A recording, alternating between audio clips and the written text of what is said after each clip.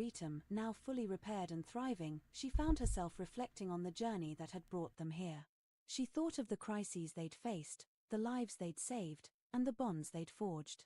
Above all, she thought of the lesson they'd taught the galaxy, that strength and resilience were not measured by power alone, but by the connections one formed and the courage to protect them.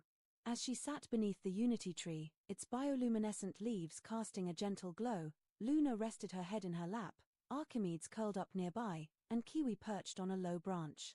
For the first time in what felt like forever, Voss allowed herself to relax.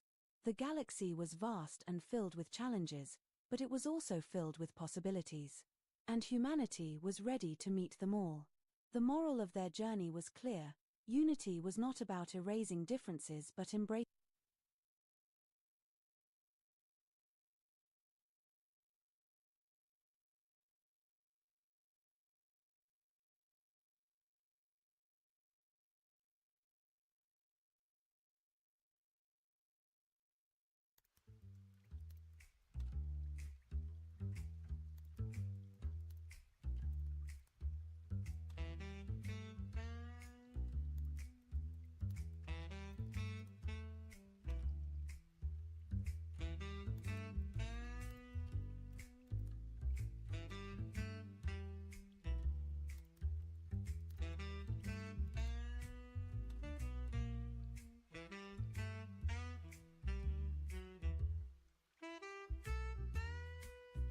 Captain Daniel Carter looked at the message on his screen and wondered if the translation.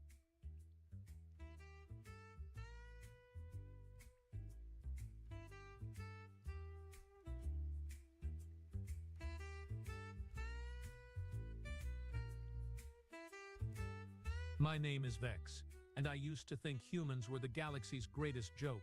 Oh, how wrong I was. But let me start from the beginning. Because this story will make you question everything you thought you knew about those hairless pink bipeds. 3 solar cycles ago, I was part of the Korthak Hunting Guild. Yeah, that's right, the same guild that terrorized 17 star systems for over 2 centuries. We were the apex predators, the nightmare that made entire civilizations surrender without firing a single shot. Our reputation preceded us like a comet's tail, burning bright and leaving destruction in its wake. The Korthak weren't just any ordinary species, standing 9 feet tall with natural armor plating, retractable claws that could slice through titanium, and reflexes that made lightning look sluggish. We were evolution's masterpiece, or so we believed. Our technology was advanced beyond most civilizations' wildest dreams. Our ships could phase through solid matter, our weapons could disintegrate targets at the molecular level, and our hunters, well, we never failed to capture our prey. For 200 years, we'd been the galaxy's most feared bounty hunters. Governments paid us fortunes to eliminate threats. Crime syndicates hired us to send messages. Even the Galactic Council, those self-righteous bureaucrats, occasionally slipped us credits under the table when their diplomatic solutions weren't cutting it. Then came the humans. When we first heard about Earth, the entire guild erupted in what humans would call laughter. These creatures had just figured out faster than light travel. They were using chemical rockets. Chemical. Can you imagine? It was like watching cavemen try to hunt with sharp sticks while we carried plasma cannons. Commander Xerex, our guild leader, had summoned the entire hunting council to the main hall. The holographic display showed a blue-green marble of a planet rotating slowly in the void. Third rock from a yellow dwarf star. Nothing special about it, really, except for the intelligence reports. Brothers, Xerex announced, his voice carrying that familiar tone of barely contained excitement. We have received the most lucrative contract in guild history. The murmurs died instantly. Xerex had our complete attention. The hegemony wants us to neutralize the human expansion. It seems these primitives have been making some of the core worlds rather nervous. More laughter. Nervous? About humans? The same species that still used projectile weapons and believed in something called luck. How much are they paying? Asked Trekle, our best tracker. His mandibles clicked with anticipation. 50 million credits. For the entire species. The silence that followed was deafening. 50 million. That was more than we'd made in the last decade combined. But then the laughter started again. Because really, all that money for dealing with some upstart mammals who'd barely crawled out of their gravity well? There must be a catch, said Thrakeva the skeptic. No one pays that much for pest control. Xerex's expression darkened. The catch is that 3 previous hunting guilds have failed. That got our attention. Failed? How does a hunting guild fail against primitives? The Iron Fang Guild went in first. Lead hunters, top-tier equipment. They attacked a human colony called Kepler 422b. Population roughly 50,000 humans. Should have been a simple extermination. The hologram shifted to show combat footage. My blood ran cold as I watched. The Iron Fang hunters, in their powered armor suits, were moving through what looked like a standard urban environment. Buildings, vehicles, infrastructure. Nothing unusual. But then the humans started fighting back. These weren't random acts of desperation. This was organized resistance. Humans were using their environment in ways that made no tactical sense, yet somehow worked. They turned civilian vehicles into improvised weapons. They used construction equipment as mobile cover. They even weaponized their own infrastructure, collapsing buildings at precisely the right moments to trap hunters in kill zones. Impressive, muttered Dex, our youngest hunter. For primitives. The footage continued. Iron Fang hunters started disappearing. Not dying. Disappearing. One moment they'd be advancing through a sector. The next moment, nothing. No bodies. No energy signatures. No trace. The Iron Fang survivors reported something they called ghost tactics. Xerex continued. Humans who seem to appear from nowhere, strike with impossible precision, then vanish before retaliation was possible. Sounds like standard guerrilla warfare, Krell observed. Annoying but hardly insurmountable. That's what the Crimson Talon Guild thought when they took the second contract. They decided to avoid ground combat entirely. Orbital bombardment was their strategy. Turn the planet to glass from a safe distance. The hologram showed sleek hunter ships positioning themselves in high orbit around another human world. The plan made sense. Why risk ground combat when you could simply eliminate the threat from space? Watch what happens next, Xatarax said grimly. The hunter ships opened fire. Massive energy beams lanced down toward the planet's surface, but instead of the expected devastation, something impossible occurred. The beams redirected. Somehow, the humans had turned their planet's magnetic field into a defensive system. The orbital bombardment was reflected back into space, and in some cases, directly back at the attacking ships. How is that even possible? Frock demanded. The energy requirements alone should have fried their entire electrical grid. That's what Crimson Talon thought, right up until the humans started shooting back. The footage showed human ships rising from the planet's surface, but these weren't the crude chemical rockets we'd been expecting. These were sleek, efficient craft that moved with purpose and intelligence. More disturbing, they seemed to have reverse-engineered Crimson Talon technology during the battle itself. In the span of 6 hours, Xerex continued, the humans went from being bombarded to launching a counterattack. By hour 12, they'd captured 3 Crimson Talon vessels. By hour 18, they were using Crimson Talon weapons against the surviving ships. The room was dead silent now. No one was laughing anymore. The third guild, Shadow Fleet, tried a different approach. Psychological warfare. They'd broadcast messages to human settlements, describing in graphic detail what they planned to do. The idea was to break human morale before the actual fighting began. I remembered Shadow Fleet. They were masters of fear. Their broadcasts could drive entire civilizations to madness, making populations surrender rather than face the promised horrors. The humans broadcast back, Xerex said, and now there was something that might have been respect in his voice. They sent Shadow Fleet a single message. Come and try. But that wasn't the disturbing part. The disturbing part was what happened next. Shadow Fleet monitored human communications during their psychological campaign. They expected to intercept fear, panic, pleas for mercy. Instead, they found something else entirely. The hologram displayed translated human communications from that period. I read them with growing unease. Hey, did you see those alien broadcasts? The ones with all the threats? Yeah, my daughter thought they were hilarious. She's been imitating the voice all week. My unit voted to turn the alien threats into a drinking game. Every time they mention torture, we take a shot. Has anyone figured out where these guys are yet? Asking for a friend who owns a really big gun. The communications painted a picture that defied everything we knew about prey species. Instead of fear, the humans displayed something that could only be described as amusement. They were making jokes about creatures that had conquered dozens of worlds. They were treating existential threats like entertainment. Shadow Fleet lasted 4 days before requesting immediate extraction. Xerex concluded. Their final report stated that continuing the psychological campaign would likely result in permanent mental damage to their own crew. The Guildhall remained silent for a long moment. Finally, Krella spoke up. So what makes us think we will succeed where 3 other guilds failed? Xerex smiled, revealing rows of razor-sharp teeth, because we are not going to underestimate them. The other guilds failed because they assumed humans were just another primitive species. They approached this like a standard hunting contract. We are going to treat this like war. War. Dex looked confused. Against primitives, not primitives. Xerex corrected. Apex predators wearing the disguise of primitives. That statement hung in the air like a toxic cloud. Apex predators. Humans?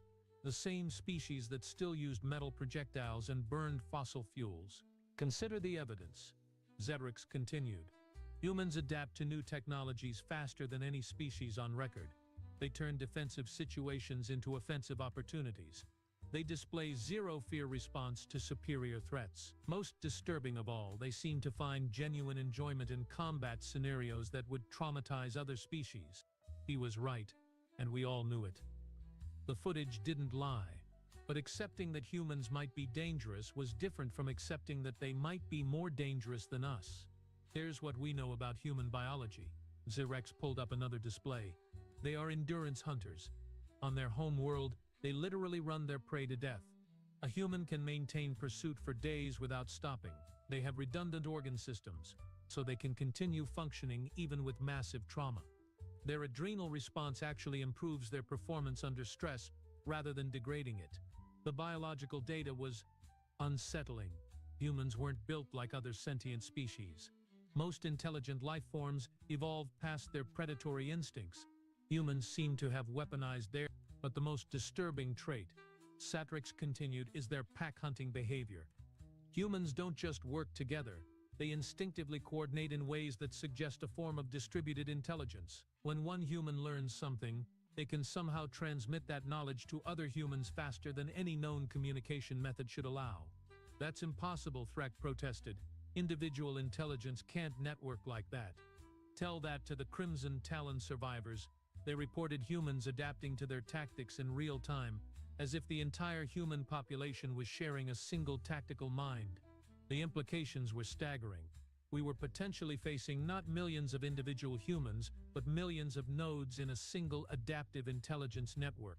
So, what's the plan? I asked. Though part of me was beginning to suspect that maybe, just maybe 50 million credits wasn't enough money for this particular job. Total information warfare. Xerex announced. We study them. We learn everything about their psychology, their tactics, their technology. We don't engage until we understand exactly what we are dealing with. It sounded reasonable, careful, professional, everything a good hunter should be. Looking back now, I realize that was our first mistake. We thought we could study humans like we'd study any other prey species. We thought their behavior would follow predictable patterns. We thought we could understand them. We were wrong about everything. The reconnaissance phase began immediately. We dispatched stealth drones to human space, carefully avoiding detection while gathering intelligence. The data that came back painted an increasingly disturbing picture. Human space wasn't organized like any civilization we'd encountered. Most species built centralized governments, standardized technologies, unified military commands. Humans had dozens of different governmental systems, hundreds of competing technologies, and military forces that often seemed to be preparing for war with each other as much as with external threats. It's chaos, Dex reported after analyzing the intelligence data. They can't even agree on what constitutes proper nutrition, let alone military strategy.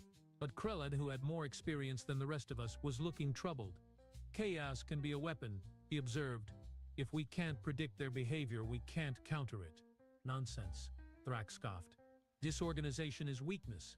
We will exploit their divisions, turn their factions against each other. That was our second mistake. We assumed human divisions represented weakness rather than strength. The drones continued their surveillance. We watched human settlements, monitored their communications, analyzed their technologies. What we found was a species that seemed to be constantly at war with itself, yet somehow continued to expand and prosper. "Look at this," I said, reviewing footage from a human world called Mars. "They are terraforming an entire planet while simultaneously arguing about resource allocation. Half their population thinks the project is a waste of time, but they are all working on it anyway. And here," Krella added, "they have got 3 different space agencies launching missions to the same destination, apparently competing with each other to see who gets there first. Primitive territorial instincts," Thrak dismissed. "It proves they are not as unified as Xerex thinks." But as the days passed, a different picture began to emerge. The humans weren't disorganized, they were redundant. Every critical system had multiple backups. Every technology had dozens of competing versions. Every strategy had alternative implementations being developed simultaneously. "It's like they are evolution in fast forward," Dex murmured, studying the technical specifications we'd intercepted. "They try every possible approach to every problem, then keep what works and discard what doesn't." "But the waste," Thrak protested. "The inefficiency. Is it inefficient if it makes them impossible to completely defeat?" Krell asked quietly. That question haunted me. We were hunters. We were used to finding weak points, exploiting vulnerabilities, delivering killing blows. But how do you kill a species that seems to have no single point of failure? The breakthrough came when we intercepted human military communications during what they called a training exercise. The scenario involved human forces defending against a hypothetical alien invasion. "They are preparing for us," Dex said, stating the obvious. "No," Claire corrected, studying the data more carefully. "They are preparing for everything." The human military exercises covered scenarios we'd never even considered: orbital invasion, ground assault, psychological warfare, technological infiltration, biological contamination, dimensional incursion. They seemed to have contingency plans for threats that didn't even exist. How do they think of this stuff? Thrak wondered, reading through a particularly elaborate scenario involving time-traveling robot dinosaurs. "It's not the disturbing part," I said, finding something even worse in the data. "The disturbing part is that they enjoy it, because that's what the communications revealed. Humans weren't grimly preparing for alien invasion out of fear or duty. They were having fun with it. They created elaborate scenarios, competed to find creative solutions, and actually seemed disappointed when the exercises ended. They are treating existential threats like games," Dex observed. "No," Krauss said slowly. "They are treating games like training for existential threats." The distinction was crucial. We were dealing with a species that had turned entertainment into weapons development, and weapons development into entertainment. Every human game was potentially military research.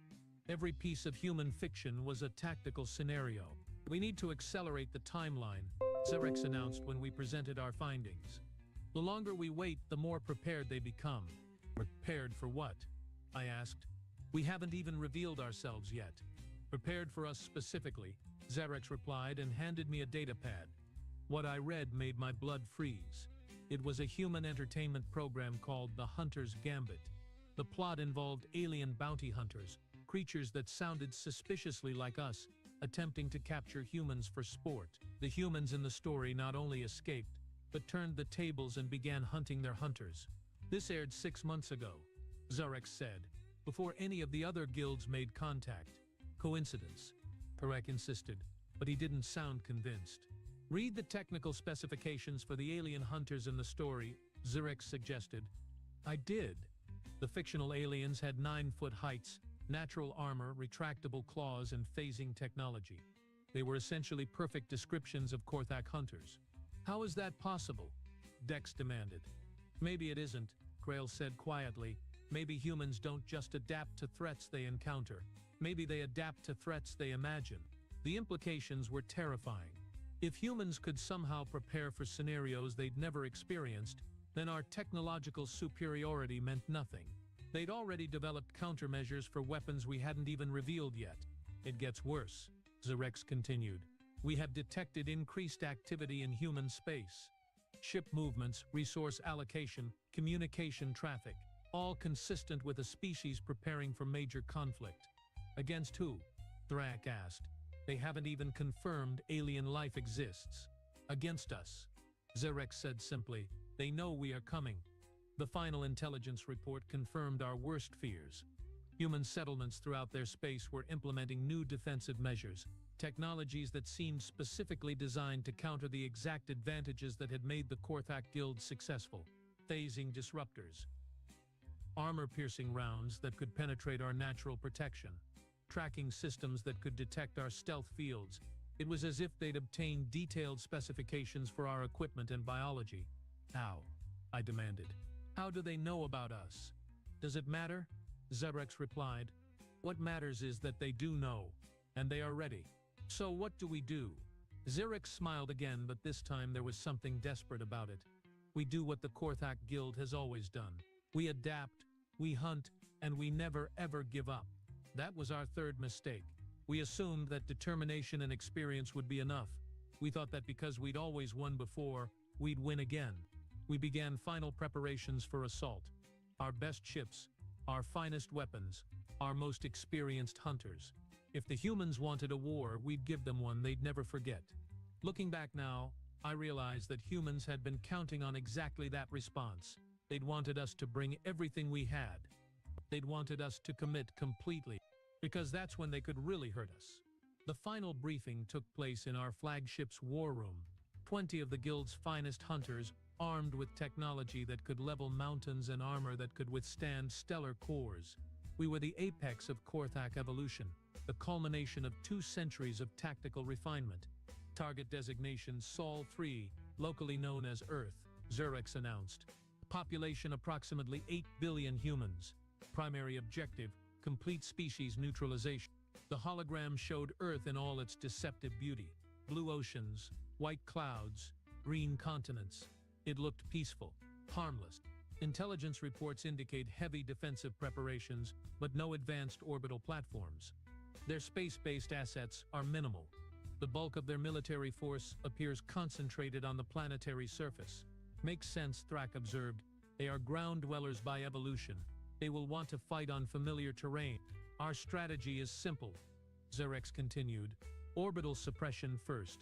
Eliminate their space-based assets and communications, then systematic surface bombardment to break their military capacity. Finally, ground assault to neutralize survivors.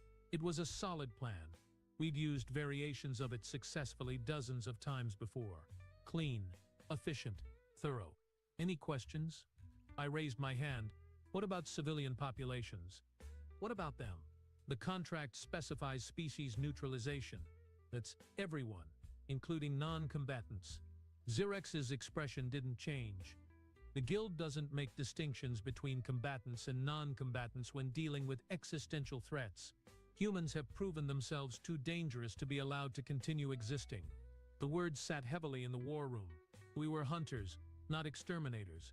But 50 million credits was 50 million credits, and humans had already proven they could defeat other hunting guilds.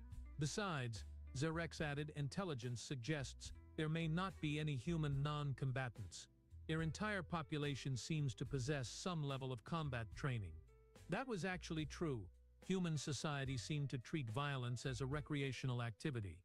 They had competitions involving controlled combat, entertainment centered around conflict, and educational systems that included physical confrontation as standard curriculum. Phase 1 begins in 6 hours, Xerxes concluded. Get some rest. Tomorrow we make history. I tried to sleep, but my dreams were filled with images of humans laughing at threats that should have terrified them. When the alert klaxons woke me, I felt less rested than when I'd gone to bed. All hunters to battle stations. Entering Sol system in T-minus 30 minutes. This was it.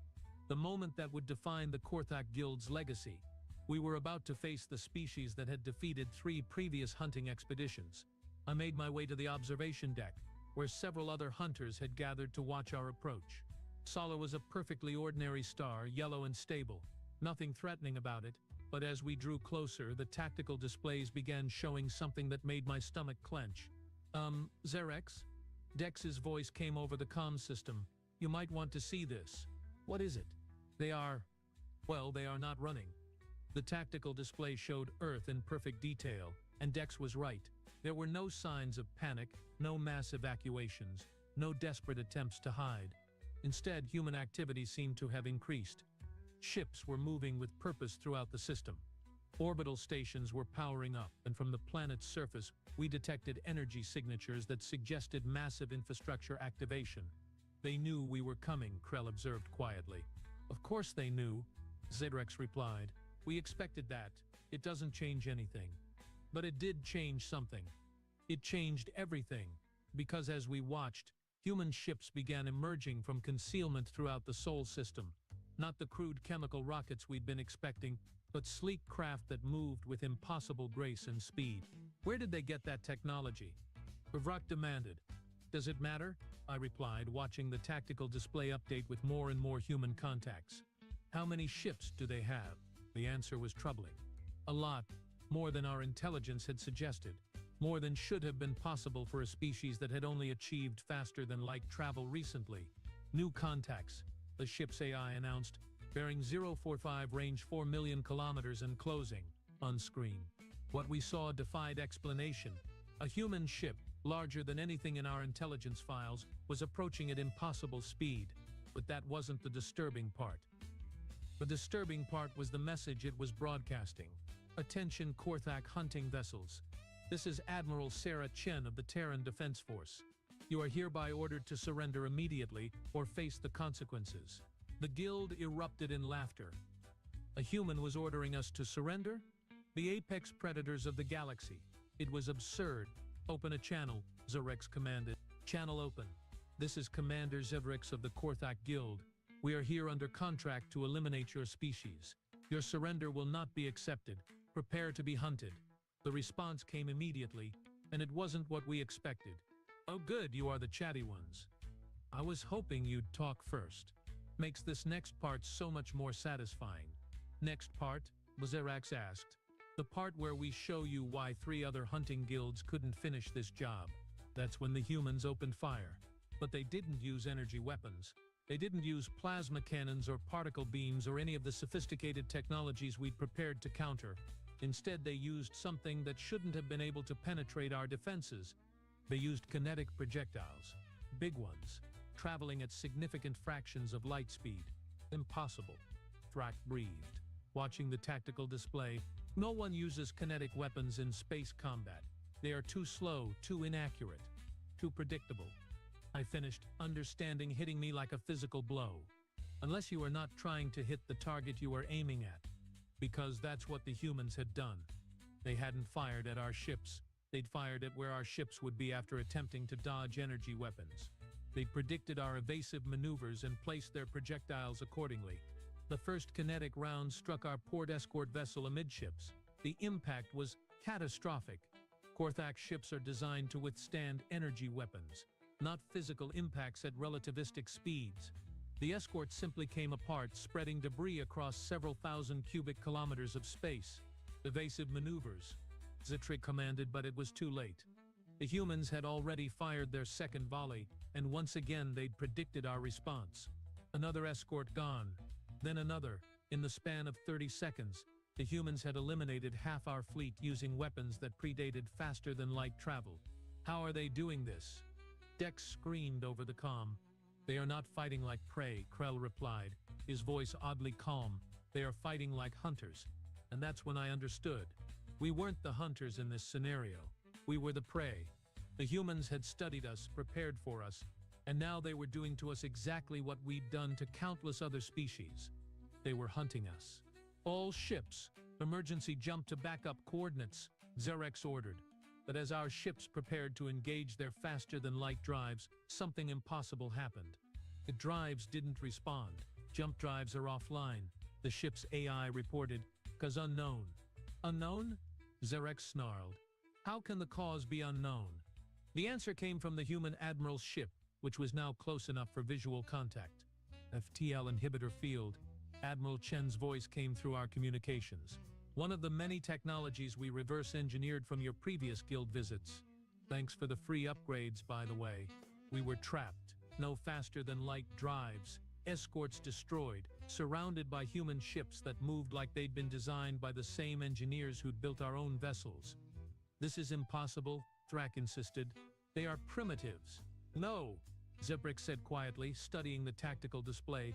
"We are the primitives. They are something else entirely." And as human ships closed in from all directions, I began to understand exactly what we'd gotten ourselves into. This wasn't a hunting contract. This was an execution. The question was, who was executing whom? The human ships didn't open fire immediately. That should have been our first clue that something far worse than death was coming our way. Hunters kill quickly. Predators? Well, predators like to play with their food first. Why aren't they shooting? Dex whispered over the comm as if speaking too loudly might remind the humans we were still alive. "Because they want something," Krell answered, though he sounded about as confident as a Korthak with broken claws. Admiral Chen's voice crackled through our communications again. "Korthak vessel, you have 60 seconds to prepare for boarding. Any attempt to resist will result in immediate hull breach and catastrophic decompression. We recommend compliance." "Boarding? Boarding?" The audacity was stunning. Humans wanted to board a Korthak hunting ship. It was like watching prey animals demand to inspect a predator's den. "They can't be serious," Thrak snarled, his mandibles clicking with barely controlled rage. "No species boards a Korthak vessel without invitation."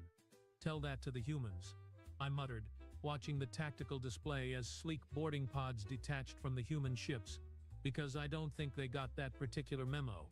Zarek stood in the center of our bridge, his massive frame radiating the kind of deadly calm that had made him legendary among hunters. "All crew, prepare for Repel Boarders Protocol. Show these mammals why the Korthak Guild has never, ever been boarded by enemy forces." The confidence in his voice was reassuring. After all, our ship's interior was designed specifically to give Korthak hunters every possible advantage. Narrow corridors that forced invaders into single file, multiple choke points with overlapping fields of fire, automated defense systems that could fill entire sections with lethal gas or plasma. Plus, we were Korthak. 9 feet of natural armor, retractable claws, and reflexes that could track a photon's trajectory. What could a bunch of soft-skinned mammals possibly do against us in close combat? The first boarding pod struck our hull with a resonant clang that echoed through the ship's superstructure. Then another, and another. Soon the hull was ringing like a dinner bell as human craft attached themselves to our ship's exterior. 17 boarding points. The ship's AI reported with what I swear was a hint of mechanical nervousness. Hull integrity compromised in sections 4 through 21. 17? Dex's voice cracked slightly. "How many humans are there?" "Too many," Krell replied grimly, checking his weapon's charge level. "But it doesn't matter, they still have to get through our defenses." The cutting began immediately. We could hear it throughout the ship, the high-pitched whine of human cutting tools slicing through Korthak battle steel like it was decorative foil. Our hull, which could withstand direct hits from plasma cannons, was being carved open by handheld equipment. "What are they using?" Drek demanded, studying the sensor readings. "Those cutting beams are operating at impossible energy densities. Focused antimatter streams," the ship's AI replied. "Technology consistent with late-stage matter conversion principles." Late-stage matter conversion? That was theoretical technology. Even the most advanced civilizations were still decades away from practical antimatter manipulation. How do they have antimatter tools? I asked, the question everyone was thinking. "Maybe they borrowed them," Krell suggested darkly, "from one of the other hunting guilds that tried this job." The implication hung in the air like toxic vapor. Had the humans not just defeated the previous guilds, but actually captured their technology? And more importantly, had they somehow reverse-engineered and improved it in the span of a few months? "First breach in Section 7, the AI announced, initiating defensive countermeasures. This was it, the moment when the humans would learn why boarding a Korthak vessel was considered suicide by every intelligent species in the galaxy. Our automated defenses would fill Section 7 with enough plasma to melt titanium. Any surviving humans would then face Korthak hunters in close combat, a scenario that had never, in 2 centuries of guild operations, ended well for the boarders. Defensive systems offline, the AI reported. The bridge fell silent except for the ambient hum of life support systems. "Repeat that," Zedrex commanded. Defensive systems are offline, cause appears to be localized electromagnetic dulse targeting critical control nodes. That's impossible, Thrak roared. Our control systems are hardened against electromagnetic interference.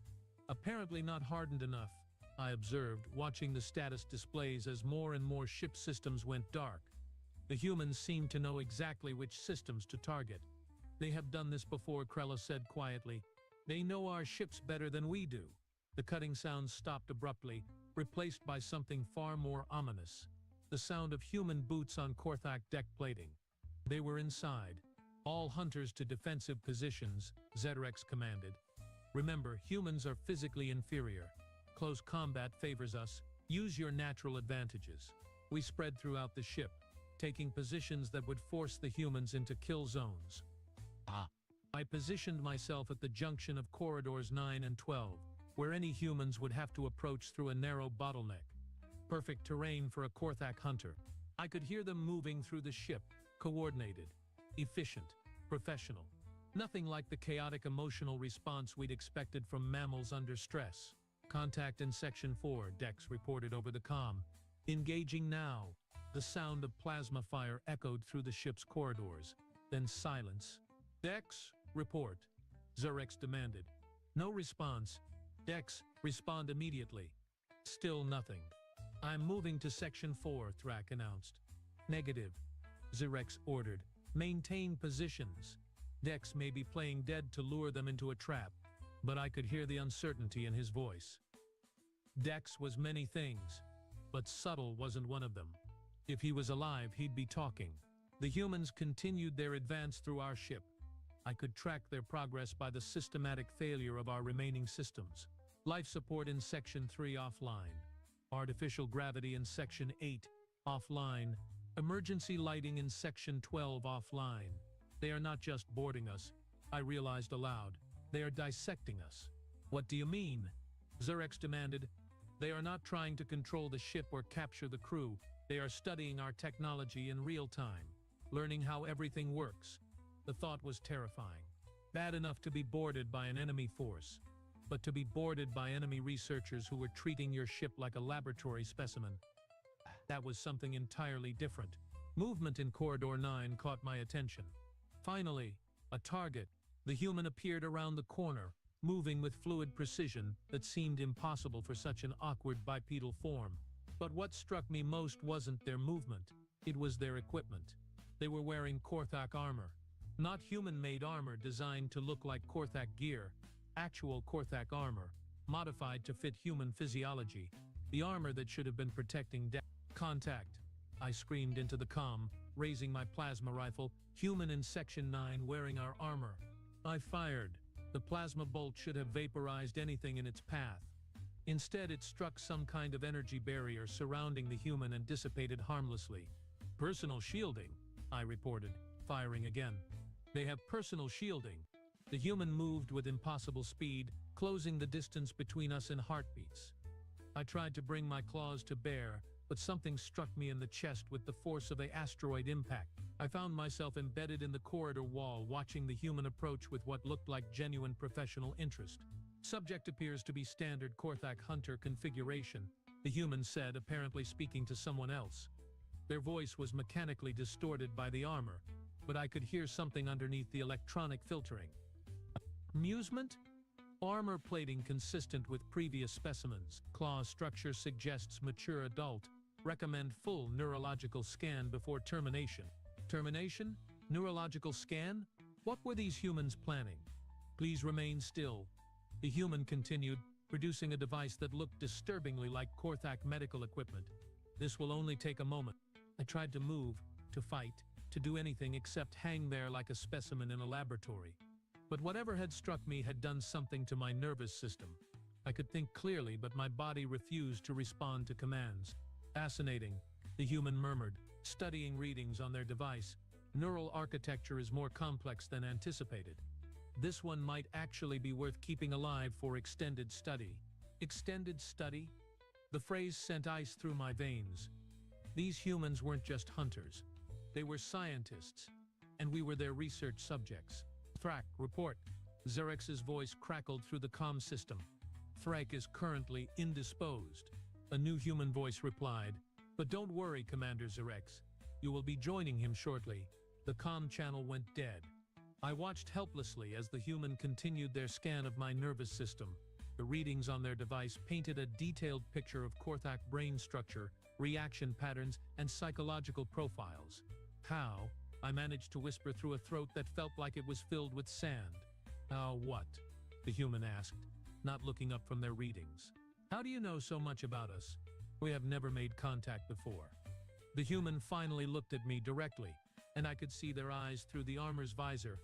Human eyes, predator eyes, eyes that held knowledge that seemed impossible for such a young species. "Who says this is our first contact?" they asked. The implications hit me like a second asteroid. If this wasn't first contact, then humans had been studying us long before we'd ever heard of them. They'd been watching, learning, preparing. "The other guilds," I breathed. "You didn't just defeat them, you captured them." "Some of them," the human confirmed casually. "The ones that proved useful for research purposes. The others, well, waste not, want not." "Research purposes? How do you think we learned to build FTL inhibitors? Or personal shielding? Or antimatter cutting tools?" The human gestured to their equipment. "Trial and error is inefficient. Reverse engineering is much faster." They'd been using captured hunters as test subjects, learning our biology, our psychology, our technology, building up a database of information that let them predict our every move. "You are monsters," I whispered. The human actually laughed. "Us? We are monsters? You came here to commit genocide and you are calling us monsters? We are hunters. It's what we do. And we are humans," they replied. "Guess what we do?" Before I could ask what they meant, unconsciousness claimed me. When I woke up, I was in what could only be described as a laboratory, clean, sterile, filled with equipment that combined human design principles with technology I recognized as belonging to various hunting guilds. I wasn't alone. "Welcome back," Krell said from an adjacent containment cell. "How was your nap?" "Where are we?" I asked, testing the strength of my cell's barriers. They held firm against my efforts. "Research facility," Xerex answered from somewhere behind me. I turned to see our commander in his own cell, looking remarkably composed for someone who'd just been captured by what should have been primitive prey animals. Underground complex on their homeworld. Quite impressive, actually. "The others, Dex and Thrak, are in the medical wing," Krella reported. "Apparently the humans want to understand our regenerative capabilities in detail." The casual way he said it sent chills through my nervous system. We were specimens now, test subjects. The apex predators of the galaxy had become laboratory animals. "How long have we been here?" I asked. 3 days, Xerex replied. "Long enough for them to complete preliminary scans of our biology and psychology. They have been very thorough." A door opened, and several humans entered the laboratory. One of them was Admiral Chen, though she was now wearing what appeared to be a scientist's coat rather than military uniform. "Good morning," she said cheerfully. "I trust you slept well? We have made some remarkable discoveries while you were unconscious." "What kind of discoveries?" Xerex asked, his voice carefully neutral. "Oh, all sorts of things." Chen produced a datapad and began reading from it. "For instance, did you know that Korthak regenerative capabilities can be artificially enhanced by roughly 300% with the right chemical stimulation, or that your natural armor can be dissolved completely using a specific enzyme found in earth fungi?" Each revelation was delivered with the kind of enthusiasm normally reserved for discussing the weather. This human was genuinely excited about learning how to hurt us more efficiently. "But the most interesting discovery," Chen continued, "is how your pack hunting instincts can be chemically suppressed. Makes you much more manageable as research subjects." That explained why we weren't trying to coordinate an escape attempt. Our natural tactical instincts had been chemically neutralized. "What do you want from us?" I asked. "Information," Chen replied simply. "Technical specifications for your equipment, locations of your bases, details about other hunting guilds, standard intelligence gathering." "We will never tell you anything," Xerex declared. "Oh, you won't have to," Chen said with that same cheerful tone. "We have developed some wonderful new techniques for extracting information directly from neural tissue. Much more reliable than interrogation." She gestured to another human, who wheeled in a cart filled with medical equipment that looked distinctly sinister. The process is mostly non-destructive, Chen explained, though there may be some minor side effects. Memory loss, personality changes, occasional total psychological breakdown, nothing we can't work with. You can't do this. Thrak's voice came from somewhere in the facility. We have rights under galactic law. Galactic law. Chen seemed genuinely puzzled. What galactic law? You came here to commit genocide. You forfeited any legal protection the moment you entered our system with hostile intent. The Galactic Council will intervene, Xerex insisted. Will they? Chen asked. Because we have already sent them a full report of your activities. Turns out most galactic civilizations don't particularly appreciate hunting guilds. Something about the whole murdering entire species for profit thing. She was right, of course. The Galactic Council tolerated hunting guilds because we were useful, not because they approved of our methods. Given a choice between supporting us and maintaining relations with a species that had just demonstrated the ability to defeat 3 separate hunting expeditions, their decision would be obvious. In fact, Chen continued, several council members have expressed interest in establishing formal diplomatic relations with Earth. They are particularly interested in our defensive technologies. Defensive technologies? Krell asked. Well, what would you call technology specifically designed to stop hunting guilds? Chen replied reasonably. We have been developing anti-guild measures for months now. FARTL inhibitors, kinetic bombardment systems, neural disruption fields, enhanced interrogation techniques, quite a comprehensive package. The scope of human preparation was staggering. They hadn't just defended against us. They'd developed an entire military doctrine specifically designed to counter hunting guild tactics. How, I asked. How did you know we were coming? Chen smiled, and for the first time it wasn't cheerful. It was predatory. Because we have been hunting you, she said. The laboratory fell silent except for the hum of various medical devices. What do you mean? Xerex demanded. Did you really think those other guild failures were coincidence? Chen asked.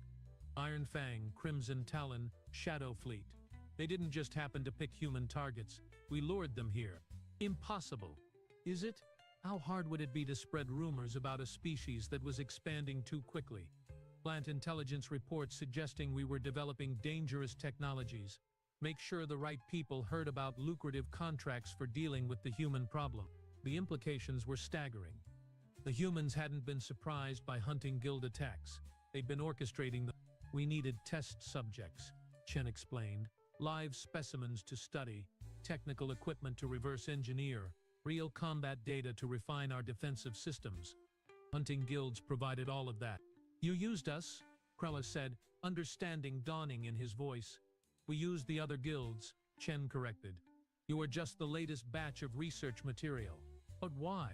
I asked. Why go to such elaborate lengths? Chen's expression grew serious. Because hunting guilds represent an existential threat to human expansion. As long as you exist, no human colony is safe. No human exploration mission can venture into unknown space without risking total annihilation. She gestured to the displays around the laboratory, which showed technical specifications for various hunting guild technologies. So we decided to eliminate the threat, she continued, not by hiding from you or negotiating with you or hoping you'd leave us alone, by studying you, understanding you, and developing countermeasures that would make hunting humans an impossibly dangerous proposition. You are talking about wiping out every hunting guild in the galaxy. Xerex observed. Not wiping out, Chen corrected. Converting. Some guilds will see reason and accept new employment opportunities with human organizations. Others will continue operating in non-human space, where they won't threaten human interests. And the rest? Chen's smile returned, cold and efficient. The rest will become research subjects. Just like you. The door opened again and more humans entered carrying equipment I didn't recognize but which looked ominous enough to inspire immediate concern. Now then, Chen said, consulting her datapad again. Who would like to volunteer for our first neural extraction procedure? None of us volunteered. No takers? Well, we will just have to choose randomly then. The humans began setting up their equipment with the kind of professional efficiency that suggested they'd done this many times before. I found myself wondering how many other hunters had passed through this facility and what had happened to them afterward. Before we begin, Chen announced, I should mention that this entire session is being recorded for training purposes. We are developing standardized procedures for hunting guild interrogation, and your responses will help us refine the process. Training purposes. They were turning our suffering into educational material for future human operations. You know, Krell said conversationally. When we first heard about humans, we thought you were just another primitive species, prey animals, who'd gotten lucky with technology. Understandable mistake, Chen replied, calibrating some kind of neural interface device. Most species make the same assumption. What are you really? I asked. I mean, what kind of species develops this level of tactical sophistication so quickly? Chen paused in her preparations and looked at me with what might have been genuine curiosity. You really don't know, do you? She asked. Know what? What humans are, where we come from, how we evolved. Endurance hunters, Zeprek said. Pack predators from a high-gravity world. That's part of it, Chen agreed. But you are missing the most important detail, which is, Chen's smile became something that would have been terrifying even to another human. We are the species that hunted our own planet's apex predators to extinction, she said. For fun, the laboratory fell silent as the implications sank in. Every dangerous species on Earth, Chen continued, we killed them all. Not because they threatened us, but because we enjoyed the challenge. Saber-toothed cats, cave bears, dire wolves, megalodons. If it was big, dangerous, and impressive, we hunted it until it didn't exist anymore. That's monstrous, Dex whispered from the medical wing. That's human, Chen corrected. We are not just predators. We are apex predators who specialize in killing other apex predators. It's literally what we evolved to do. So when hunting guilds started targeting human space, Kress said, understanding finally dawning, you didn't see it as a threat. We saw it as entertainment, Chen confirmed. The most dangerous game in the galaxy had finally come to us. How could we resist? The neural extraction device finished its calibration with a soft chime. Now then, Chen said, approaching Thrax's cell with the device in hand, let's see what secrets your species has been hiding. As the procedure began, I realized that everything we'd believed about humans had been wrong. They weren't primitive. They weren't prey. They weren't even just another predator species. They were something far worse. They were us, but better. The Korthak Guild had spent 2 centuries hunting other species across the galaxy. We'd perfected the art of predation, refined it into a science, turned it into a profitable enterprise. But humans had turned hunting into an art form. They didn't just kill their prey, they studied it, understood it, and then developed increasingly sophisticated methods for dealing with similar threats in the future. We'd thought we were hunting them. In reality, they'd been farming us. And now, as I watched Chen extract information directly from Thrake's neural tissue with equipment that combined human innovation with technology stolen from previous hunting guilds, I understood the true scope of what humans were planning. They weren't just going to defeat the hunting guilds. They were going to replace them. 6 months later, I was released from the research facility. Not escaped. Released. The humans had extracted everything useful from our neural patterns, reverse-engineered all our technology, and developed countermeasures for every hunting guild tactic in existence. I was given a choice. Join the newly formed Human Hunting Consortium as a technical consultant, or return to Korthak space with a message for any guilds considering human targets. I chose the message. The warning I carried back was simple. Humans aren't prey. They are not even predators in the traditional sense. They are something entirely new in the galaxy. A species that treats the act of being hunted as an opportunity to become better hunters themselves. Some guilds listened to my warning. They found new territories, far from human space, and continued their traditional operations. Others didn't listen. They assumed I'd been compromised, that human psychological warfare had broken my spirit. Those guilds no longer exist. The Korthak Guild officially disbanded 3 months after my return. Not because we were afraid, though we absolutely were, but because there was no longer any market for hunting guild services. Every civilization in the galaxy had heard about human defensive capabilities. No one wanted to risk hiring hunters who might themselves become prey. I now work as a security consultant for a trading consortium. It's honest work, if boring. But every night I dream about Admiral Chen's smile and the sound of human boots on Korthak deck plating. The worst part? I have learned that everything we experienced was just the beginning. The research facility where we were held was one of dozens. The Human Hunting Consortium now operates throughout the galaxy, offering pest control services to any civilization with a hunting guild problem. Their success rate is 100%. Their client satisfaction rating is perfect, and their waiting list for new contracts gets longer every day. The galaxy's greatest hunters laughed at humans until the moment they realized they'd become the hunted. But by then it was far too late to do anything except provide valuable research data for the species that had just revolutionized the art of predation. The moral of this story, if there is one, is simple. Never assume you are at the top of the food chain. Somewhere out there, something is always watching, learning, and preparing to prove you wrong. And if that something happens to be human, well, you'd better hope they are feeling merciful.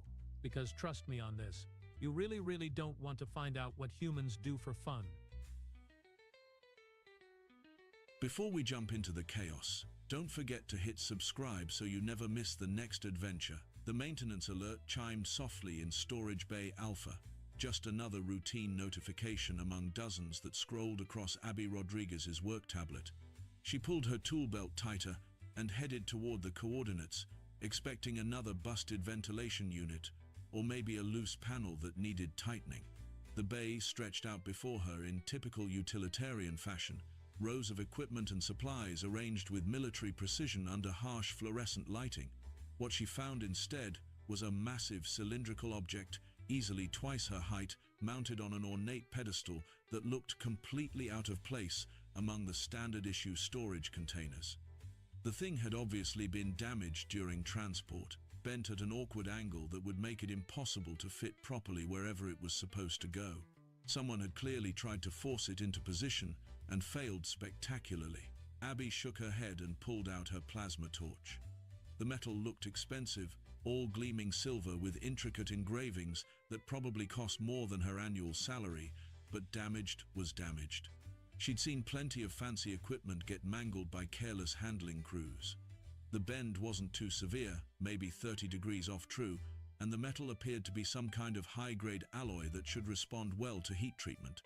She fired up the torch and got to work, heating the stressed area until it glowed cherry red. The metal was surprisingly responsive, almost eager to return to its original shape. Within minutes, she had the cylinder perfectly straight again, the ornate surface unmarked by her repairs. She ran her hands along the length to check for stress fractures or weak points, finding none. Whatever this thing was, it was built to last. The engravings were actually quite beautiful up close, depicting what looked like epic battles between robed figures and various monsters. Probably some kind of ceremonial piece for one of the alien delegations. She'd heard the Nexus station hosted all sorts of cultural exchanges and diplomatic functions. This was likely headed for some museum or religious display. Satisfied with her work, Abby powered down her torch and pulled out her tablet to file the completion report. She typed quickly, noting the location, the nature of the damage, and her repair method. Under additional comments, she added that whoever was handling transport should be more careful with delicate items, especially ones that looked ceremonial or religious in nature. The report submitted automatically to the maintenance database, copying her supervisor and whoever had filed the original work order. She gathered her tools and headed back toward the main corridor, already checking her tablet for the next job on her list. Behind her, the restored cylinder gleamed under the bay's harsh lighting, looking exactly as it had been designed to look centuries ago. 3 sectors away, in the sacred archives of the Vorthak Collective, High Priest Rosarian was conducting the morning devotional when every alarm in the chamber began screaming at once. Ancient monitoring crystals that hadn't activated in over 1,000 years suddenly blazed with warning light, their harmonic resonance creating a cacophony that sent lesser priests scrambling for cover. Rosarian stared in horror at the primary viewing crystal, watching as impossible readings cascaded across its surface. The sacred canon of Ulixar, the most holy relic of their civilization, was registering massive structural changes. According to the crystal's readout, something had just violated the divine blessing of eternal rigidity that Ulixar himself had placed upon the weapon. The priest's hands trembled as he activated the emergency communication array, sending priority alerts to every Vorthak vessel and station in the sector. The sacred cannon had been in transit to Nexus Station for a special diplomatic ceremony, carefully transported in a specially blessed container designed to prevent any accidental contact with unworthy beings. But the readings were unmistakable. Someone, somehow, had touched the sacred cannon. More than touched it, they had fundamentally altered its blessed structure. The weapon that had been forged in the heart of a dying star and blessed by Ulixar to remain forever unchanged had just been changed. Rosarian felt his primary heart skip several beats as he processed the implications. The sacred cannon wasn't just a weapon, it was proof of Ulixar's divine power. For over 2 millennia, it had served as the cornerstone of Vorthak faith, the physical manifestation of their god's ability to impose his will upon the universe itself. The blessing of eternal rigidity meant that no force in creation could alter its form, yet something had. The priest activated his personal communicator with shaking fingers, patching directly through to Chancellor Spherix's emergency line. The political implications alone could destabilize the entire collective, never mind the theological catastrophe unfolding before his eyes. Meanwhile, in her small quarters aboard Nexus Station, Abby was settling down with a sandwich and her favorite mystery novel when her work tablet chimed with an acknowledgement notification. Someone had received her repair report and marked it as satisfactory. She glanced at the message briefly, noting it came from some department she'd never heard of, then went back to her book. The protagonist was just about to confront the murderer when her door chimed. She glanced at the time display and frowned. It was well past normal working hours, and she wasn't expecting anyone. The chime sounded again, more insistently this time. She opened the door to find 2 figures in elaborate robes standing in her corridor. The taller one had blue-tinted skin and 4 arms, while his companion appeared to be some kind of crystalline being that refracted the corridor lighting into rainbow patterns. Both looked extremely agitated. Abby Rodriguez, the blue-skinned alien, asked in heavily accented standard, "You are the maintenance worker who filed repair report for Storage Bay Alpha?" "Yeah, that's me," Abby replied, suddenly wondering if she'd somehow violated some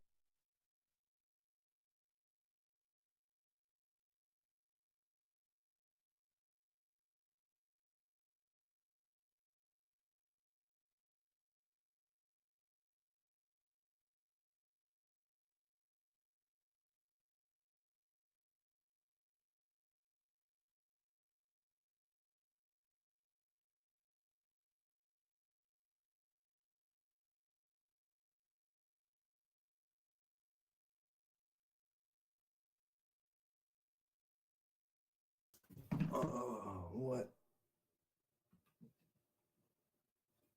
Hello? Are we there yet? Why am I not live?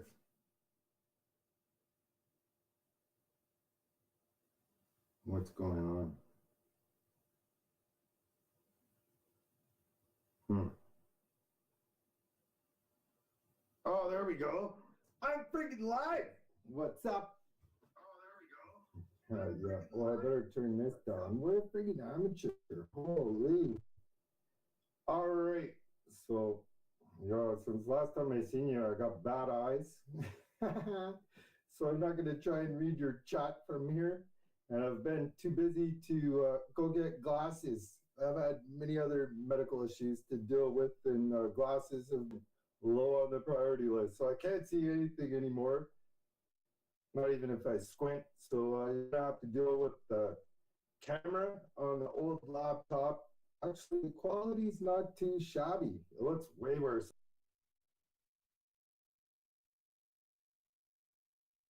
on my end.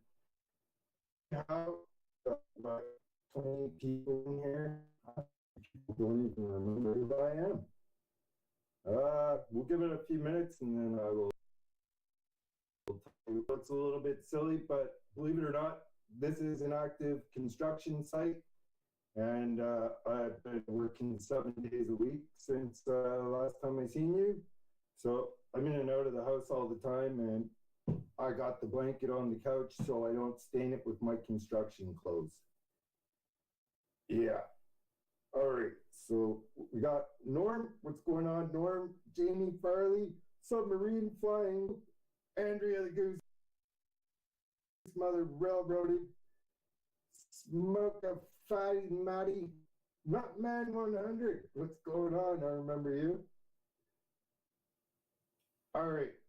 So we will. Good morning. What's up, Mysteria? So we'll get to it. Oh man, there is so much to talk about.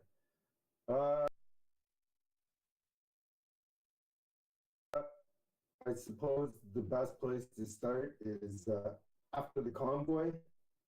The way the convoy ended, red pilled me, kind of changed my outlook on the world government, police, media, uh, everything. And then I tried really, really hard. Uh, I don't know how many of you know, but everything. And I tried really, really hard. I don't know how many of you know, there was a huge organized protest after protest after protest. And it was frustrating. I made websites, made videos, made flyers. Yeah, and I missed it greatly. I felt an extreme loss of freedom and rights and trust and everything after that. And I kind of was mourning for our country. It's really hard to explain, but it really was mourning for freedom and for what I thought I knew. So life started getting hard for me. Was kind of in the background planning things for you. I didn't disappear. I just wasn't on YouTube. I was, trying to do protests and stuff with Juice and Railroaded and a bunch of other people and Norm and a whole bunch of us. And we just couldn't make the magic happen again. And there was a bunch of other issues. And seeing the grifters and the division and stuff going on with the other people, it kind of made me lose interest.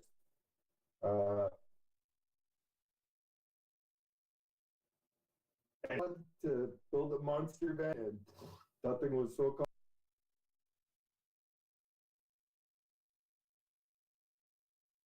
complicated. It took a year and a half. I got the test drive. It was completely done. I showed you a video of it. All that stuff is to hook up the fuel gauge, speedometer, put the drive shafts in, and tune the engine. I honestly haven't had time. The good news is I do have another Astro van. It's in my garage right now. It needs rockers. It's going for a paint job and a safety. It's already in my name and everything. I rebuilt everything on it. It's all brand new. So I will be mobile with an Astro van again soon. It's probably going to be green this time again. If you enjoyed my green Astro van, just the way luck had it, I walked into my buddy's body shop and there was $700 worth of lime green paint for $75. So I took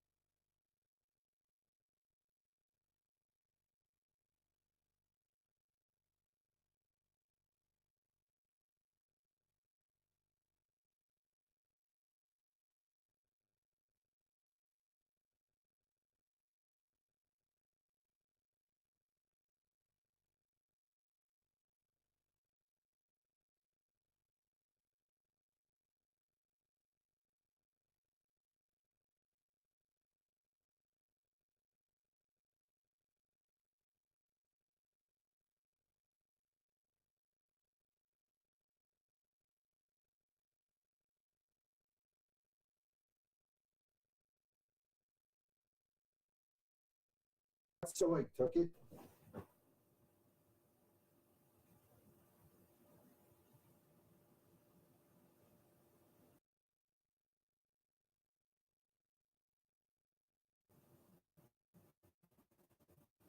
All right, I think I'm back.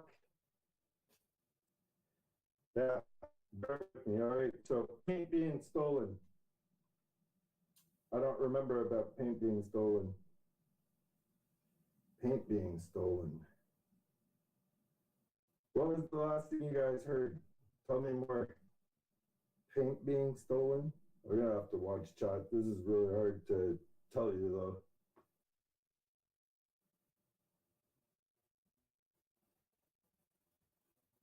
I have no idea what you seen last. Holy! Holy! $700 a lime green. You missed half the story. I'm gonna have to start all over.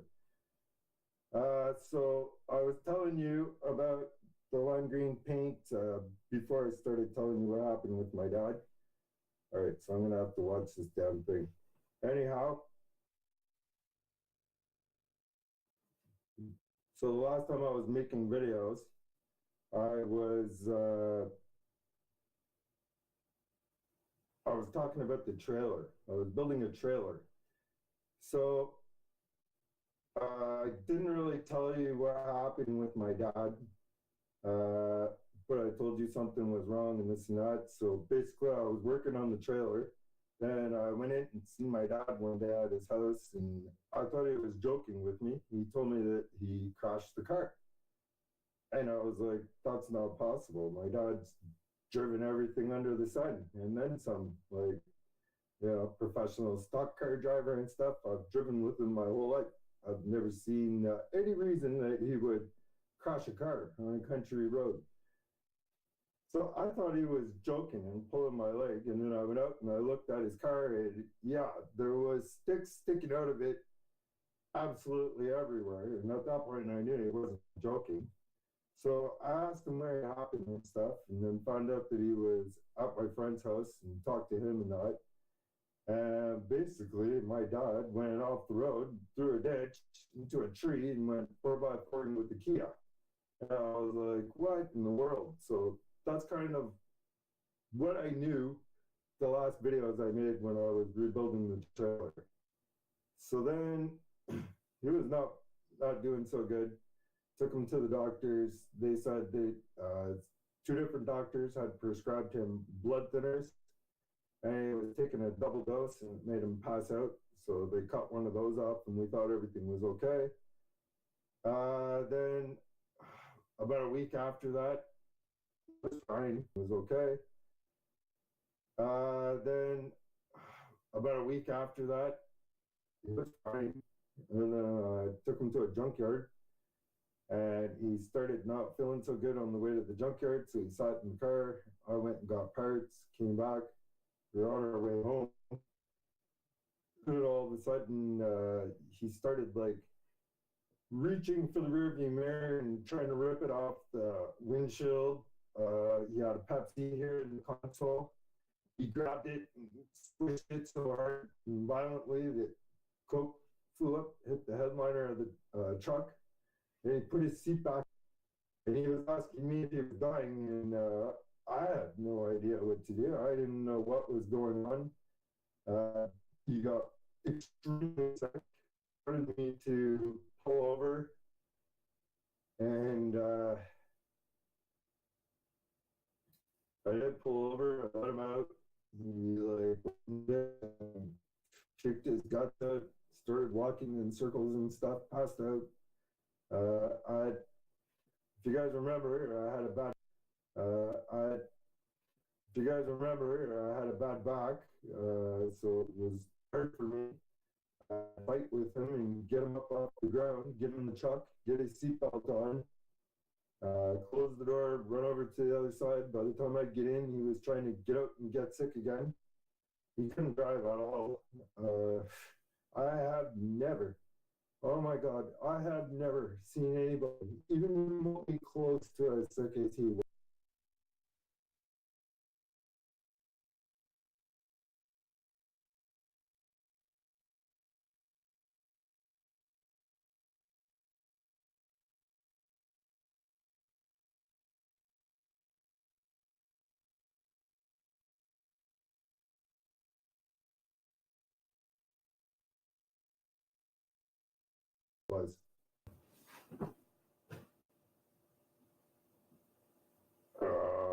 that's annoying.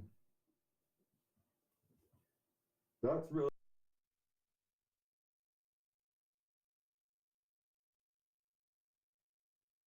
annoying.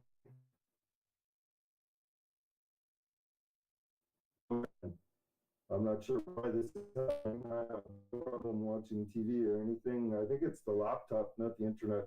It's an old laptop that I'm using, so I can see chat with my bad eyes. Anyhow, I'm watching for it. Sorry about that. And it's annoying. So, yeah, my dad was like passing out in the ditch.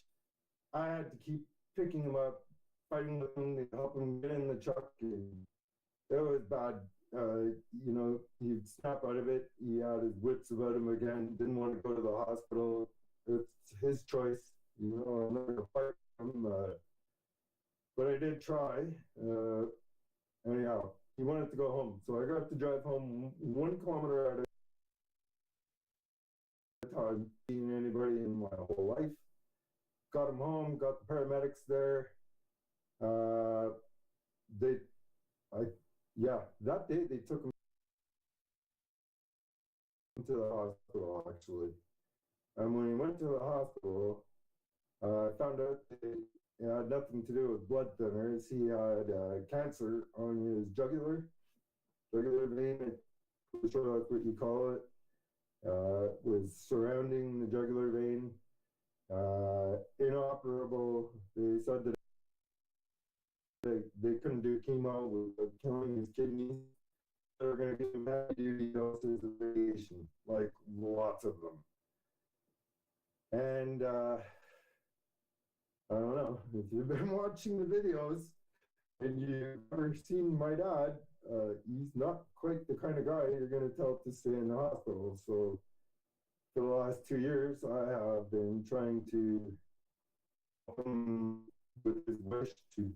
He has died in my arms like, I don't know. I lost count. I can't tell you guys like everything that's happened. All I can tell you is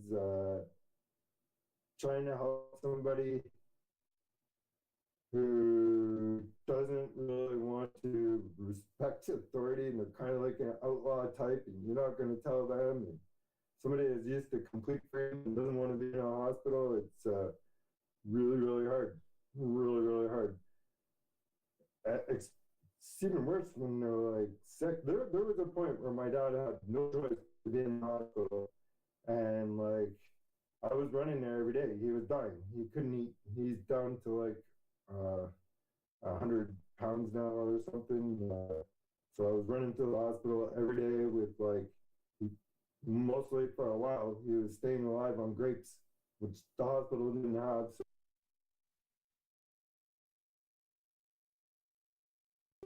So I was driving there all the time with the grapes and like clothes and socks and whatever, chocolate bars to try and help him gain weight. And he was so sick that one day he thought he could eat hamburgers. I walked in there and he'd seen the McDonald's bag, and he was the sickest I've ever seen. This sight of the McDonald's bag just made him the sickest I have ever seen anybody. It had to get out of there. Like he couldn't even have it in the garbage. Anyhow, I don't want to tell you like all the ins and outs of his battle. All I can tell you is I've ever seen. This sight of the McDonald's bag just made him the sickest I have ever seen anybody. It had to get out of there. Like he couldn't even have it in the garbage. Anyhow, I don't want to tell you like all the ins and outs of his battle. All I can tell you is man, it's brutal. It is brutal. And when you watch TV, you watch a movie, they tell you like, oh, you got cancer. You're at this stage, you got that long to live. Like, that's not how it works at all. Right up until this day, we still don't know, at this point. Well, to be quite honest with you, right now, I don't even know where he is, I've been going to his house every 4 hours to put wood in his I'm going to his house every 4 hours to put wood in his boot. And it's not good. And basically, I was not ready to make this video at all.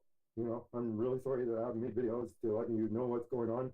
I have known what's going on. I have been an absolute mess, like mess. It's been the worst time of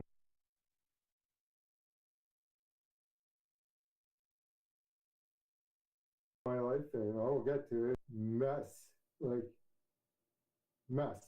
It's been the worst time of my life, and I'll get to it.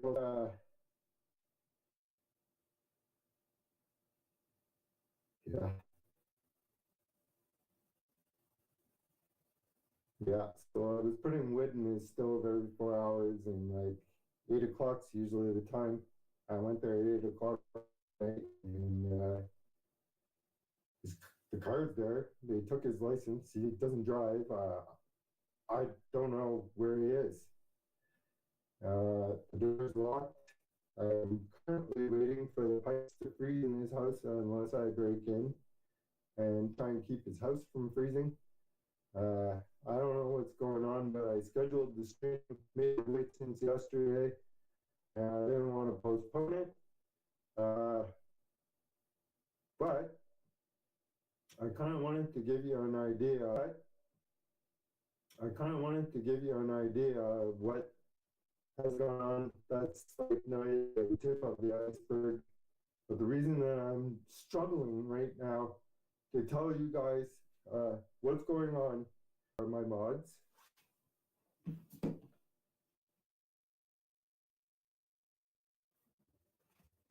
I Houston Railroaded are my mods.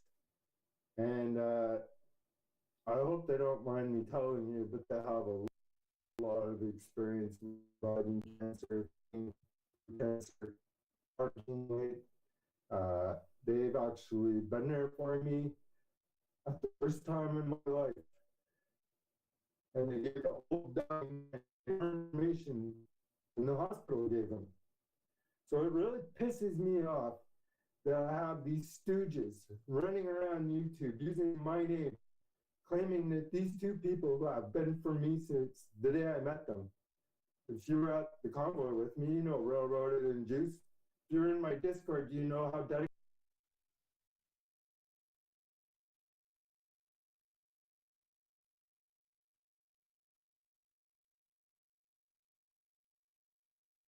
they were. Hardcore freedom fighters. They are, out of all the people that I've had on my side since the convoy, they are the two that I knew I could any day, any time of day, and they would be like there to help with anything, personal, freedom related, you name it. I've built websites where you need to populate a website, make it look used, or people don't want to use it. There's a way for dating websites, social media, whatever. I'm not really going to tell you about the website right now because I haven't had time to deal with it and kind of spam and stuff. But they were there helping me build that day in, day out, day in, day out, their entire family.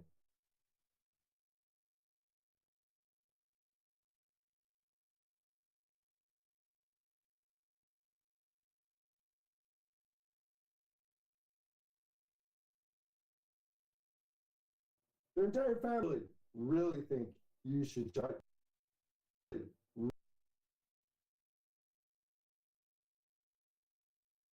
running your reality did not run me off of the internet. Stage 4 cancer riddled through my father's body. That's what chased me off the internet. Caring for somebody who could no longer care for themselves because they left me a lot and didn't want to die in a hospital. That's what. Because I've been so broken while you're talking your shit about me that I couldn't even look at a camera. And right now I have to when I don't know where my dad is. After through this, I'll let you know that you're full of shit. I will.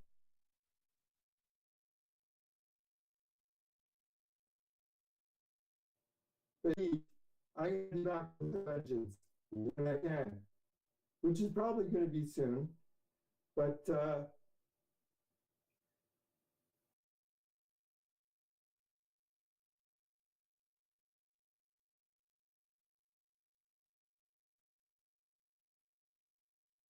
You know, how many times I fired up a camera and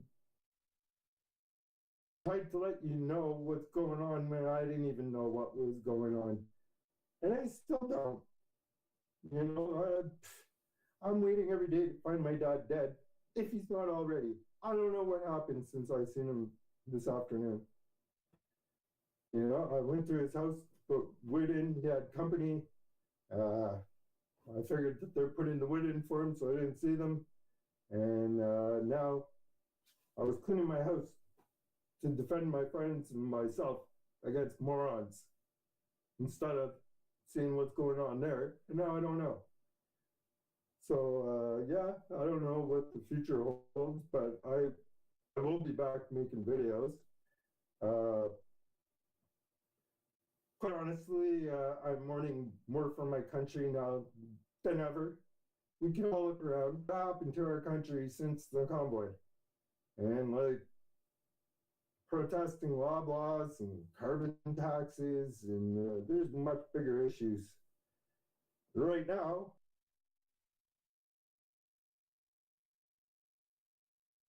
you know, I would kind of like to do something about the trucking industry that has been hijacked, taken from us, and absolutely destroyed by uh, gun runners, drug smugglers, people with fake trucking licenses. And, you know, I would really like to pick up where I left off. There's a lot of unfinished business, but, you know, there's been a lot going on. Anyhow, that's the bad news. There is good news.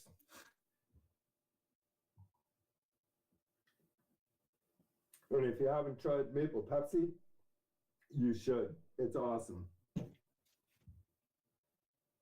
Honk honk. All right. So that was really hard. Uh,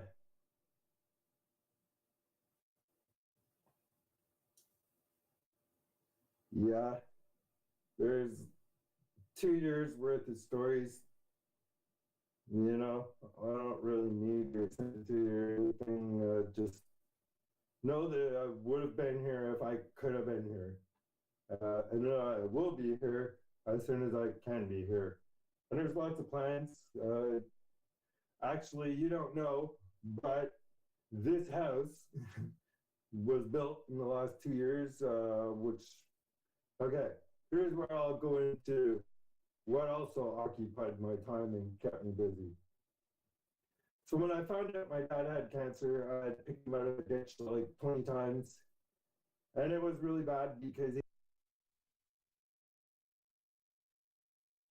home like he wanted to be originally and called 911 like I did in the beginning. The ambulance would come to the country and drive him to the country hospital, which was he had severe case into the city, fighting with them to get there and call 911 from the city so that he could go to a city hospital. And it was crazy.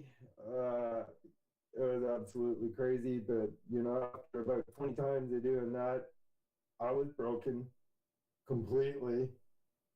My dad was in the hospital for a while at that point, and I was just walking around looking at all of his unfinished projects and things he'll never get to do and stuff. And I'll be honest with you, it broke me. I never thought he was going to die. Why? They live like an organic, smoke-free life, drink nothing, just organic farming. You know, country air, clean spring broke in. Uh, and I was on Twitter and I was kind of just like, I couldn't talk to anybody. So I was like just reading the news and looking at Tesla fires and things like that and not really interacting with anything. I couldn't sleep at night. So I started listening to these things called Twitter Spaces. There was ones about Tesla, or more specifically Tesla Q, which is the stock market symbol if the company goes bankrupt. And if you guys been around, you know what I think of EVs and Tesla and whatever. So as a, you know what I think of EVs and Tesla and whatever. So it was the kind of thing that I listened to. And when I was at my lowest, most broken point in my whole life, there was this girl, and at 3 in the morning, she was being attacked by cultists, Tesla investor cultists, who think that Elon Musk can do no wrong and is going to send us to Mars and all that good stuff.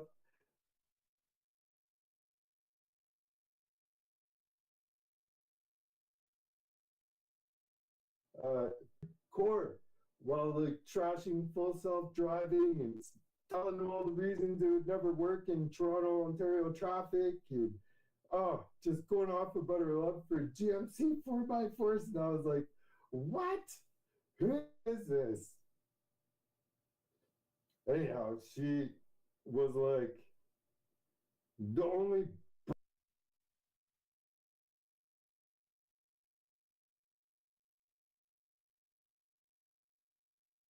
brightness on her profile that I didn't. I thought she was too young for me. She looked 25. She's not.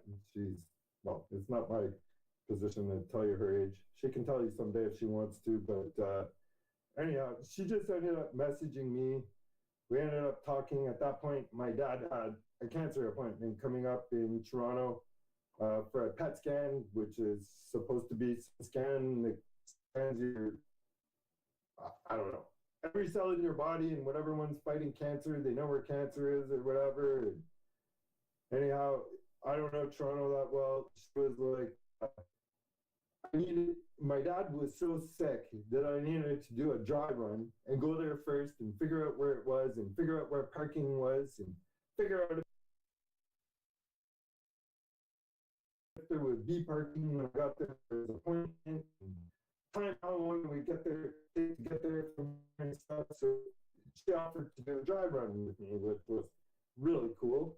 And like I went and hung out with her for the day. Did not think I had a chance with her at all. Somehow I did. And yeah, she's not really like online very much. She doesn't really do YouTube and all that. She basically just like trades stocks and things. Honestly, like she swept me off my feet, showed me the time of my life, absolutely changed my mind about Toronto. Showed me that Ottawa is actually way more woke than Toronto. There's like no woke in Toronto at all that I see. So I never seen a single thing outside. Nothing, absolutely nothing. Way more woke. So anyhow, sorry, I'm not even reading the chat, even though I had it all set up to read here. What's going on, Ottawa? So anyhow, yeah, this girl swept me off my feet. We fell in love big time.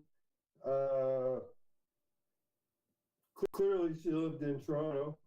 Living here, it's like 4 hours away. So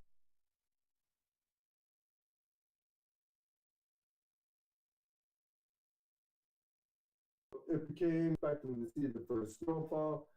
I had no idea what to do. Things just kept, nothing made sense at all. Anyhow, I had to build a house. She's got a 5-year-old little girl. Amazing.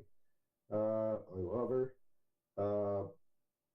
Yeah, so if we wanted to be together, we needed a house. So as soon as my dad was like dealing with all his stuff, any free time I had, it went towards building a house to get us together. That's what you see right now. That's why in the beginning of the video, I was telling you it's an active construction site. It is. We're almost done. I'm going to be done before spring, but I've been working 7 days a week, like 16-hour days for a long, long time, you know, trying to deal with the township and building inspectors, and there was no hydro here. Like, there was no hydro, there was no nothing. We just started building, and it ended up being way longer and way harder and way more expensive than we thought. There was just struggles the entire way. Anyhow, I didn't stream it, you know.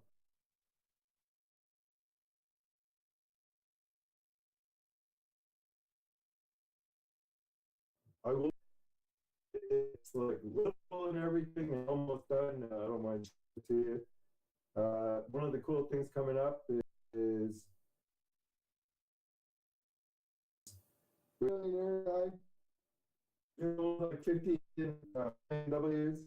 He gave us a few barns from 1860, I think it was, Amish built barns. Oh my God, I was just trying to get siding, and then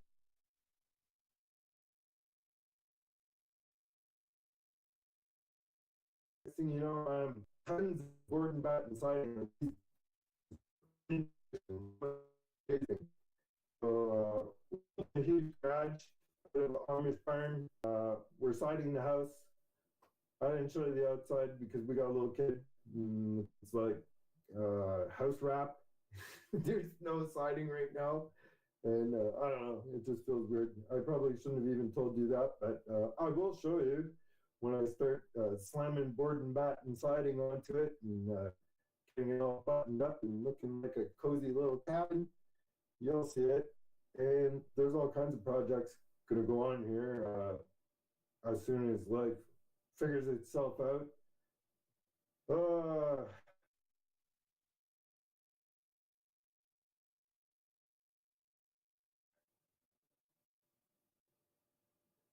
Hey, you guys don't know this, but I got some rum in my maple Pepsi. So I'm having a bushka.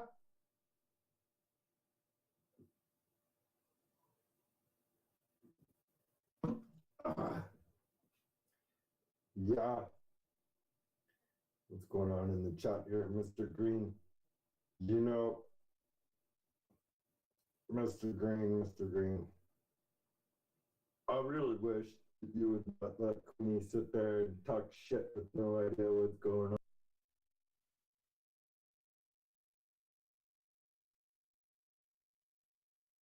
on.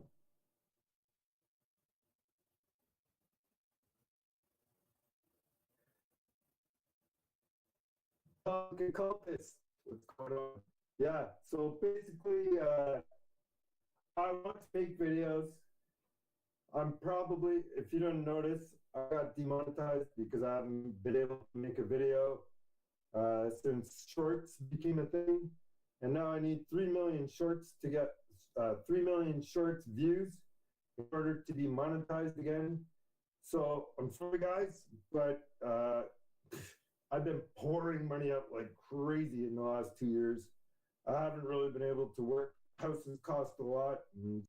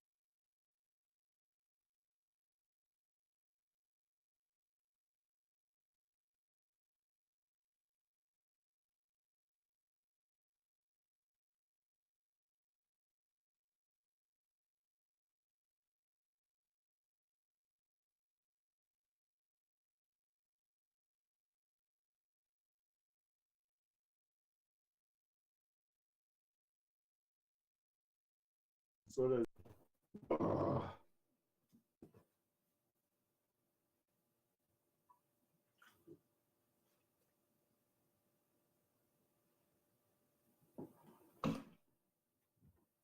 right, we're back. Sorry about that. The good news is this is kind of a test stream, and I forgot to have a phone line connected when we had the We had to get friggin' hydro poles put in and everything. It was an ordeal. Now the hydro pole's in, the hydro's connected. I forgot that I need to have a phone line put in so that I can get real landline internet, which I will get on tomorrow, so that we don't have these.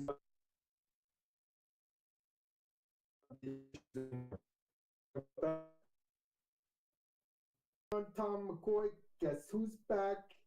Yeah, I'm not exactly back. Texas.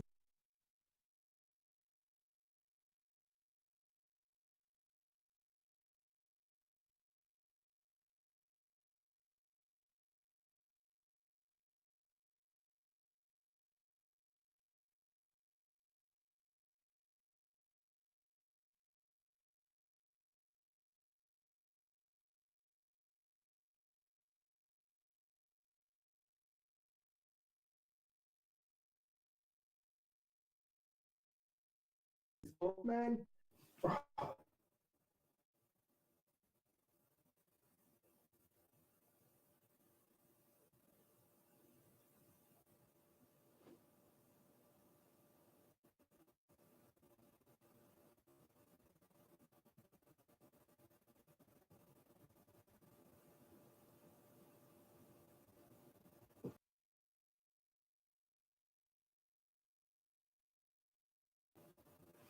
Oh my goodness.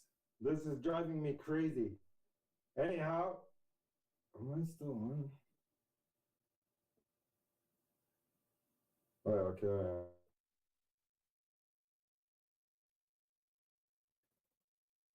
Yeah, this is driving me crazy. I'm gonna have to get real internet. I'm gonna get that happening tomorrow. I need a phone jack, so I'm gonna have to wire one of those in before they can come connect me to the pole. I'll do that so that you don't have to deal with this crappy internet again. Sorry about that. I didn't know. I do think it's the computer more than the internet. Anyhow, yeah, I'm gonna be doing some couch streams. Well, not really couch streams. I'm gonna set up like a studio. I don't know if you're aware of what's going on with trucking in both U.S. and in Canada. It's bad. It's really bad. We've got investigations going on into fraudulent trucking schools, and they're giving licenses away, and they're killing people.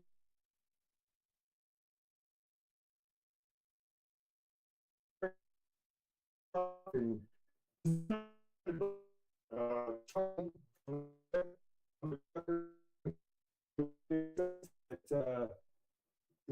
I'm gonna show you guys what's going on with trucking, and then I'm gonna go out and protest it as soon as I can because I'm not happy about it. I'm actually really pissed off. Like, as well as I do, that during the convoy, truckers finally got the respect that they deserved. They were heroes. They're kind of forgotten about before that, unless you had truckers in your family and you knew that they were like the backbone of the country and everything came by truck. But when they stood up for the country during the convoy, they, you know who, it's an issue. I want to go and do stakeouts at truck stops and see.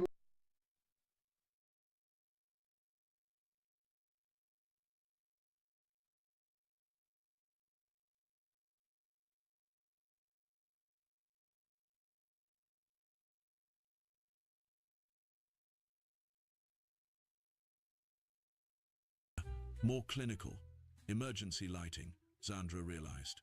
Backup power that had been hibernating for 10,000 years, now waking because someone had finally spoken the password. Fendiller made a sound like shattering crystal. Dr. Holloway, step away from the entrance. Immediately, Zandra couldn't move. She was watching something that shouldn't exist, a perfectly preserved predecessor facility, pristine despite millennia of abandonment.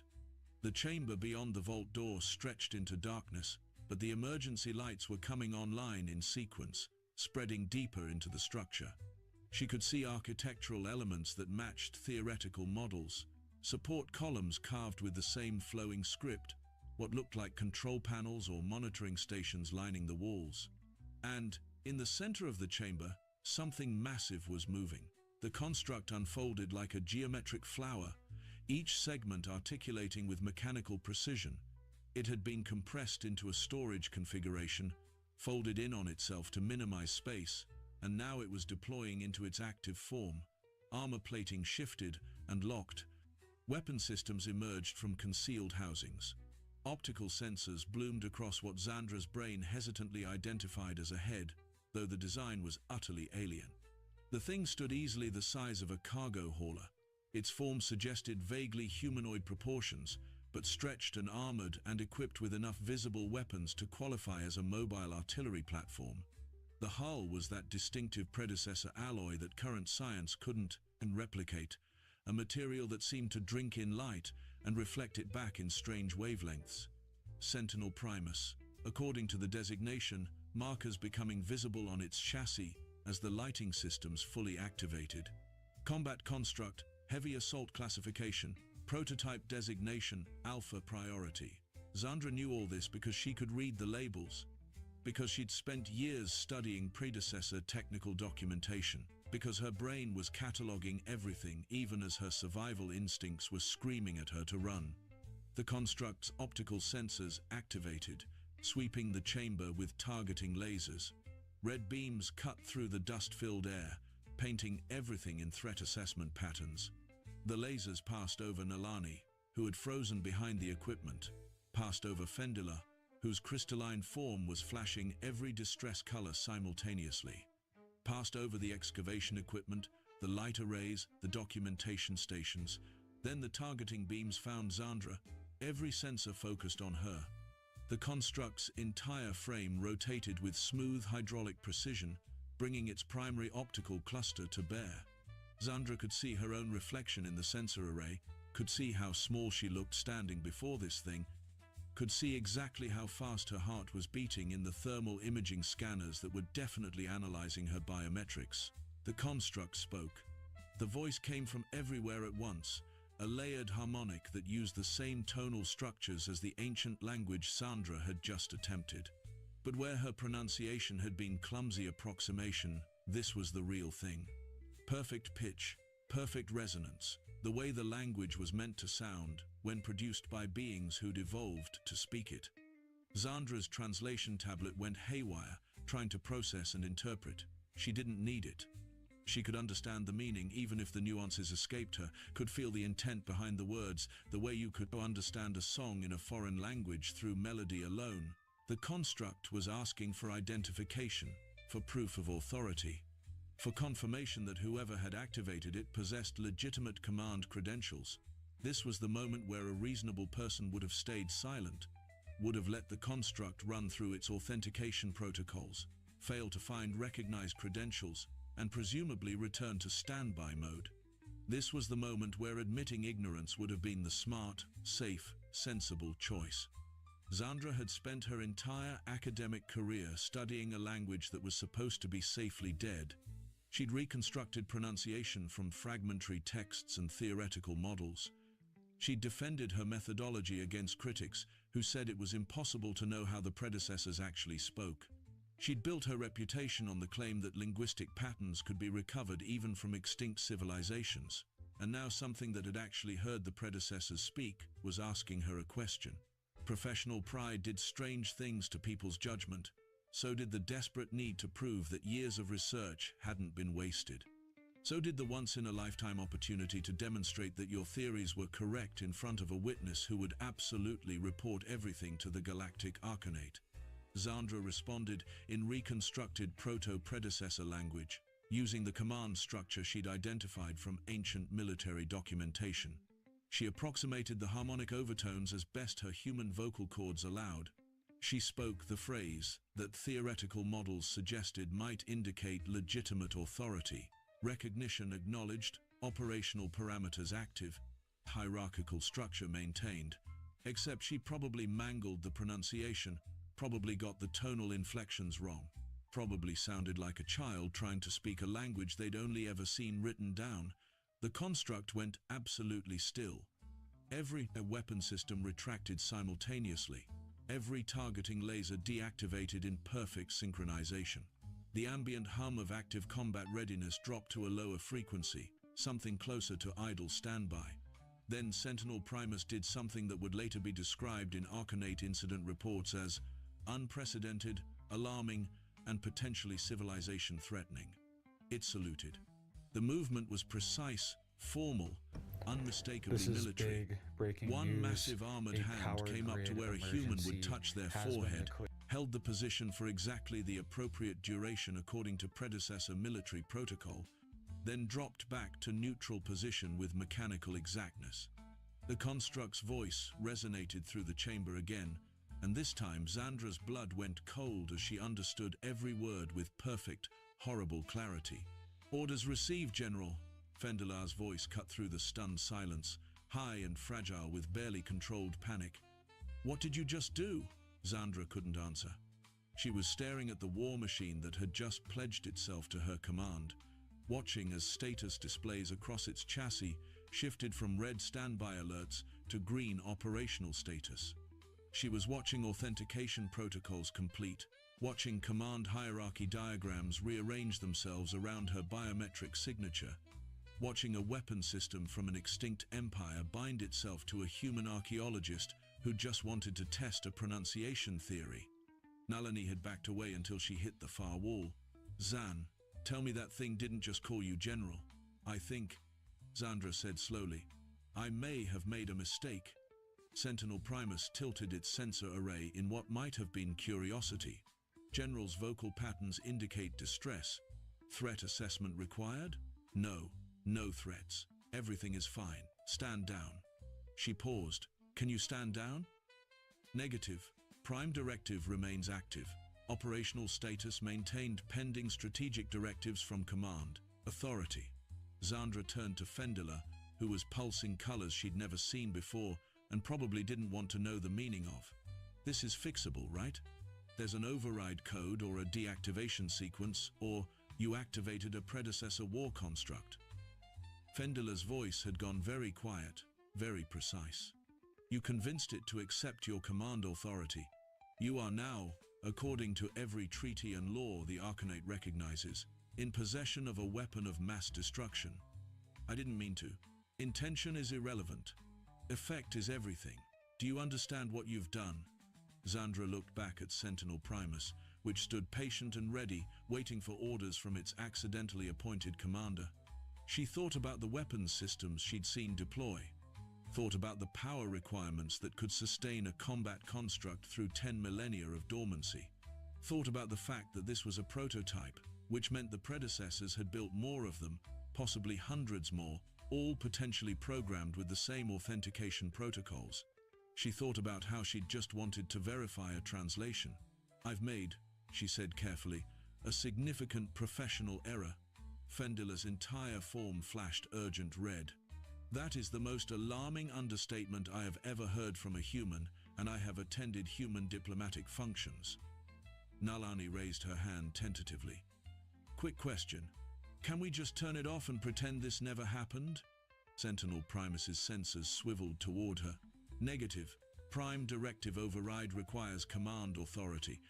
Attempting forced shutdown without proper authorization will activate defensive protocols." "See, when you say things like that," Nalani said, "it makes me think turning you off is exactly what we shouldn't try to do." Fendela was already activating his communication equipment, his crystalline fingers moving with frantic precision. "I am initiating emergency protocol.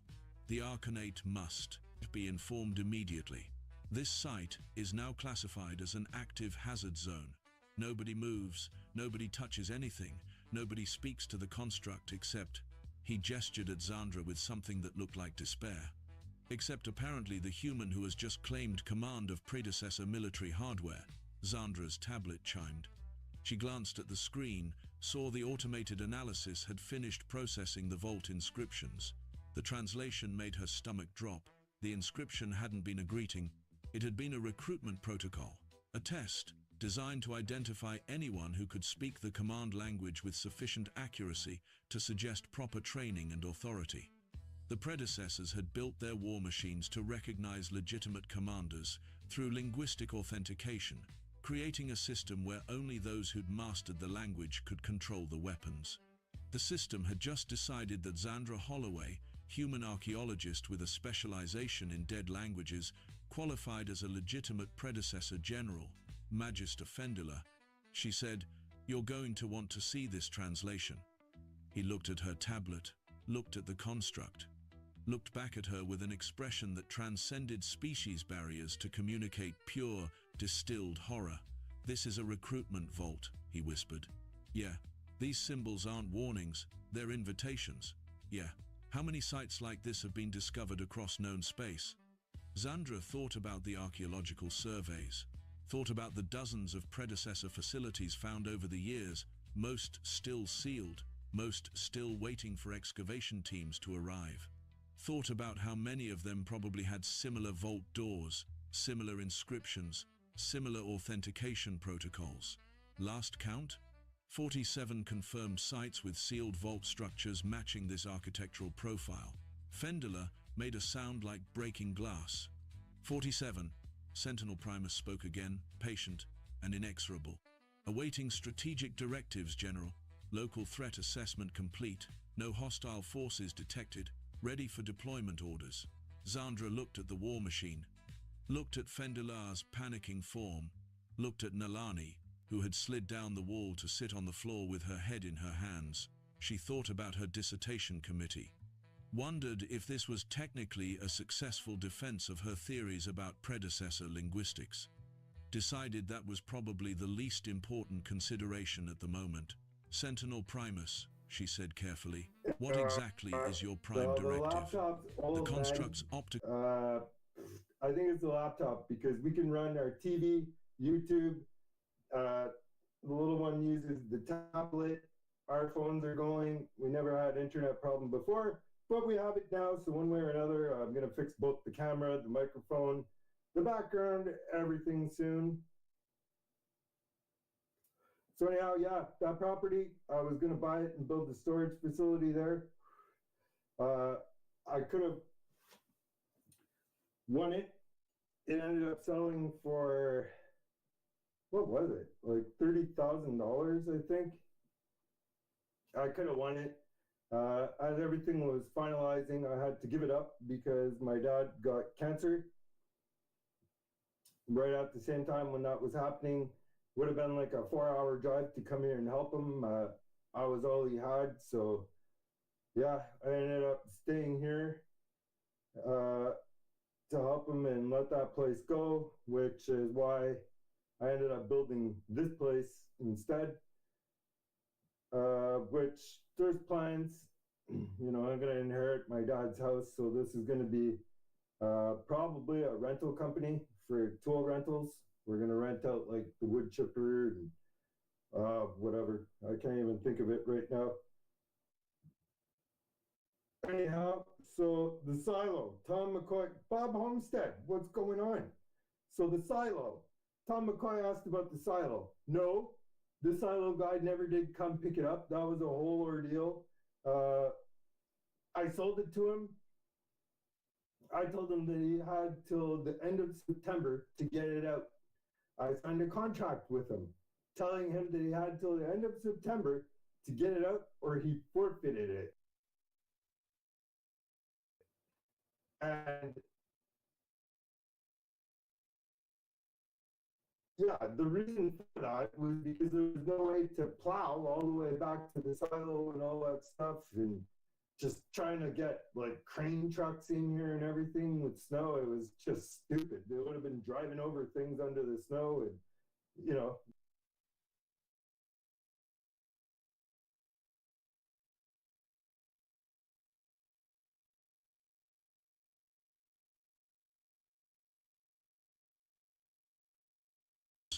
The response came back almost immediately, and Zandra could hear the confusion in the transmission officer's voice even through the static.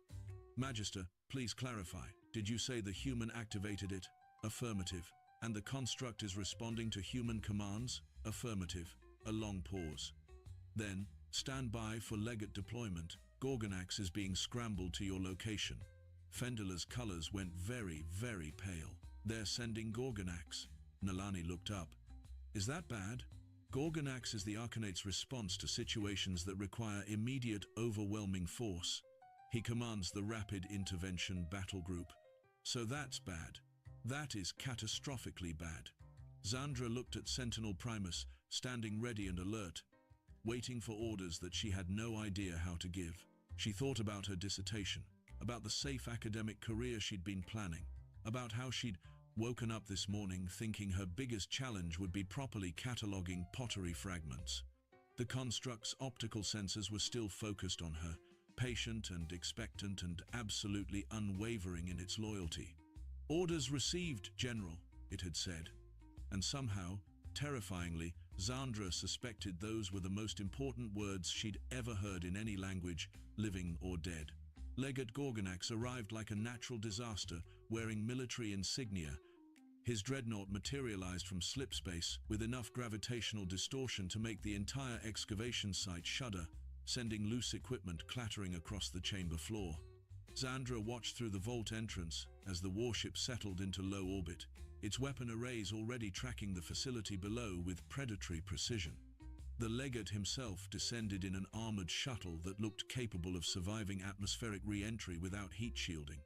When the boarding ramp lowered, Gorgonax emerged as a wall of scaled muscle and ceremonial combat armor that had clearly seen actual combat. His species didn't believe in metaphorical displays of strength. Everything about him screamed apex predator, from the ridge of bone plating along his skull to the way his clawed hands rested casually near holstered plasma weapons.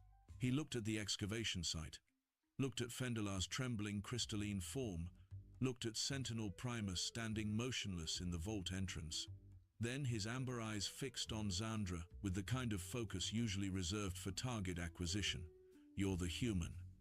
His voice sounded like grinding stone, each word deliberately shaped and deployed. Zandra resisted the urge to hide behind the war construct. "Dr. Zandra Holloway, archaeologist. This is all a misunderstanding. Misunderstandings don't activate extinction-class weapons." Gorgonax moved closer, each step measured and threatening. Magister Fendalar transmitted full telemetry. "You spoke command. Protocols. The machine accepted your authority. These are facts, not misunderstandings." Sentinel Primus shifted slightly, repositioning itself between Zandra and the approaching legate. Its weapon systems remained retracted, but the movement carried clear implications about protective priorities. Gorgonax stopped, studied the construct with professional interest that bordered on respect. "Impressive loyalty response. It's already treating you as priority defense asset." He tilted his massive head. "Tell me, archaeologist, can you make it stand down?" "I've tried. It says Prime Directive prevents full deactivation, and this Prime Directive is hunting something called the Annihilator. Apparently whatever killed the predecessors." Gorgonax's expression didn't change, but something in his posture suggested sudden, intense focus. "The construct told you this?" "It volunteered the information when I asked about its mission parameters." The legate was silent for a long moment, processing implications that Zandra couldn't fully grasp. When he spoke again, his tone had shifted from threatening to something almost conspiratorial. "The Arcanate has standing protocols for situations like this. Immediate containment, forced shutdown, complete quarantine of the site. That sounds reasonable." "It would be. Except your machine just told you something that changes everything." Gorgonax gestured toward Sentinel Primus. "The predecessors didn't vanish mysteriously. They were killed. By something specific. Something that might still exist." Zandra felt cold understanding settle in her chest. "You can't destroy the only source of information about an active threat." "Exactly." Gorgonax's teeth showed in what might have been a smile or a threat display. "Which means I'm authorized to offer you a deal instead of immediate arrest." "What kind of deal?" "Prove you can control it. Give the construct a specific task, something non-military, and make it comply. If you succeed, Earth remains unrestricted. If you fail, your entire species gets classified as weapons proliferation risk and placed under permanent quarantine protocols." Nalani made a strangled sound from where she'd been trying to become invisible against the far wall. "You're going to blockade Earth because she accidentally woke up a robot?" "Policy exists for reasons." Gorgonax's attention never left Zandra. Humans are now in possession of predecessor military technology. Either you demonstrate reliable control, or we ensure you can't spread that technology further. Zandra looked at Sentinel Primus, which stood patient and alert, waiting for commands she still didn't know how to properly give. She thought about trying to order it to perform some arbitrary task, thought about all the ways that could go catastrophically wrong. What happens if I refuse the test entirely? Then I implement containment protocols immediately. Starting with you. The construct's optical sensors brightened, targeting lasers activating in response to implied threat against its designated commander. Gorgonax's hand moved toward his weapon. The air crackled with potential violence. Wait. Zandra stepped forward, positioning herself clearly between the two potential combatants. I'll take the test. What do you want me to make it do? Gorgonax studied her with something that might have been approval. Simple task. Order it to transmit complete tactical database to my ship's computers. If it obeys, we have proof of control. If it refuses, we have proof you're not actually in command. Zandra turned to Sentinel Primus, trying to remember the command structures she'd studied, trying to approximate the linguistic patterns that had gotten her into this situation. She spoke carefully in reconstructed predecessor language, asking for data transfer to designated recipient. The construct processed her request for exactly 3 heartbeats. Then it spoke, and Zandra's blood went cold. Negative. Prime Directive.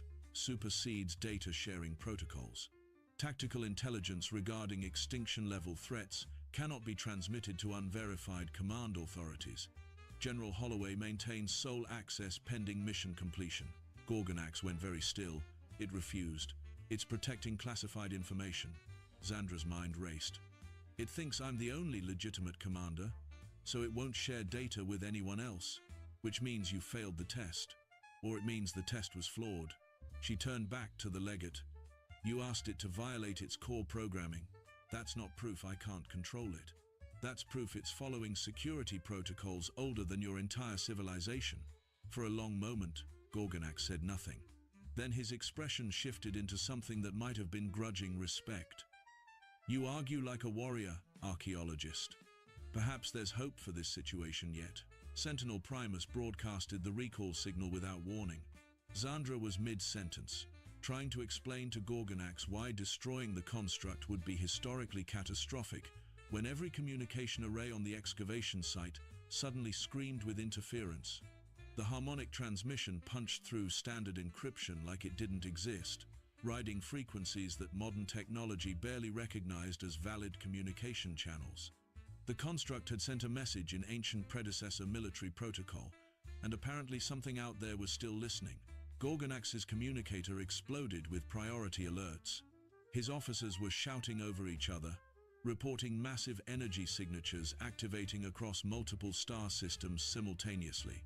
Zandra watched the legate's expression shift from anger to something approaching genuine alarm as the reports continued flooding in. Arcanate monitoring stations are detecting contact on 17 separate worlds, he said, his voice tight with controlled urgency. Sealed facilities identical to this site, all activating synchronized pattern. Fendila's crystalline form pulsed frantic colors. That's impossible. Those sites have been dormant for millennia. Sentinel Primus turned its optical array toward Zandra. Recall protocol successful. Fellow units acknowledging Supreme Commander designation. Fleet assembly commencing. Zandra felt the weight of those words like physical pressure. Fleet? What fleet? Predecessor, Rapid Response Battle Group. Total operational units responding to recall. 38 combat constructs across known space. All units confirming General Holloway as primary command authority. The excavation chamber went silent, except for the continued screaming of communication equipment. Nalani had gone pale. Fendela looked like he might shatter from sheer stress. Gorgonax stood motionless, processing the implications with the kind of cold calculation that came from years of military command. You just activated an army, the legate said quietly. An entire battle group of predecessor war machines, all of them loyal to you. Zandra's hands were shaking. I didn't authorize any recall signal. Authorization was implicit in accepting command designation, Sentinel Primus explained with patient inevitability. Prime Directive requires maximum operational capacity. Fleet assembly is standard protocol when Supreme Commander is identified. Gorgonax's communicator chimed again. He listened to the transmission, his expression growing darker. The Council is convening emergency session. They're demanding immediate explanation for why 38 Extinction-class weapons just came online simultaneously. He looked at Zandra. They want you brought before them. Now. This is beyond diplomacy, Fendeler whispered. This is an accidental coup against galactic stability. Before anyone could respond, Sentinel Primus activated a holographic projection that filled the chamber with light. The display showed stellar cartography, tracking signals from activated constructs across known space. But overlaid on the map was something else, something that made everyone in the chamber go absolutely still. It was a threat assessment diagram, updated with information the construct was receiving from its awakened siblings. The projection showed deep space, far beyond inhabited systems, and marked a trajectory that was moving with deliberate purpose toward populated zones. The Annihilator, Sentinel Primus announced. Current location confirmed through distributed sensor network. Entity has been dormant, harvesting resources from uninhabited systems. Stellar drift calculations indicate approach vector toward core worlds. Gorgonax studied the projection with professional focus. How long Tom until it begins reaches by filling inhabited two space? bowls with a small amount of water Insufficient data and for empties them precise one by one, calculation. yet they never seem to Estimate. run out. Imminent arrival Instead, measured in each bowl standard appears to have an cycles rather endless than supply years. that he keeps The drinking legate's from again clawed and hand again. moved to his weapon, not in So, threat, how but in did the he do it? unconscious gesture Here of a is the warrior secret. confirming his Some of you armament. might suspect The Tom of Arcanate using the has no special defense gimmicked bowls protocols you for can easily threats find of on this Amazon magnitude. that have hidden holes on the predecessors inside did. and outside, Zandra allowing heard water to herself be say, secretly drawn That's in why they or built out. the constructs. You can find That's why tutorials on Sentinel this. For Primus has example, been the waiting all Mask this Magic time. Tricks Revealed channel has Gorgonax covered turned it. to face her fully. I've linked it below And if for you the want to first learn how time this since gimmicked cup arriving, works in he detail. looked at her not as a But problem the to be secret in contained, Tom's trick but is as a actually potential sleight of asset mouth. to be evaluated. To understand what I You're mean by that, proposing we use watch this predecessor moment weapons very against closely. a predecessor threat. I'm proposing we don't ignore the only military force ever Notice that designed after apparently specifically to taking all fight the this water thing. from the bowl into his You're an mouth, he never archaeologist moves who the bowl stumbled away from into his command lips to show it's authority empty. through linguistic accident. Instead, the You bowl have no stays in military contact training, with his no bottom lip tactical until it comes back experience, into position. no understanding and of only then strategic does he move deployment. to the second You're bowl. absolutely right. If you haven't Zandra figured it met out his by gaze now, steadily. the secret is that he Which takes is the why I'm water going into to his need mouth, help. emptying the Your bowl, help but specifically. only for a few seconds. The legate was quiet Because for a once long the bowl is moment, brought back his down, amber eyes that studying same her water with is poured unsettling back into it. intensity. And just to Then make sure something the that audience might have believes been the bowl is respect empty, flickered he across made his sure from the features. very You're beginning to asking use me to only a train small you amount of water. to turn an amount academic that into a remains hidden commander when the face of capable the of bowl is leading angled predecessor upward, war hiding the machines water against in an plain sight. extinction-level threat. Only when he wants to I'm does he asking you to reveal help it me by not get tilting the everyone bowl killed or while shaking trying it to from figure side this to out. side. Gorgonax's It's honestly a bit teeth showed in disgusting a once you know the predatory mess of it, expression that was which is why I've definitely a never smile actually this time. performed this The trick council myself. will never approve This trick alliance. actually reminds me of Then we Jeff don't ask McBride's for water approval. and bowl trick We on present Penn and them with Teller's Fool results Us. instead. Jeff also performed The that legate trick laughed. impromptu, A and sound Penn like even mentioned it. avalanche warnings. Honestly, You there's think like a nothing gimmick warrior about those already, bowls. But he still archaeologist. managed to fool Penn and Perhaps Teller. there's hope for this catastrophe. If you want me to cover after that all. trick, The let me know in the predecessor comments. fleet assembled in deep space Behind like a this mask, constellation of ancient only the violence. truth remains. Zandra watched from the command deck of Gorgonax's dreadnought as war machines older than recorded history moved into formation, their hulls reflecting starlight in wavelengths that hurt to look at directly. Each construct had journeyed from whatever tomb it had occupied for millennia, drawn by Sentinel Primus's recall signal and bound by authentication protocols that recognized her voice as legitimate command authority. She still couldn't quite believe it. Yesterday, she'd been cataloging pottery fragments. Today, she was apparently supreme commander of an armada built to fight gods. Gorgonax stood beside her, massive arms crossed, studying the tactical display with the focus of someone evaluating whether his species would survive the next lunar cycle. They're maintaining perfect formation spacing, predecessor doctrine, from before my civilization developed written language. Is that good or bad? It means they're following programming 10,000 years old. Against an enemy that's had 10,000 years to evolve, his clawed hand gestured at the projection showing the Annihilator's approach vector. Outdated tactics against adaptive threat. This is how civilizations die, archaeologist. Zandra had spent the journey from the excavation site, trying to absorb basic military theory through emergency crash courses that made her academic exams feel gentle by comparison. Gorgonax had been merciless in his instruction, drilling strategic concepts into her exhausted brain, while Sentinel Primus observed everything with patient attention. The construct had surprised her by asking questions, not about tactics or weapon systems, but about the reasoning behind human military history that Gorgonax kept referencing. Why did humans favor asymmetric warfare? What made unpredictable strategies effective? How did chaos theory apply to combat scenarios? Zandra had answered as best she could, drawing on half-remembered military history courses she'd taken as electives. She'd talked about guerrilla warfare and unconventional tactics, about how weaker forces throughout human history had defeated superior enemies through sheer stubborn refusal to fight conventionally. Sentinel Primus had absorbed every word, and apparently shared everything with the rest of the fleet through whatever quantum communication network linked the constructs together. Now, watching them hold formation in the void, Zandra wondered if ancient war machines could learn new tricks, or if they were all about to die following 10,000-year-old playbooks against something that had evolved past them. "Contact incoming," the sensor officer announced, her avian features ruffling with agitation. Massive gravitational distortion at jump coordinates. Whatever's arriving, it's bigger than our entire battle group combined. The Annihilator didn't so much arrive as manifest.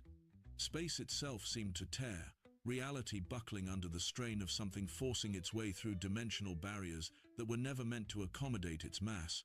What emerged defied comfortable classification. It was partially organic, partially mechanical, entirely wrong, a nightmare of adaptive technology that had consumed entire star systems and repurposed the matter into extensions of itself. Harvester ships peeled away from the main mass like scales shedding from some immense predator. Each vessel was unique, evolved from whatever it had last consumed, carrying genetic and technological traits from a dozen extinct civilizations. They moved with insectile precision, already analyzing the predecessor fleet and calculating optimal attack patterns. Gorgonax's voice carried across the command deck with parade ground authority. "All ships to combat stations. Predecessor fleet, engage at will." Sentinel Primus responded immediately, leading the construct formation into attack range. Ancient weapon systems that hadn't fired in millennia came online with terrifying efficiency. Energy beams that predated current physics models lanced across the void, impacting harvester hulls with devastating precision. For approximately 30 seconds, it looked like it might actually work. Then the harvesters adapted. Zandra watched in horror as enemy ships began shifting their hull composition mid-battle, restructuring armor to deflect or absorb the exact frequency of predecessor weapons fire. They were learning in real time, evolving countermeasures faster than the constructs could adjust their targeting solutions. "They're negating our primary weapons," Gorgonax growled. Exactly as predicted, the Annihilator has had 10,000 years to study predecessor technology from consumed victims. A harvester wing broke formation, executing a maneuver that shouldn't have been physically possible, and ripped through the predecessor line with weapons that seemed to phase through defensive shields. One of the constructs took catastrophic damage, its ancient hull finally failing after millennia of patient waiting. Zandra felt something twist in her chest as the construct's signal disappeared from the tactical network. It had served for 10,000 years, waiting for orders that finally came, only to die in the first real engagement. "We're losing," Fendilar whispered from where he'd been observing in crystalline horror. "The ancient weapons aren't enough." Zandra stared at the battle display, watching predecessor formations execute textbook maneuvers that the harvesters countered with contemptuous ease. Perfect doctrine, flawless implementation, completely inadequate against an enemy that had evolved specifically to defeat it. Her mind raced through everything Gorgonax had taught her during their compressed strategic education. All the human military history they'd discussed. All the examples of conventional forces defeated by unconventional thinking. "Sentinel Primus," she said, her voice carrying across the command channel. "Query, can you and the other constructs modify your tactical programming in real time?" The construct's response came instantly. "Clarification required." Modification parameters would violate core doctrine stability protocols. That's not what I asked. I asked if you can do it, not if you're supposed to do it. A pause, processing. Then, theoretical capacity exists. Implementation would require explicit command authorization from Supreme Commander. Gorgonax turned to stare at her. What are you thinking? The predecessors lost because they fought predictably. The Annihilator learned to counter every tactic, every strategy, every weapon they had. Zandra's hands moved across the tactical console, pulling up human military history files she'd been studying. But it's never fought humans, never adapted to chaos-based warfare, never encountered an enemy that treats doctrine as suggestion rather than law. You want to reprogram 10,000-year-old war machines with human tactical theory. Gorgonax's expression was unreadable. In the middle of active combat, I want to teach them to improvise, to stop fighting like predecessors and start fighting like something the Annihilator has never encountered before. Fendeleur made a sound of crystalline distress. That's insane.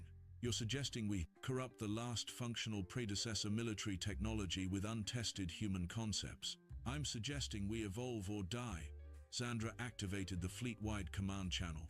Sentinel Primus, this is General Holloway. Direct order to all units. You are authorized to modify tactical programming using adaptive learning protocols. Prioritize unpredictability over doctrine adherence. Engage enemy using asymmetric warfare principles. Treat all standard engagement rules as flexible guidelines. The silence that followed felt like the universe holding its breath. Then Sentinel Primus responded, and Zandra could have sworn she heard something like anticipation in its synthesized voice. Order acknowledged, General. Initiating adaptive tactical evolution. All units confirm. Restrictions removed. Engaging with improvised parameters.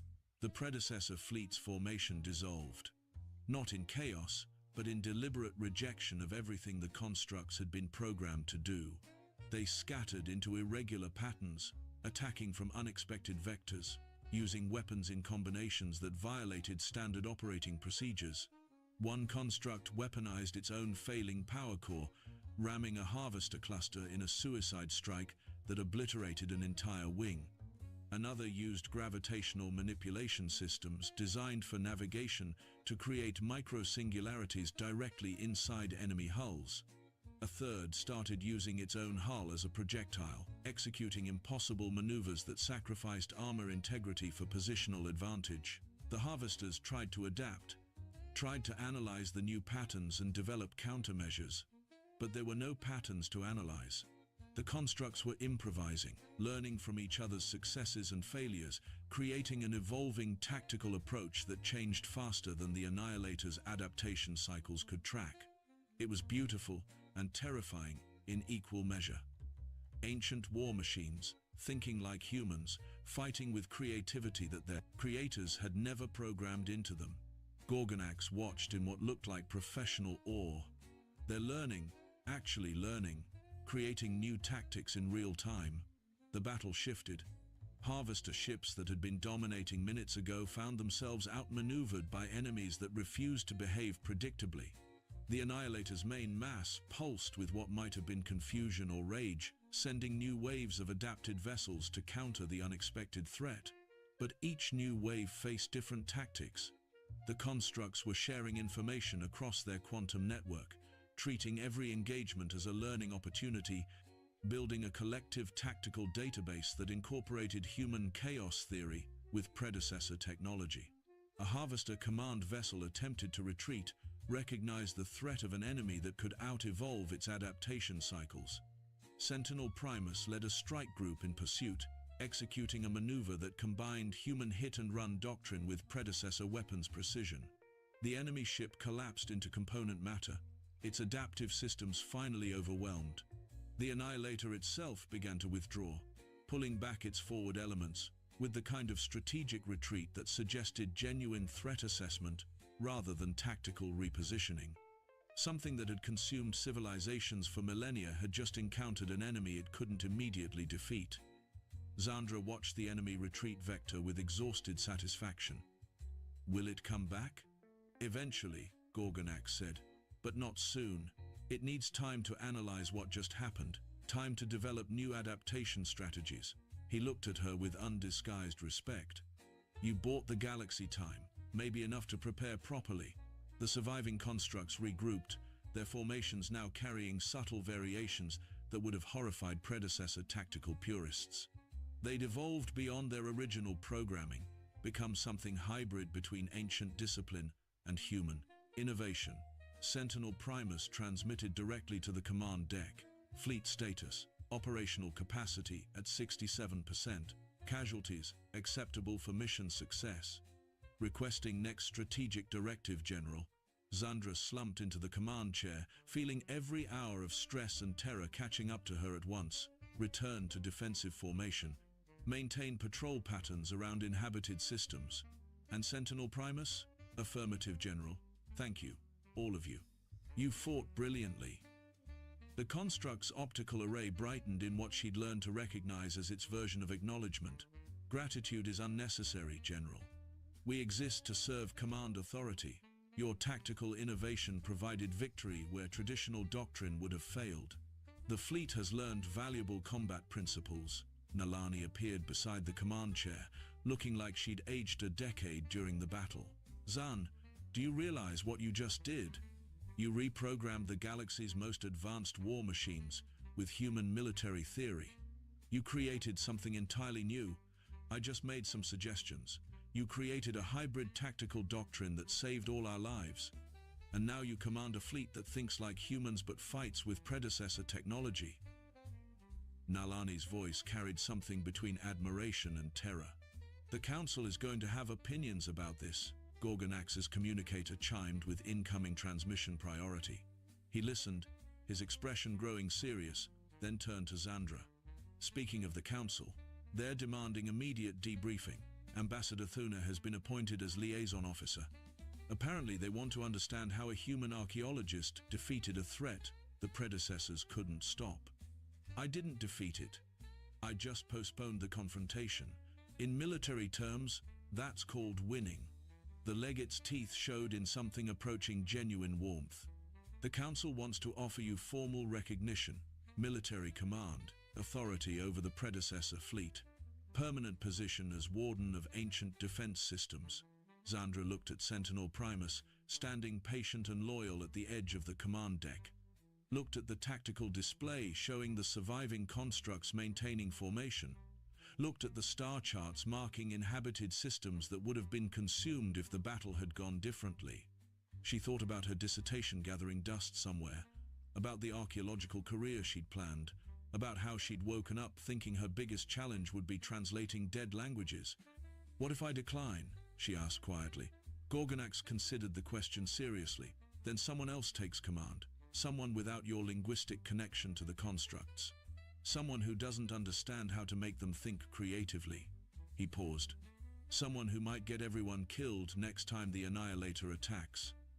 That's not fair. War rarely is. Fendeler approached, his crystalline form pulsing calmer colors now that immediate danger had passed. Dr. Holloway, the Council understands this burden is unfair. They're prepared to offer substantial support, human military advisors, tactical training programs, resources to help you grow into this role. I don't want to grow into this role. I want to study ancient pottery. Sentinel Primus's voice carried across the deck, patient and inevitable. General's preferences are noted. However, the fleet requires command authority familiar with adaptive tactical innovation. Alternative command structures would reduce combat effectiveness by estimated substantial margin. Nalani touched her shoulder gently. Zan, I think they're saying they need you specifically. Not just any commander, you. Zandra closed her eyes, feeling the weight of accidental destiny settling onto her shoulders permanently. She'd activated a war machine by speaking a dead language.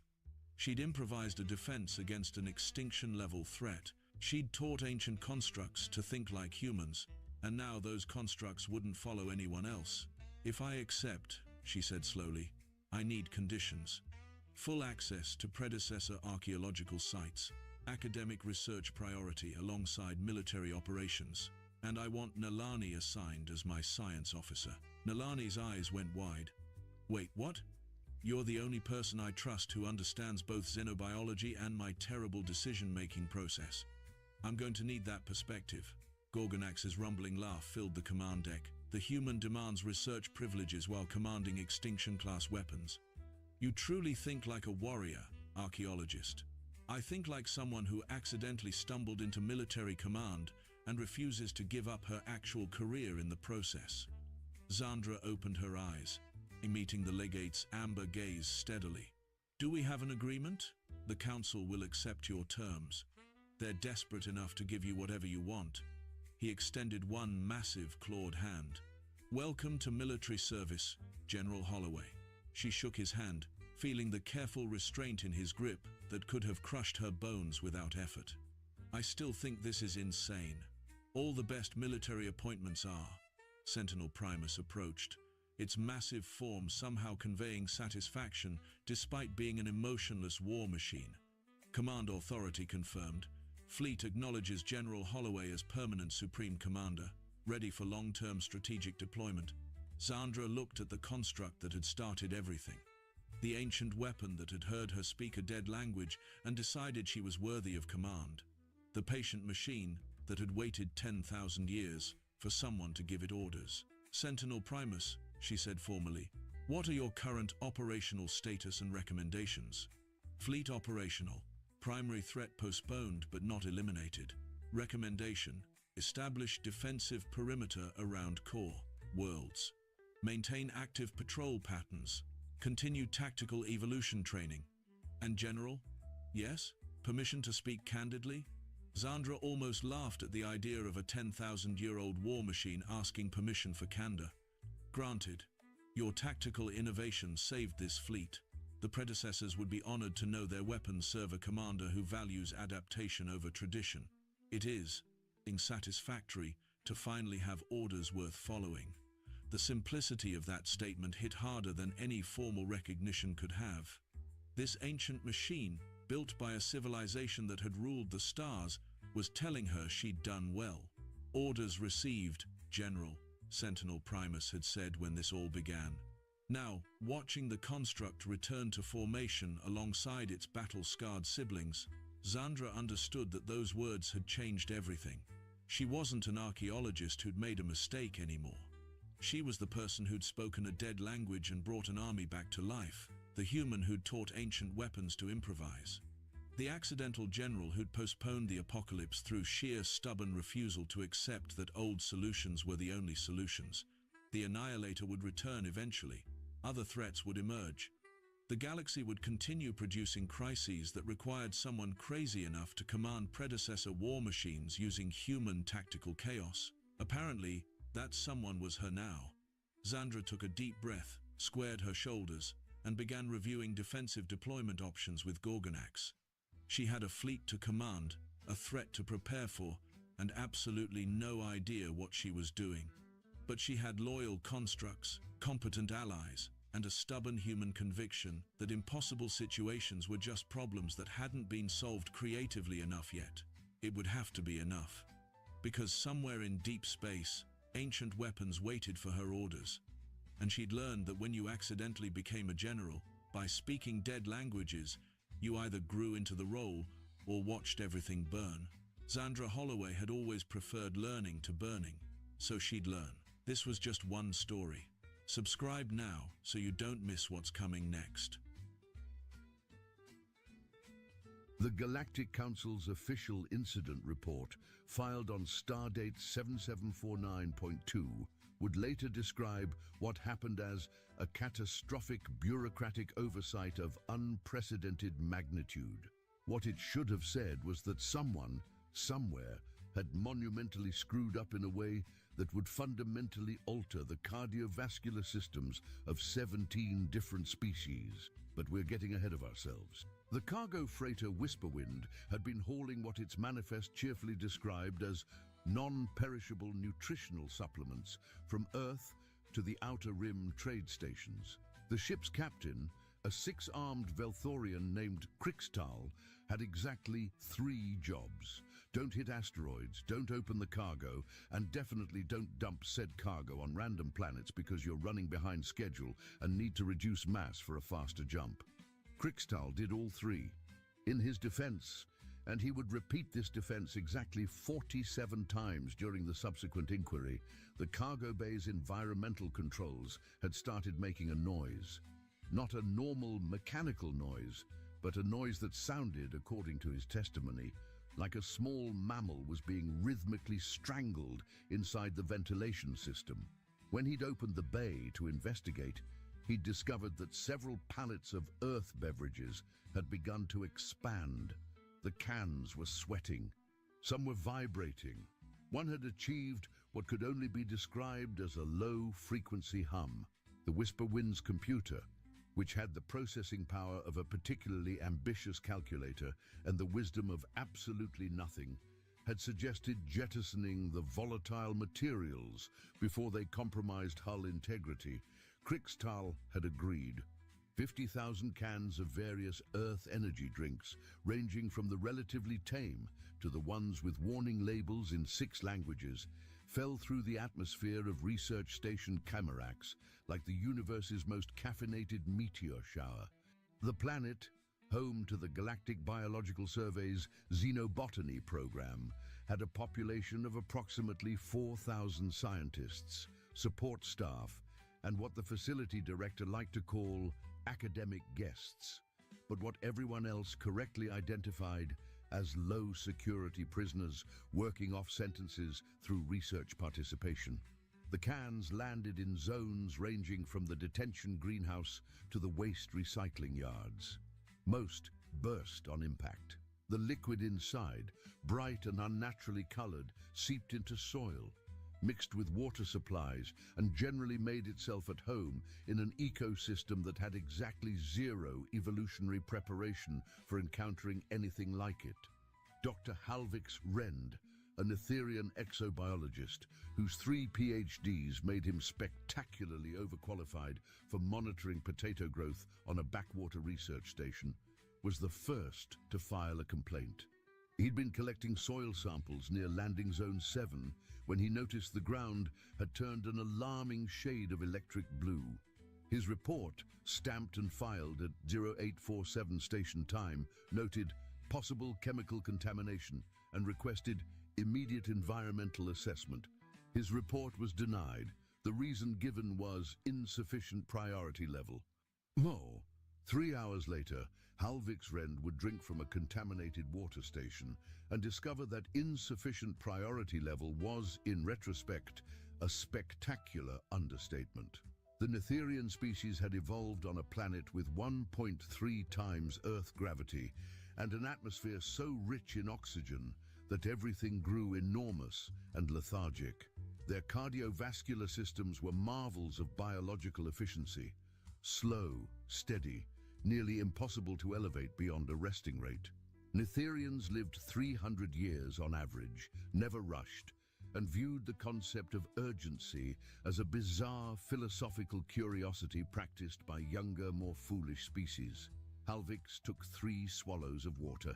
His primary heart, which had been beating at a comfortable 42 beats per minute for the past 90 years, suddenly decided that 420 beats per minute sounded more interesting. His secondary heart, which typically only activated during extreme physical exertion, joined in with enthusiasm. His tertiary heart, which medical science had long theorized was vestigial, apparently decided this was its moment to shine. He could see his pulse in his vision. He could hear his blood moving. Every cell in his body was suddenly violently awake in a way that violated several fundamental principles of Netherian biology. Halvix did what any rational scientist would do under the circumstances. He grabbed a tricorder, started taking readings of his own vital signs, and began documenting everything while his hands shook so badly the device nearly flew across the room. His notes from this period are still taught in xenobiology courses across the galaxy, primarily because they deteriorate from clinical observation to increasingly unhinged scribbling that eventually just reads, "What is happening to time? Can time go sideways?" I think I just invented a new color. By hour 6, Halvix had reorganized his entire laboratory, completed 7 research papers he'd been procrastinating on for 5 years, and discovered he could calculate complex mathematical equations in his head faster than his computer could process them. He also realized he hadn't eaten, slept, or stopped moving since drinking the water, and frankly, these biological necessities seemed inefficient and boring. By hour 12, 63 other station residents had reported similar symptoms. The medical bay, staffed by a very confused Tilranian doctor named Vex, who had trained for everything from radiation poisoning to exotic parasites, but definitely not for patients whose hearts were attempting to break the sound barrier, was overwhelmed. The patients weren't dying. They weren't even really sick. They were just impossibly awake, moving at speeds their bodies shouldn't support and asking questions nobody had answers to. "Doctor," one patient, a Krevlian maintenance worker named Thos, shouted while simultaneously repairing 3 different machines at once. "Why do I feel like I can taste mathematics?" Vex had no idea. His medical database had no idea. The station's computers, when queried, essentially shrugged their digital shoulders and suggested filing a research grant. The facility director, Commander Yillith Prex, called an emergency meeting at hour 18. She was a Vormarian, a species known for their unflappable calm and administrative competence. She'd run research station Chimerax for 20 years without incident, managing budgets, personnel conflicts, and the occasional equipment malfunction with equal efficiency. She was not prepared for this. "Explain," she said, her voice carrying that particular tone of someone who already knows the explanation will be stupid, but feels obligated to ask anyway. "Why 40% of my station is experiencing simultaneous cardiac episodes, and why none of them are requesting medical leave?" Dr. Halvix, who'd invited himself to the meeting despite not being senior staff, vibrated in his chair. "Because we don't want medical leave, Commander. We want to work. Do you have any idea how efficient this is? I've been operational for 18 hours without rest. My research output has increased by 700%. I've discovered 3 new plant species, reorganized the entire botanical database, and I redesigned the station's waste management system. Look at these schematics." He threw a datapad onto the conference table. The schemas were, Yillith had to admit, remarkably well done. "That's very impressive, Dr. Rend," Yillith said carefully. "But you're exhibiting heart rates that should have killed you 4 times over. We need to identify the source of this contamination and neutralize it before..." "Before what?" Halvix's 3 eyes widened. "Before we become more productive? Before we break free from the evolutionary limitations that have kept us slow and complacent? Commander, I've felt more alive in the past 18 hours than in the previous 90 years. This was met with enthusiastic agreement from the other affected staff members who'd somehow infiltrated the meeting despite not being invited. Yillith rubbed her temples. "Someone find me the source. Now." The deal that someone turned out to be Kylara Ven, a human environmental technician who'd been stationed on Chimerax for the past 2 years, and who had notably not exhibited any unusual symptoms. She traced the contamination back to Landing Zone 7, collected samples of the mysterious blue liquid, and returned to the lab with 3 intact cans she'd found lodged in a drainage pipe. "Commander," she said, walking into Yillith's office without knocking because emergencies made protocol negotiable, "I know what it is." She placed the cans on the desk. They were dented, faded, but the labels were still partially legible. One said maximum power, another proclaimed lightning surge. The third had a logo featuring what appeared to be an anatomically incorrect lightning bolt, hitting an equally anatomically incorrect heart. Yillera stared at them. "What are these?" "Energy drinks," Kylara said. "From Earth. We drink them when we need to stay awake or study or drive long distances, or just because they taste like battery acid and bad decisions. But somehow that's appealing at 3 in the morning. You drink these voluntarily Oh yeah, I've got like 6 in my quarters right now. Want one? Yillith looked at the cans as if they might explode, which, given recent events, seems statistically possible. You're telling me that humans consume beverages that cause this? She gestured vaguely at the door, beyond which someone was audibly vibrating. Kylara shrugged. I mean, they don't affect us like that. We just get a little jittery. Maybe stay up late. Sometimes your heart races a bit, but that's normal. Normal? Yeah. Is that weird? Commander Yillith Prex had made many difficult decisions in her 20 years of command.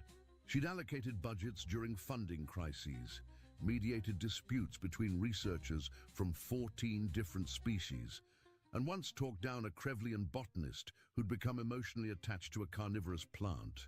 But this required expertise she didn't have. She filed a report with Galactic Medical Command. The response came back in 4 hours, which was approximately 3 hours and 58 minutes faster than any official galactic response had ever been recorded. The message was short. Quarantine everything. Send samples. Do not, under any circumstances, allow further consumption. Medical fleet dispatching immediately. By the time the medical fleet arrived 3 days later, Research Station Chimerax had transformed into something that defied conventional description. The affected population had grown to nearly 2,000 individuals, representing 9 different species, all of whom had reached a state of what the medical teams would later classify as cardiac hyperadaptation. Dr. Halvix Rend had stopped sleeping entirely. His hearts, plural, had synchronized into a rhythm that made his species' top cardiologists question their entire understanding of Netherian physiology. He'd completed his life's work, a comprehensive catalogue of every plant species in the sector, in 63 hours. Then he'd started a second life's work, just because he had time. The Krevlians had developed an additional chamber in their primary hearts. The Tilranians had grown new hearts. The Vormarians, whose species hadn't significantly evolved in 40,000 years, were exhibiting what could only be described as aggressive cardiovascular innovation. And none of them wanted it to stop. The medical fleet was led by Chief Medical Examiner Drax Nevin, a Helvorian whose species had written 17% of the galaxy's medical textbooks and who'd personally seen every biological anomaly catalogued in the past century. He'd treated radiation mutations, exotic virus infections, and once extracted a living crystal from someone's liver. He was not easily impressed. He was very impressed now, and not in a good way. Let me understand this correctly, Drax said, reviewing the data while standing in the station's main conference room, surrounded by 19 different specialists who all looked equally disturbed. A human beverage designed for human consumption has triggered spontaneous cardiovascular evolution in 9 species, none of whom are human, and none of your affected population wants treatment. Correct, Yillith confirmed. And the human technician drinks these regularly without incident. She had one at breakfast this morning. Drax turned to look at Kylara, who waved cheerfully from where she was leaning against the wall. Want to try some? I've got a variety pack. Absolutely not. Suit yourself. Drax pulled up the chemical analysis of the energy drinks. The list of ingredients read like someone had given a chemistry set to a very ambitious child and then walked away. Caffeine levels that would be considered industrial-grade stimulants on most worlds. Taurine, guarana, something called inositol that the database identified with a footnote that just said, why? And approximately 47 other compounds, many of which had no clear purpose beyond making the liquid glow faintly in the dark. This is insane, Drax muttered. How do humans survive drinking this? We've been wondering that about humans in general for about 300 years now, one of his assistants said. Remember the dietary analysis? They eat plants that evolved to be poisonous. They consume liquids that burn organic tissue for fun, and their standard physical comedy involves injuring themselves. This is on brand. Drax couldn't argue with that. The real question was what to do about it. The affected population was healthy by every measurable standard. They were better than healthy. Their cardiovascular systems had adapted, evolved, improved in ways that should have taken millennia. They were more productive, more energetic, more alive than they'd been before. They were also completely dependent on continued consumption of Earth energy drinks to maintain their new baseline. This became apparent when the first affected individuals began experiencing withdrawal symptoms. Dr. Alvix Rend, who'd gone 48 hours without access to contaminated water, reported feeling slow. By his definition, slow meant his heart rate had dropped to merely triple its original resting rate, and he could only complete 6 hours of work in a single hour instead of his recent average of 8. The medical team's analysis was troubling. The cardiovascular changes were permanent. The affected individuals' bodies had fundamentally altered their baseline metabolic requirements. They hadn't just adapted to the energy drinks, they'd evolved to require them. So, what you're saying, Yllith said slowly, processing information she really didn't want to be true, is that 2,000 members of my staff are now biologically dependent on human beverages.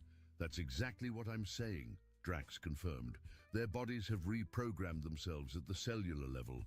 Without continued access to these energy drinks or something chemically similar, they'll experience decreased cardiac function, metabolic slowdown, and what I can only describe as profound psychological distress at returning to their species' normal operational speed.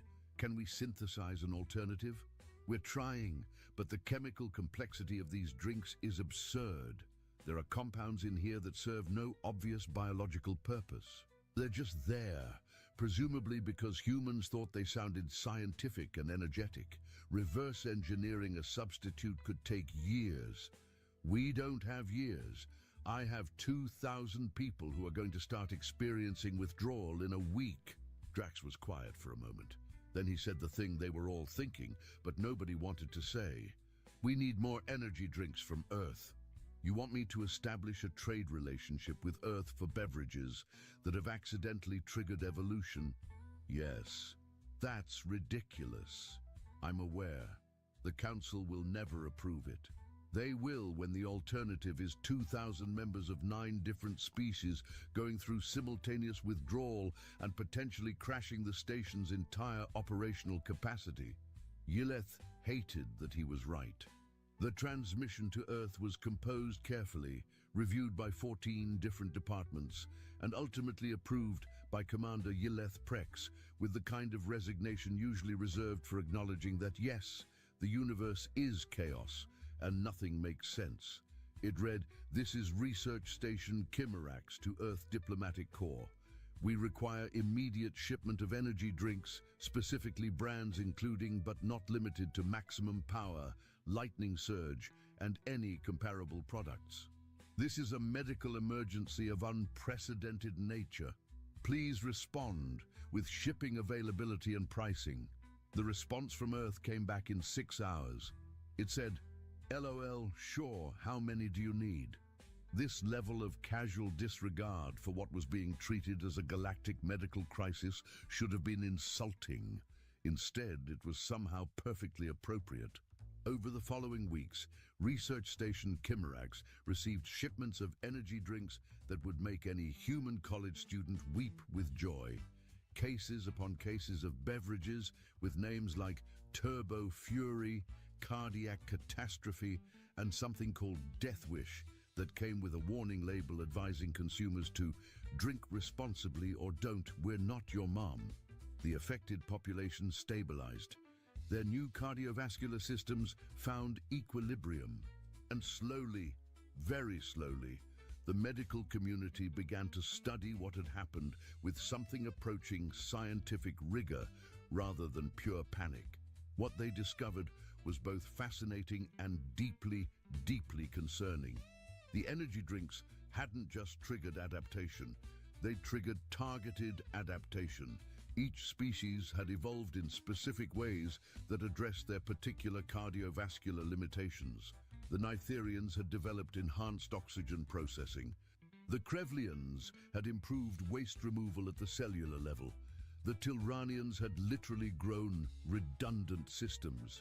It was as if the energy drinks contained some sort of biological catalyst that identified weaknesses and fixed them, using the massive influx of stimulants as fuel for rapid physiological change. This shouldn't be possible, Dr. Halvix Wren said, reviewing the data with a team of xenobiologists who'd traveled from 3 different sectors to study the phenomenon.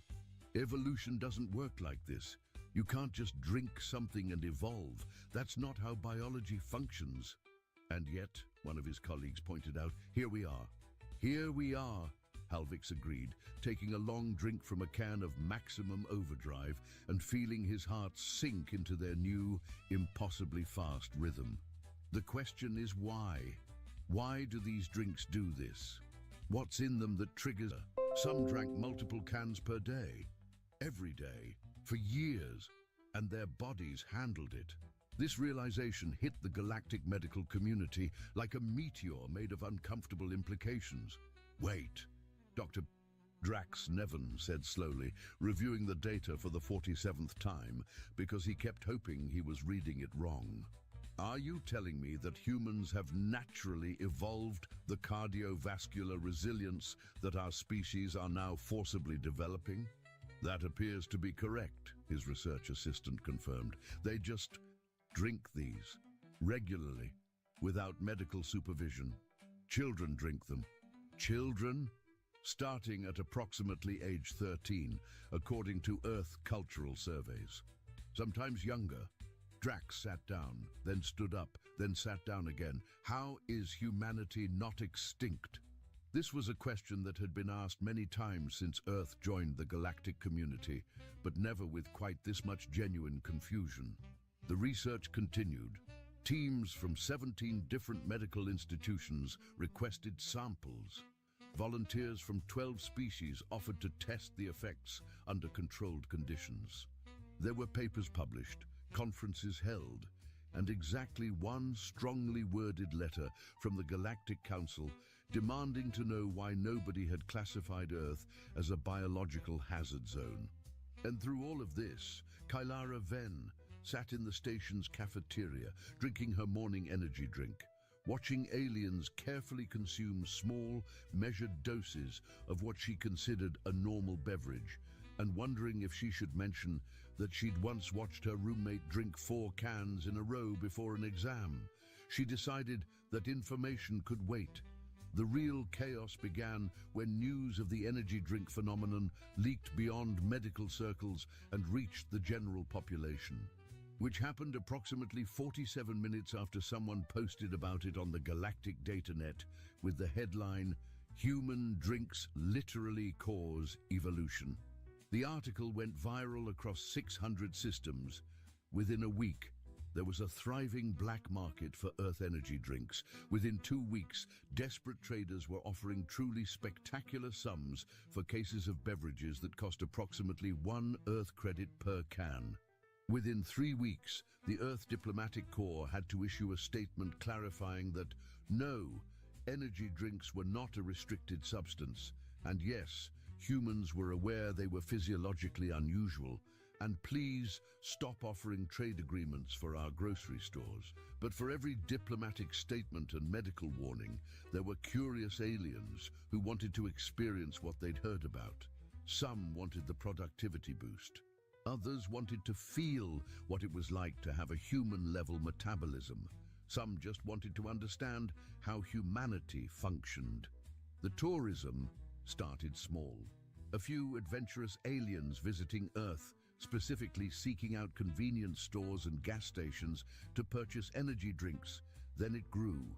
Organized tours, experience human biology packages, specialty shops that catered specifically to aliens who wanted to safely consume Earth stimulants under medical supervision, which wasn't entirely safe, as it turned out. The first recorded death came 6 months after the initial incident on research station Kimerax. A Vornelian trader named Chinvor had purchased what he believed was a standard energy drink from a human retailer.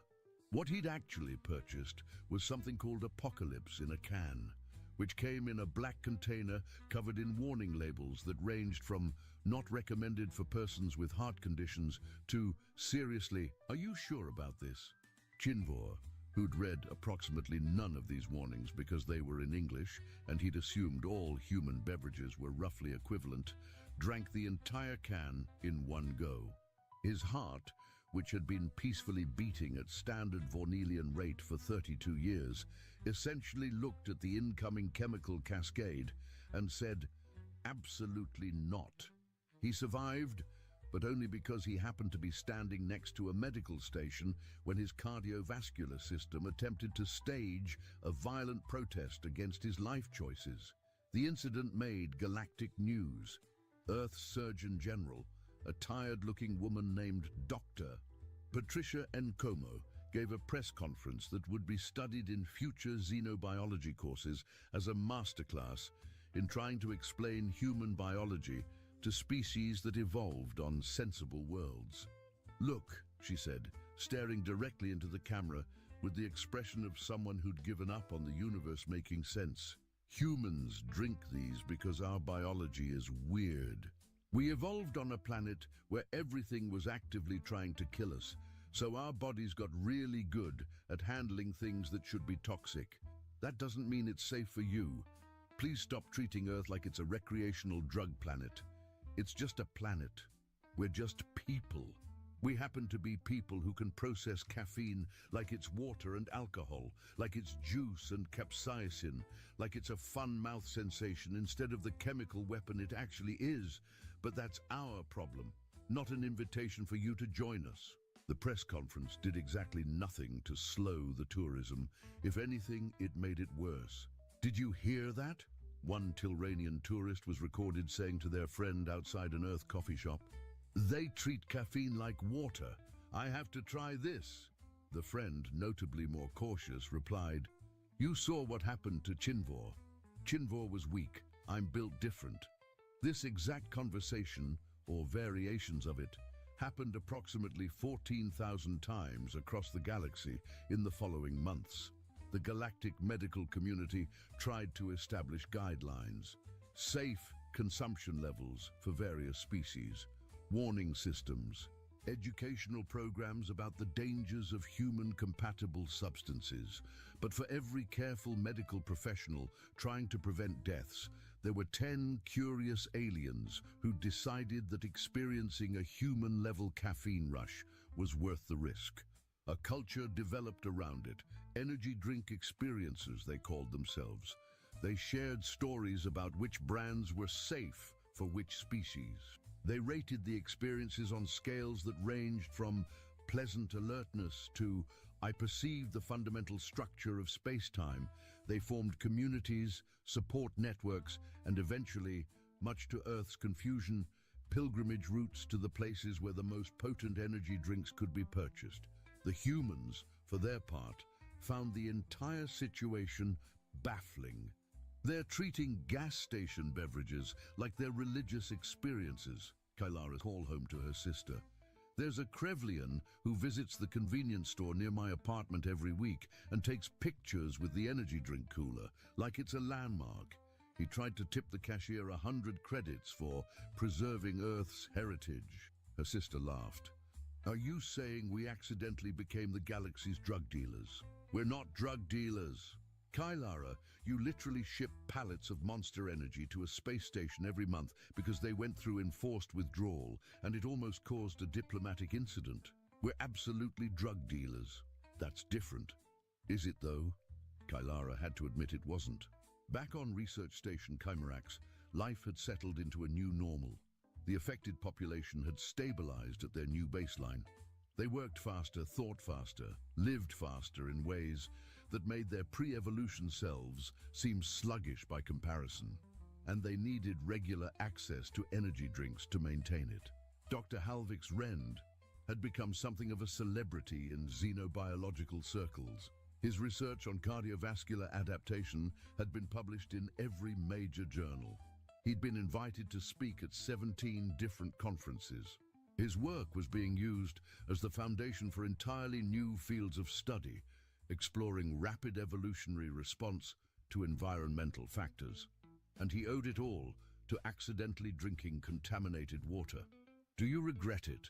someone asked him during one of those conferences.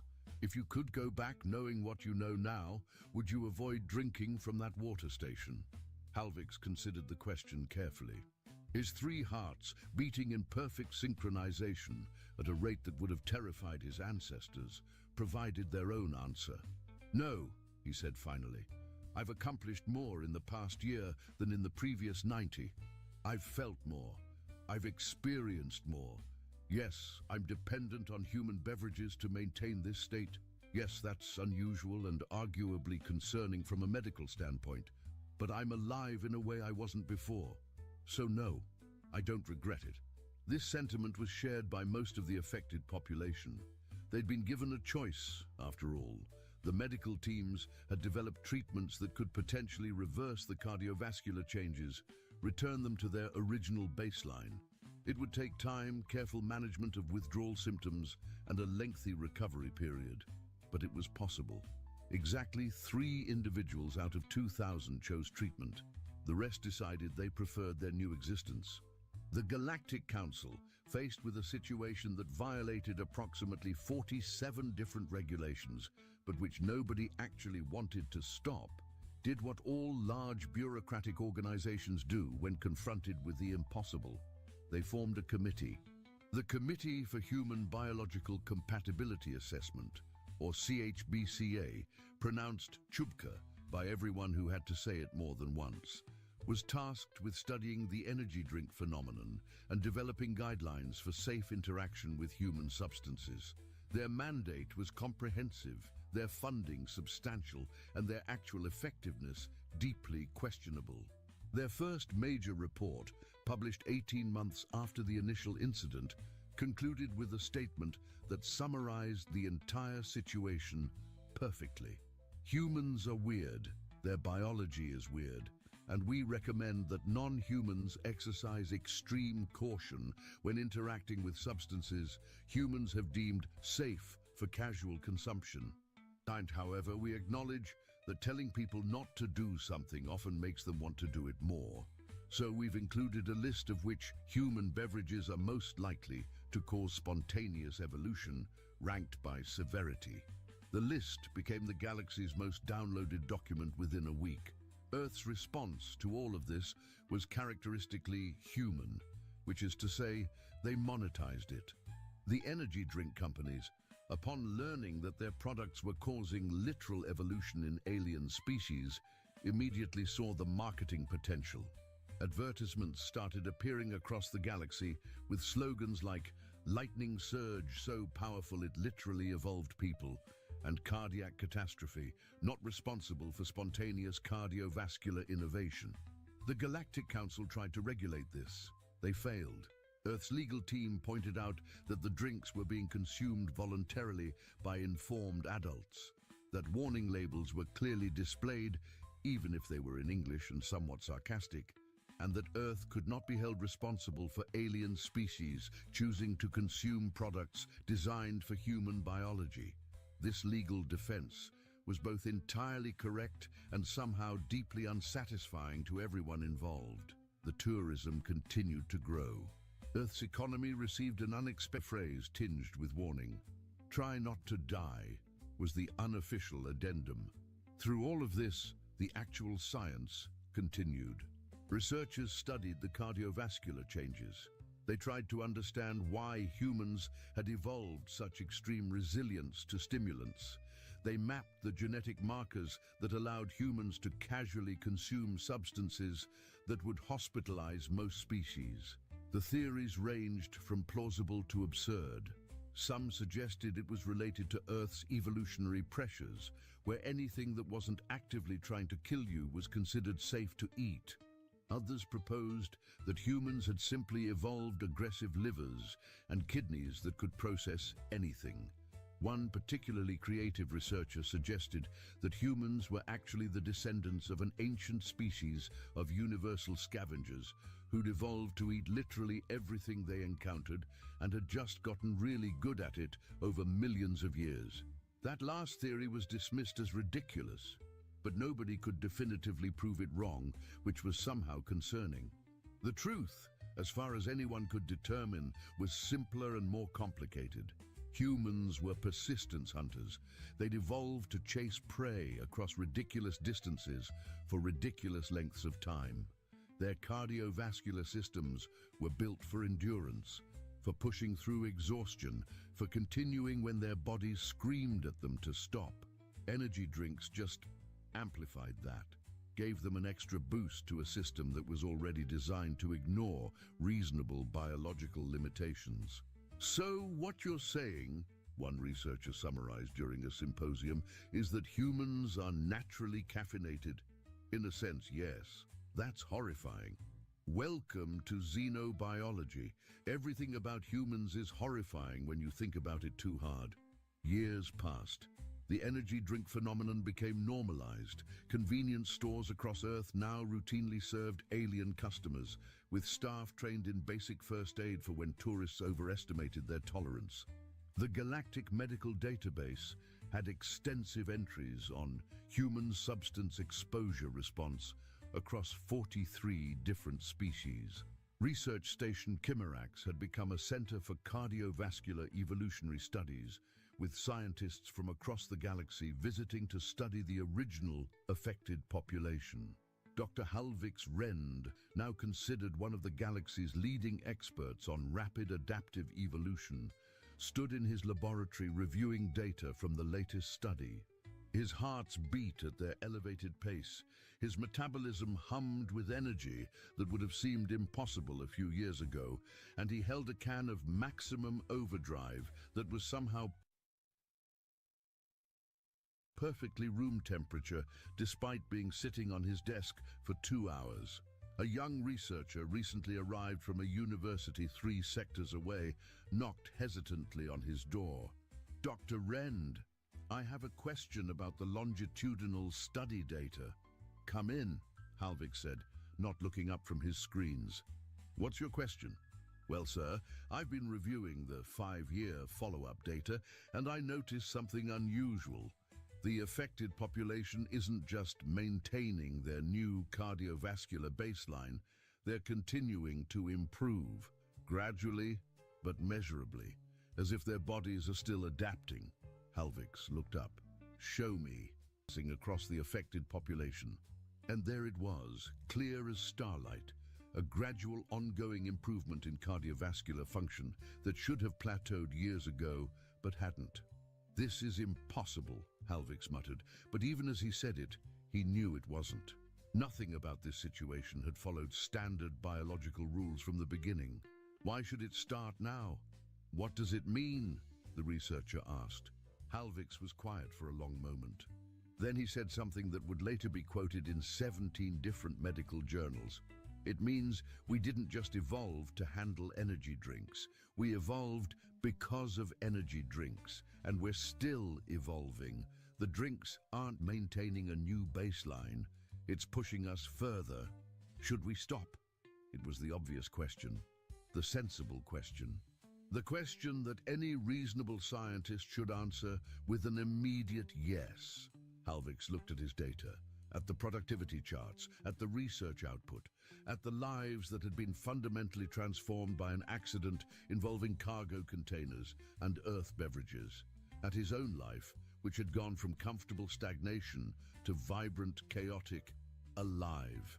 "No," he said finally, "we should study it, document it, understand it. But stop? Why would we stop? We're witnessing real-time evolution triggered by a substance humans drink for fun. This is the most significant biological discovery in centuries. We'd be fools to stop now." The researcher nodded slowly. "My advisor said you'd say that. She also said to remind you that we don't actually know where this evolution is heading, that it could plateau tomorrow or continue for centuries, that we're essentially conducting an uncontrolled experiment on ourselves." "Your advisor is correct," Halvix agreed. We're absolutely conducting an uncontrolled experiment on ourselves. Do you know what the difference is between an uncontrolled experiment and discovery? What? Documentation. Halvix grinned, an expression that showed all 3 rows of his teeth and looked slightly manic. As long as we document everything, it's science. Now let's design a proper longitudinal study to track these ongoing changes. I want data from every affected individual, cross-referenced with consumption patterns, species variables, and environmental factors. We're going to understand this if it kills us. That's what I'm afraid of, sir. Then you're in the right field. Fear is just data you haven't processed yet. The study was designed, approved, and implemented within 6 months. It was comprehensive, invasive, and absolutely necessary. Every individual who'd been affected by the initial contamination agreed to participate. Some enthusiastically, others with the resigned acceptance of people who'd already accepted that their biology was now a matter of galactic scientific interest. The results, when they started coming in, were fascinating in the way that makes scientists excited and bureaucrats nervous. The Nitherians weren't just maintaining their improved cardiovascular systems, they were developing new efficiencies. Their oxygen processing had improved by another 12%. Their cellular waste removal had essentially redesigned themselves. One individual had grown what could only be described as a proto-fourth heart, which medical science insisted was impossible, but which was definitely measurably there. The Krevlians had developed redundant circulatory pathways, as if their bodies had looked at their existing cardiovascular system and said, "This is good, but what if we had a backup?" Some had grown additional blood vessels in patterns that seemed random until researchers realized they were actually optimizing for efficiency in ways that violated several principles of biology, but which worked. The Tilranians had gone completely off script. Their bodies had apparently decided that if some hearts were good, more hearts were better. Several individuals were developing what the medical team diplomatically called auxiliary cardiac structures, and what everyone else called, "They're growing more hearts, and we don't know how to make them stop." "This is unprecedented," Dr. Drax Nevin said, reviewing the data with something approaching existential horror. "Evolution doesn't work like this. You can't just keep changing indefinitely. There have to be limits, biological constraints, something that says, okay, that's enough evolution for now." "Apparently not," his assistant replied, pulling up another chart that showed the progression of cardiovascular changes over time. The line didn't plateau, it just kept going up. At least not when you're dealing with substances that humans consider recreational. Drax rubbed his face with all 4 of his hands, a gesture that conveyed maximum frustration. "How are humans not terrified of their own biology?" "I asked one of the human researchers that," the assistant said. "She said, and I quote, 'Why would we be scared of ourselves? That's just how we are. Besides, being scared is exhausting and we've got stuff to do.' That's not a philosophy. That's barely even a sentence. And yet, it appears to be how humanity functions. The ongoing evolution created new problems, primarily logistical. The affected population's energy drink consumption had to be carefully monitored and adjusted. What had started as standard doses now needed to be customized for each individual as their bodies continued to change. Some needed more to maintain their new baseline. Others needed different formulations as their bodies developed preferences for specific compounds. The supply chain became complicated. Earth's energy drink manufacturers found themselves in the unusual position of having to develop alien-specific formulations, which required understanding biology they'd never encountered and solving problems like, how do we make a beverage for someone with 3 hearts that beat at different rates? The answer, as it turned out, was trial and error with extensive medical supervision. Welcome to the Cardiac Catastrophe Product Development Lab. The lead human chemist, a woman named Dr. Reina Okoro, said to a visiting medical team. We're currently working on a formulation for Tilranians with auxiliary cardiac structures. The challenge is balancing stimulation across multiple hearts that have different response curves. Too much, and one heart overdoes it. Too little, and the others underperform. It's like conducting an orchestra where every instrument wants to play at a different tempo. How do you even begin to solve that? One of the visiting doctors asked. Rayner shrugged. Same way humans solve everything. We try stuff until something works, then we document what we did and hope we can replicate it. Also coffee. Lots of coffee. Isn't coffee also a stimulant? Yeah, but it's a different stimulant. We're very particular about our stimulants. It's practically our cultural heritage at this point. The lab was chaos. Controlled chaos. Carefully documented chaos, but chaos nonetheless. Benches covered in chemical analysis equipment.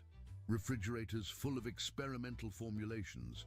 Volunteers from various species hooked up to monitoring equipment. Carefully testing new products under medical supervision. It looked like a mad scientist's laboratory, which wasn't entirely inaccurate. How many variations do you test? The doctor asked. Hundreds, sometimes thousands. For every successful formulation we create, we've got about 50 that either don't work or work too well. We've got a whole storage facility full of rejected prototypes. We call it the Vault of Bad Ideas. What do you do with them? Absolutely nothing. They stay locked up. Some of those formulations would probably trigger evolution in species we haven't even encountered yet. We're irresponsible, but we're not that irresponsible. The research station had become a hub for this work. Companies sent representatives. Scientists came to study. Diplomats visited to ensure that Earth wasn't accidentally creating biological weapons. The station's population had tripled, most of it researchers and support staff trying to understand and manage the ongoing situation. And through it all, the original affected population continued their lives, working jobs that now seemed absurdly easy, given their enhanced capabilities, consuming their customized energy drink formulations, and serving as living laboratories for understanding rapid evolutionary change. Thos, the Krevlian maintenance worker who'd first complained about tasting mathematics, had become the station's chief engineer. His enhanced processing speed and the ability to perceive complex systems in ways his pre-evolution brain couldn't had made him spectacularly good at his job. He could look at a malfunctioning system and understand what was wrong in ways that seemed almost intuitive. It's like seeing the music of machines, he tried to explain once to a journalist doing a story on the phenomenon. Before, I could fix things by following logical troubleshooting steps. Now, I can feel where the problem is. My brain processes information differently, faster, more dimensionally, if that makes sense. It doesn't, the journalist admitted. Yeah, I figured. Hard to explain blue to someone who's only ever seen red. The metaphor wasn't quite right, but it was close enough. The broader galactic community remained divided on the energy drink situation. Some species saw it as a cautionary tale about the dangers of human substances. Others saw it as an opportunity. Several governments had quietly approached Earth about purchasing large quantities of energy drinks for research purposes, which everyone knew meant they wanted to try triggering controlled evolution in their own populations. Earth's response was consistent. We'll sell you the drinks, but we're not responsible for what you do with them. You've been warned. Our biology is weird. Don't blame us when yours becomes weird too. This was not particularly reassuring, but it was legally sound. 3 years after the initial incident, the Galactic Council finally updated their official classification of Earth. It went from Inhabited World Category 4 to Inhabited World Category 4, Biological Hazard Designation pending further study. Approach with caution. Seriously, we mean it. Their beverages cause evolution. The classification was unusually specific. Earth celebrated by releasing a new energy drink flavor called Galactic Incident. The marketing campaign featured the tagline, "So good it literally rewrites DNA." The Galactic Council sent a strongly worded letter asking them to please stop treating biological evolution as a marketing opportunity. Earth's response was to release a limited edition version called Council Approved that came with a label saying, "Definitely not approved by any council." The letter that followed was even more strongly worded. Back on Research Station Chimerax, Dr. Ulvix Rend was preparing for what would be his most important lecture yet. The Galactic Medical Summit, held every 5 years, had invited him as the keynote speaker. The topic, Adaptive Cardiovascular Evolution in Response to Human Nutritional Substances, a 5-year longitudinal study. The title was dry. The subject matter was anything but. Ulvix stood in his quarters, reviewing his presentation for the 40th time, drinking his morning dose of a custom formulation that Rayner's lab had developed specifically for him. It tasted like electricity and optimism, if those were flavors. His 3 hearts beat in their synchronized rhythm. His metabolism hummed with energy, and he felt ready. "You're going to do great," Kylara said, leaning in his doorway. She'd become something of an unofficial human consultant for the station, helping translate human concepts for alien researchers and occasionally preventing tourists from accidentally killing themselves. "What if they don't take it seriously?" Ulvix asked. "What if they see this as an aberration rather than a legitimate field of study?" "Then they're idiots," Kylara said bluntly. "You've got 5 years of solid data showing ongoing evolutionary changes in multiple species. You've documented everything. You've established protocols. You've literally created a new field of xenobiology. If they don't take that seriously, that's their problem, not yours." That's very reassuring in a slightly aggressive way. "I'm human. We're good at aggressive reassurance."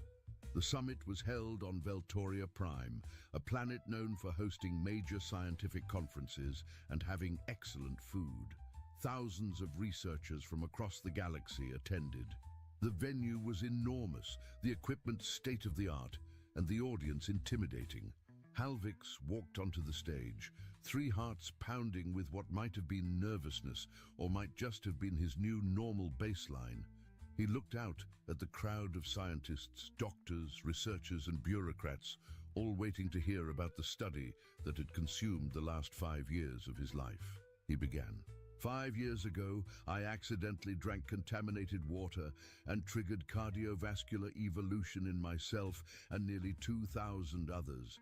Today, I'm going to explain why that was the best accident in xenobiological research history." The crowd was silent. Then someone laughed, then someone else, then the entire auditorium was chuckling, and Ulvix knew he had them. He presented his data. 5 years of cardiovascular monitoring, metabolic studies, genetic analysis, comparative evolution across 9 species, the development of species-specific formulations, the ongoing changes that showed no signs of stopping, the complete, comprehensive documentation of what happened when non-human species consumed substances that humans considered normal. "The question everyone asks," Ulvix said, reaching the conclusion of his presentation, "is whether we should have done this, whether we should continue doing this, whether it's safe, responsible, or ethical to voluntarily trigger ongoing evolution in ourselves using human beverages." He paused, letting the question hang in the air. "My answer is this. We're already doing it. The affected population has made their choice. They don't want to return to their pre-evolution state.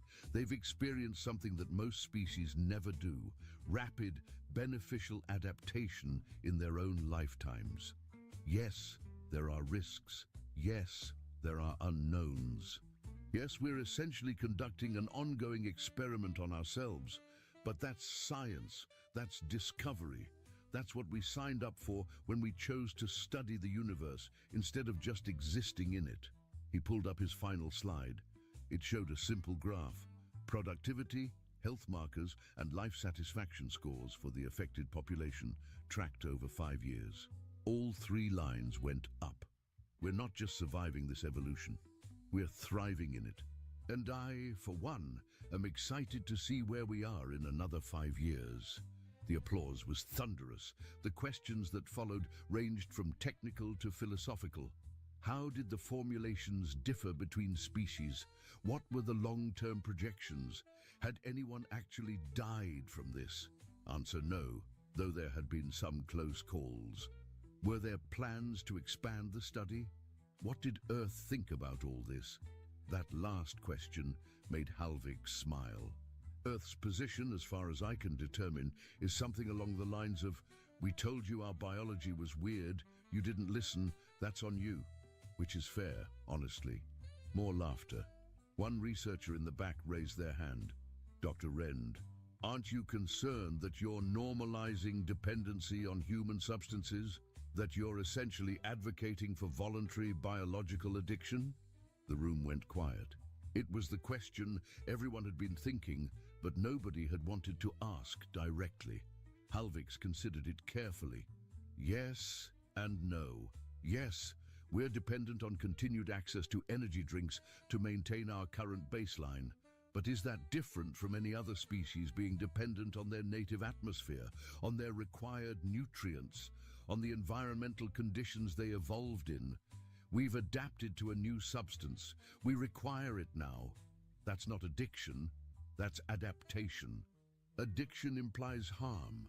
Where's the harm? We're healthier, more productive and happier than we were before. If that's addiction, then every species in the galaxy is addicted to oxygen. That's not the same thing, isn't it? The only difference is that we chose this adaptation instead of being born into it. And frankly, having a choice in your own evolution seems better, not worse. The debate continued for another hour, with scientists arguing passionately on both sides. It was exactly the kind of productive scientific discourse that conferences existed for, and Halvix loved every minute of it. After the session, he was surrounded by researchers wanting to discuss the study, collaborate on follow-up work, or just express their fascination with the entire situation. He exchanged contact information with dozens of scientists, agreed to 4 different collaborative research projects, and somehow ended up promising to write a book about the experience. That went well, Kailara said, finding him in the conference center's bar several hours later. She was drinking something that glowed faintly. He was drinking his customized energy drink formulation, because of course he was. "I think I changed some minds," Halvik said. "Not all of them, but some. That's all anyone can ask for." They sat in comfortable silence for a moment, watching other conference attendees debate passionately about various topics. The universe continued turning, indifferent to their small corner of biological weirdness. "Do you ever wonder," Kailara asked suddenly, "what would have happened if that cargo ship hadn't dumped those drinks on your station? If you'd never experienced this?" Halvix thought about it, about his old life, slow and steady and comfortable, about his current life, fast and chaotic and alive, about the research he'd done, the discoveries he'd made, the way everything had changed because of a stupid accident involving beverage containers. "I'd probably still be monitoring potato growth and wondering if there was more to life than cataloging plant species," he said finally. "So no, I don't wonder what would have happened. I'm too busy experiencing what did happen." Very philosophical. "I contain multitudes, also caffeine, lots of caffeine." They laughed, and somewhere in the galaxy, another alien took their first sip of an Earth energy drink and felt their heart rate begin to climb. The years continued to pass. The research continued. The evolution continued.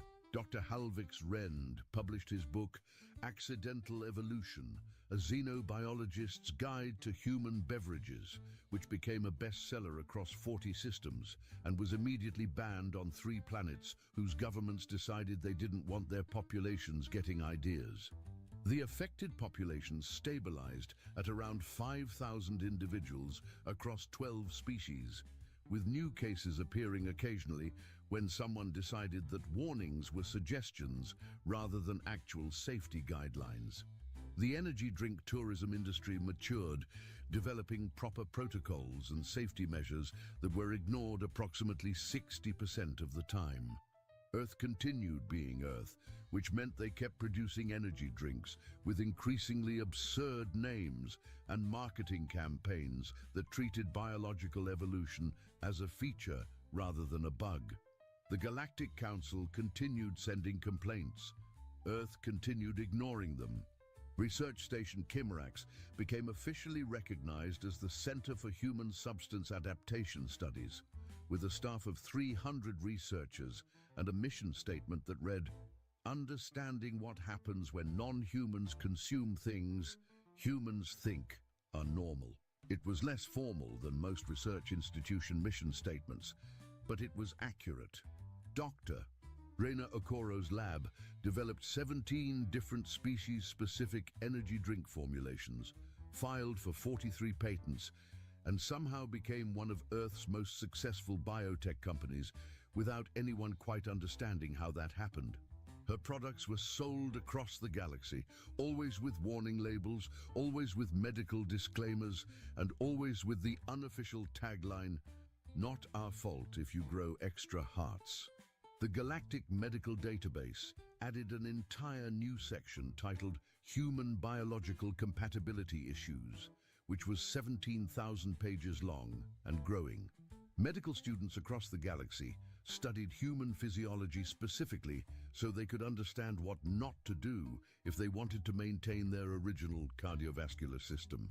And the affected individuals, they continued living their enhanced lives, working their jobs, consuming their customized formulations, and serving as proof that sometimes the universe's biggest discoveries came from the stupidest accidents. 10 years after the initial incident, Dr. Halvix Rend stood in his laboratory on Research Station Kimerax, reviewing data from the latest longitudinal study. His 3 hearts beat strong and steady. His body hummed with energy that defied biological expectations, and he held a can of his custom formulation that had been specifically designed for his continuously evolving cardiovascular system. A notification appeared on his screen. New data from the medical scans. He opened it, expecting routine results. What he saw made him set down his drink carefully. The scans showed structural changes in his cardiovascular system that shouldn't be possible. Not just improvements, innovations. His hearts had developed new chambers. His blood vessels had reorganized into patterns that maximized efficiency in ways that violated basic biological principles, but which worked. His body was still evolving, still changing, still improving. He pulled up the comparative data. The same changes were appearing across the entire affected population. Gradual, continuous, ongoing evolution that showed no signs of stopping. "Well," Halvix said to his empty laboratory, his 3 hearts beating in complex harmonies that his species had never evolved to produce, "this is going to make an excellent paper." He pulled up a blank document, took a long drink of his energy beverage, and began typing. Outside his window, cargo ships came and went, carrying supplies and equipment and, yes, cases upon cases of Earth energy drinks to populations that had learned to live with the consequences of accidentally drinking human beverages. The universe continued spinning, indifferent and vast, but in one small corner of it, on a research station orbiting a minor planet, evolution wasn't waiting millions of years anymore. It was happening in real time, driven by substances humans drank for fun, and documented by scientists who'd decided that understanding the impossible was more interesting than being comfortable. Somewhere on Earth, in a convenience store at 3 in the morning, a tired college student grabbed an energy drink from the cooler, cracked it open, and drank without a second thought. Their heart rate elevated slightly, they felt more awake, and they went back to studying for their exam, completely unaware that this same beverage had triggered cardiovascular evolution across 12 species in 9 different star systems. Because that was humanity. They'd accidentally become the galaxy's most significant source of rapid evolutionary catalysts. And their response was essentially, "Huh, neat. Anyway, these drinks are buy 2, get 1 free this week." The rest of the galaxy would spend decades studying the implications, Earth would spend those same decades trying to figure out if causes literal evolution was an effective marketing slogan, or if that was maybe taking things too far, even by human standards. Dr. Halvix Rend closed his research document after 8 hours of continuous writing, his 3 hearts still beating strong, his mind still sharp despite the hour. He'd written 17,000 words, proposed 6 new research directions, and outlined studies that would take another decade to complete. And he felt good, not comfortable, not safe, not like he'd made a sensible choice that had worked out predictably, but good, alive, engaged with existence in ways that his pre-evolution self couldn't have imagined. He looked at his empty energy drink can, this artifact of human biology that had changed everything. The label was faded, the can dented, but the logo was still visible, a lightning bolt striking a heart, rendered in colors that didn't occur in nature. "Thank you," he said to the can, which was ridiculous because it was just a container, but it felt appropriate anyway. For the accident, for the chaos, for making life interesting. The can, being a can, said nothing. But across the galaxy, thousands of hearts that shouldn't exist beat in rhythms that defied biological possibility, and that felt like answer enough. Normal requests for longbows, compound bows, slings, atlatls, throwing axes, and something called a trebuchet, which I am told is a siege weapon that requires an engineering degree to operate. Jake tried very hard not to smile. He failed. To be fair, sir, a trebuchet would technically be outside the arena's weight limits. Morrison. Right. Sorry. Serious face. Jake composed himself. But you have to admit, there's a legitimate point here. We spend so much time training with advanced technology that we forget the fundamentals. Tactics, adaptability, creative problem solving. You mean exploiting loopholes. I mean understanding that rules exist for a reason, and the space between rules exists for innovation. Jake leaned forward. Sir, every single one of my opponents today was better trained than me. Better equipped, stronger, faster, more experienced. But they all made the same mistake. Which was, they assumed that modern problems require modern solutions. They saw my crossbow and thought primitive, outdated, useless. They didn't see a weapon. They saw a joke. Jake pulled out his datapad and brought up footage from his matches. Watch Screeks here. Full frontal charge, no tactical assessment. Why? Because his shield cost 50,000 credits, and obviously expensive technology beats cheap wood and metal. Threll watched the footage, his expression unreadable. Or here, Thraxus. Incredible reflexes. But he was trained to dodge energy weapons, which have charge-up times and targeting lasers. A crossbow bolt just flies. No warning, no electronic signature. His entire combat style was built around technology that didn't apply. Your point being? My point is that the galaxy has gotten comfortable. We have amazing technology, and that's great. But we've started thinking that technology is a substitute for tactical thinking. It's not. It's a tool. And tools only work if you understand their limitations. Threll was quiet for a long moment. Then he pulled up his own screen. The championship match. Against Kirk. TKKKT. Shh. Boom. Why did you win? Because Grunts made me work for it. He didn't rely on his equipment. He used terrain, patience, and forced me to adapt. That's what made it a real fight. Jake smiled. He's going to be an incredible soldier, by the way. That guy thinks 3 moves ahead. He requested to be assigned to the same unit as you. Jake blinked. Really? Really? Along with approximately 30 other students who apparently want to learn what you called the old ways. Threll's expression might have been a smile, though it was hard to tell with Krillian facial structure. You have started something of a movement, Morrison. The Historical Weapons Club has tripled in membership in the last 4 hours. That's actually kind of awesome. That's a logistical nightmare. Threll pulled up another document. However, the command staff has reviewed your examination performance. Despite your unorthodox methods, or perhaps because of them, you demonstrated exceptional tactical thinking, adaptability under pressure, and the ability to analyze and exploit enemy weaknesses. Jake sat up straighter. This sounded promising. Therefore, you are being assigned to Strike Team 7, Special Operations Division. Your commanding officer will be Captain Venn, who specifically requested you after watching the arena footage. Apparently, she appreciates soldiers who think creatively. Sir, Thank you. Don't thank me yet. Strike Team 7 specializes in asymmetric warfare, situations where conventional approaches fail. You'll be operating in environments where your tendency to find unconventional solutions will be considered an asset rather than a disciplinary problem. That sounds perfect. It sounds dangerous. Which brings me to my next point. Threll fixed Jake with all four eyes. The rules have been updated.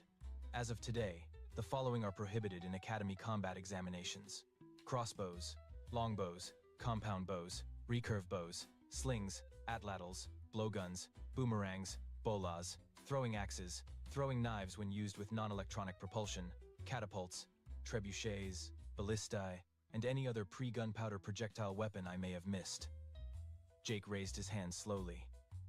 Yes, Morrison? That's a really comprehensive list, sir. Thank you. Just one question, though.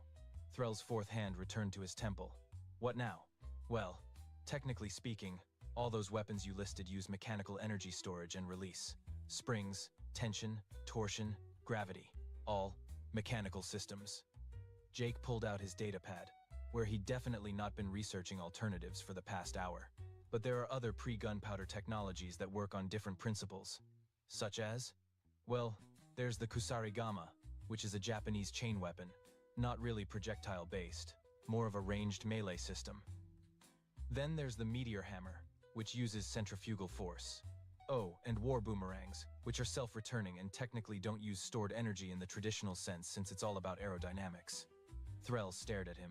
Also, Jake continued, warming to his theme, there's this thing called a shepherd's sling, different from a regular sling, uses more of a throwing motion than a release mechanism. And technically, throwing rocks really hard doesn't involve any weapon at all, just projectile physics and good aim. Morrison. I'm just saying, sir, that if we're going to write comprehensive rules, we should be thorough. Wouldn't want any confusion. For a long moment, Commander Threll said nothing. Then he reached over and pulled up the regulations database again. His hands started typing, faster than before. New regulation, he muttered. No weapons, devices, or techniques predating the invention of chemical propellant firearms, defined as any weapon system developed before approximately Earth year 1200 CE. Furthermore, no improvised weapons based on historical designs. Furthermore, no exploiting aerodynamic properties of thrown objects. Furthermore, he looked up. Morrison, is there anything else you're planning to weaponize from human history? I mean, the Romans had some interesting things to say about construction equipment that could be repurposed. And the Greeks had this fire system that, out. Sir, get out of my office. Report to Strike Team 7 at 0600 tomorrow. And Morrison? Yes, sir? Threll's expression softened, just slightly. Good work today. You proved that victory doesn't always come from having the best equipment. Sometimes it comes from understanding what your equipment actually does and using it smarter than everyone else. Jake stood and saluted. Thank you, sir. That means a lot. It also means you're now Strike Team 7's problem instead of mine. Captain Venn has my sincere sympathies. Jake grinned and headed for the door. As he reached it, Threll called out one more time. Morrison, out of curiosity, if they ban all pre-gunpowder weapons, what would you use next? Jake paused, thinking. Well, sir, I've been reading about siege tactics.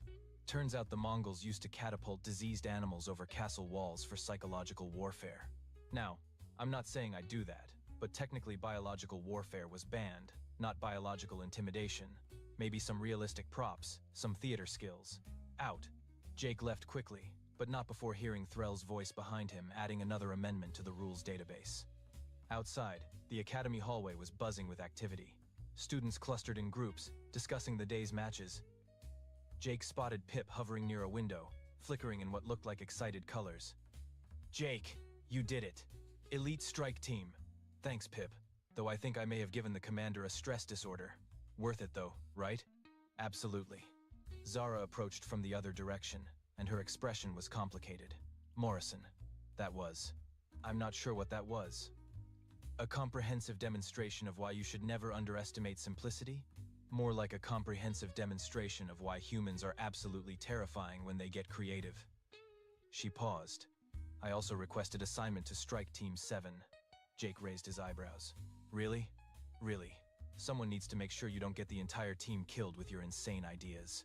Plus, she added, almost reluctantly, You made me realize I'd been relying too much on my equipment. That's a weakness. I need to fix it. Happy to. Help! Grunts emerged from another corridor, ducking to avoid the ceiling. Morrison, I have acquired catalog access to Earth historical weapons. The selection is extensive. I am particularly interested in what is called a warhammer. It appears to be a human adaptation of my people's traditional weapons. Grunts, buddy, I will absolutely help you with that. The three of them, plus Pip, headed toward the mess hall, already planning their first day with Strike Team 7. Behind them, Commander Threll was probably still updating the rulebook. Somewhere in the historical archives, a clerk was processing an unusual spike in requisitions for pre-modern weaponry. And in his quarters, Jake Morrison pulled up his personal research files.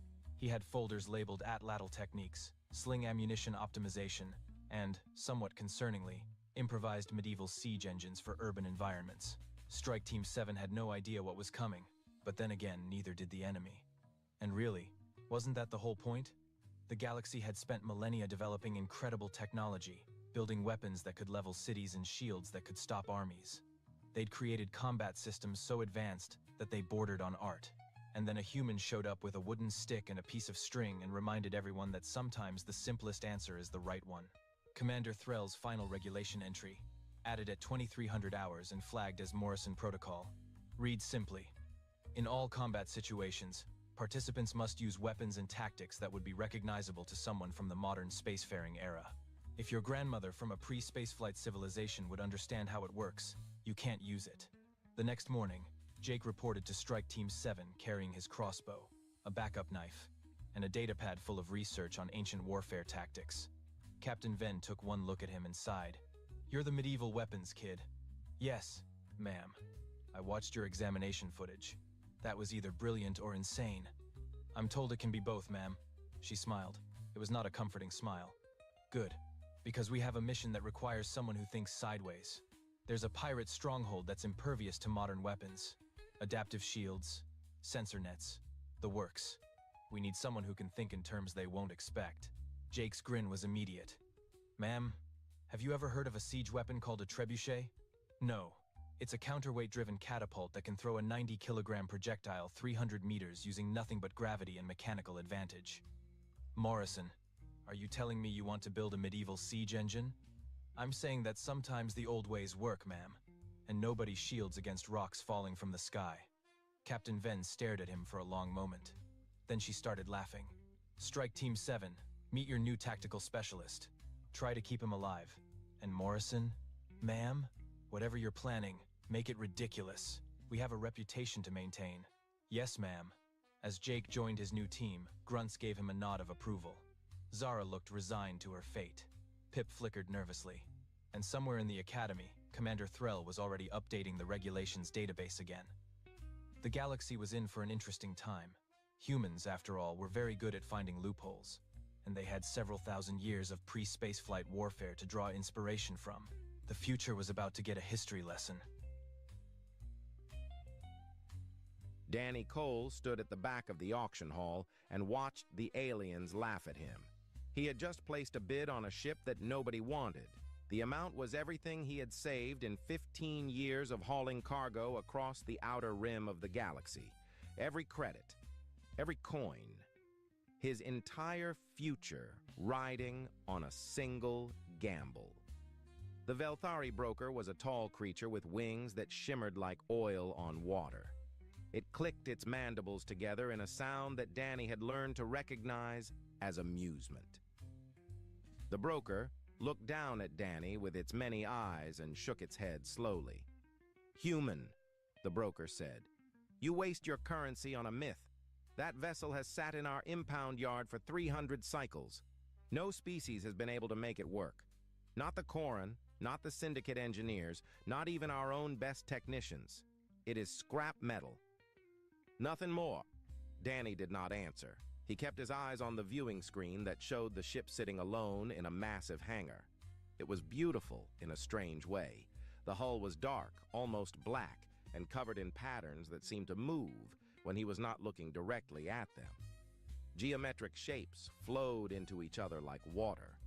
The design was unlike anything he had ever seen in his years of traveling between the stars. "The bid is accepted," the auction system announced in a flat mechanical voice. "Lot number 774 is sold to the human bidder." More laughter filled the hall. A group of Koran traders, their reptilian scales glinting under the lights, pointed at Danny and made jokes in their harsh language. Danny heard the word "fool" repeated several times. He did not care. Something about that ship called to him. It had called to him since the moment he first saw the listing 3 weeks ago. His friend Lisa Vance was waiting outside the auction hall. She was a pilot like him, a small woman with short brown hair and tired eyes. They had worked together for almost 10 years, running cargo routes that nobody else wanted. She was the closest thing Danny had to family out here in the cold darkness between worlds. "Please tell me you did not do it," Lisa said when she saw his face. "I did it." Lisa closed her eyes and let out a long breath. "Danny, you spent everything on a ship that does not even power on. What are you going to do? Live in it? You cannot fly it. You cannot sell it. You bought a very expensive piece of junk." "Maybe," Danny said, "but I had to try. There is something about that ship, Lisa. I cannot explain it. I just know that I had to have it." They took a transport pod to the impound yard on the edge of the station. The yard was a graveyard of broken vessels, crashed shuttles, and abandoned equipment. At the very back, sitting alone in a hangar that was too big for it, was Danny's new ship. It was smaller than he expected, maybe 50 meters long with smooth curves and no visible weapons or engines. The dark hull absorbed the light around it, making it hard to see where the ship ended and the shadows began. Those strange patterns covered every surface, lines and shapes that seemed to pulse with a faint rhythm. Lisa stayed near the door. "I do not like this place," she said. "Something feels wrong." Danny walked toward the ship. His boots echoed on the metal floor. With each step, he felt a strange sensation growing in his chest. It was not fear. It was something else. Anticipation, recognition, like coming home after a very long journey. He stopped in front of what he guessed was the main airlock. There was no handle, no panel, no obvious way to open it. He remembered what the broker had said. No species had been able to make the ship work. Hundreds of engineers had tried and failed. Danny raised his hand and pressed his palm against the hull. The patterns on the ship pulsed with soft blue light. The glow spread outward from his hand like ripples on a pond. And then, with a soft hiss of air, a door appeared where there had been only smooth metal before. "What the hell?" Lisa whispered from behind him. Danny stepped through the doorway. Lights flickered to life along the corridor ahead, soft and warm.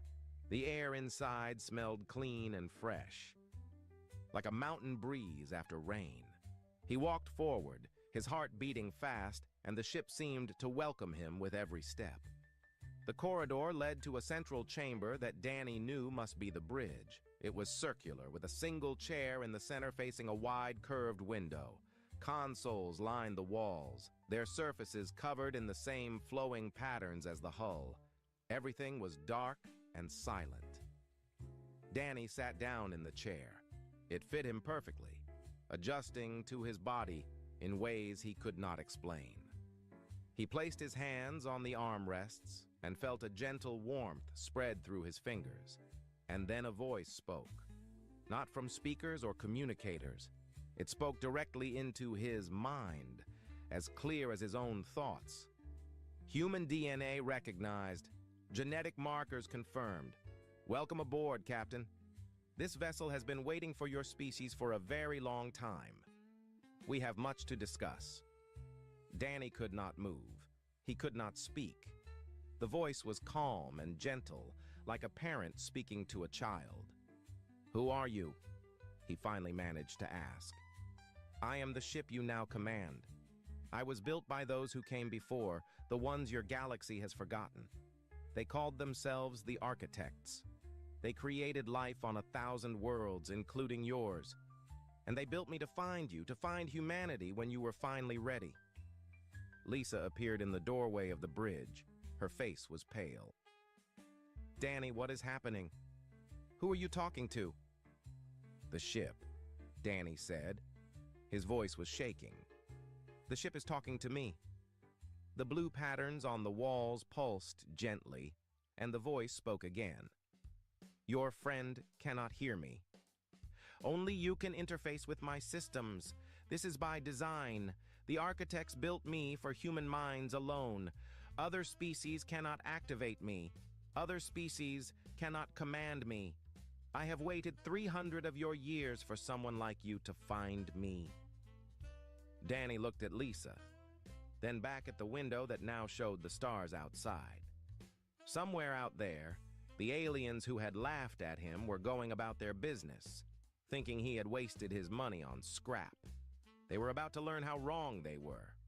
What can you do? Danny asked the ship. Everything, Captain. I can do everything, and together we will show this galaxy what humanity is capable of. The ship hummed with quiet power, and Danny Cole smiled for the first time in years. The ship called itself the Wanderer, and it was old beyond anything Danny could imagine. Not thousands of years old, not even millions. The Wanderer had been drifting through the galaxy for billions of years, waiting for the right hands to find it. Danny spent the first 3 days aboard the ship learning its secrets. Lisa stayed with him, partly out of curiosity and partly because she was worried about her friend. She could not hear the ship's voice, but she could see the wonder in Danny's eyes as he explored each room and corridor. The architects, Danny explained to her on the second night, were the first intelligent species in this galaxy. They existed when the stars were still young. They traveled everywhere, seeding planets with the building blocks of life. They created thousands of species, including humans. Lisa sat on a curved bench that had grown out of the floor when she needed somewhere to rest. The ship seemed to know what its passengers needed before they asked. "Why?" she said. "Why would anyone do that?" "Because they knew they were dying," Danny said. He had spent hours listening to the Wanderer's story, absorbing information that no living being had heard for eons. Their species was coming to an end. They wanted to leave something behind, a legacy, children who might one day grow up and take their place among the stars. The Wanderer had been built as a gift for those children, but not just any children. The architects had designed the ship with very specific requirements. It would only respond to a species that possessed what they called adaptive resonance, a rare quality of the mind that allowed for deep connection with technology. "Your brains are special," the ship explained to Danny as they walked through a room filled with star charts. The maps showed regions of space that no modern species had ever explored. "Most intelligent species develop along predictable paths. Their minds become rigid, specialized, but humans remain flexible. You can learn anything, adapt to anything, bond with anything. The architects believe this made you their true heirs." Danny shook his head in disbelief. Humans were considered one of the weaker species in the galaxy. They had no natural weapons, no armor, no special abilities. Other species looked down on them, used them for cheap labor, kept them confined to the edges of civilization. "We are nothing special," Danny said. "We are just trying to survive out here." "That is exactly what makes you special," the Wanderer replied. "You survive. No matter what the galaxy throws at you, you find a way.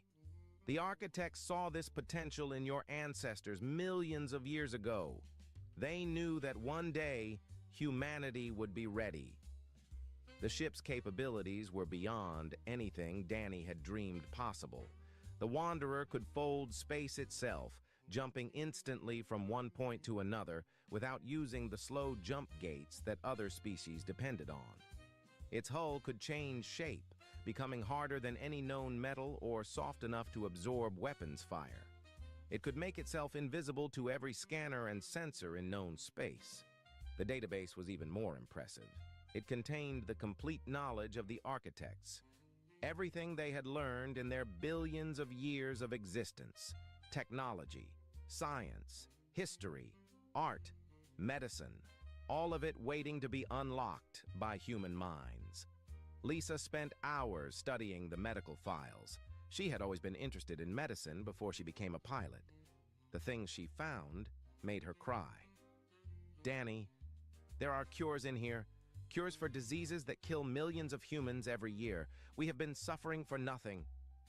But they were not alone with their discovery for long. The Velthari broker who had sold Danny the ship was not a fool.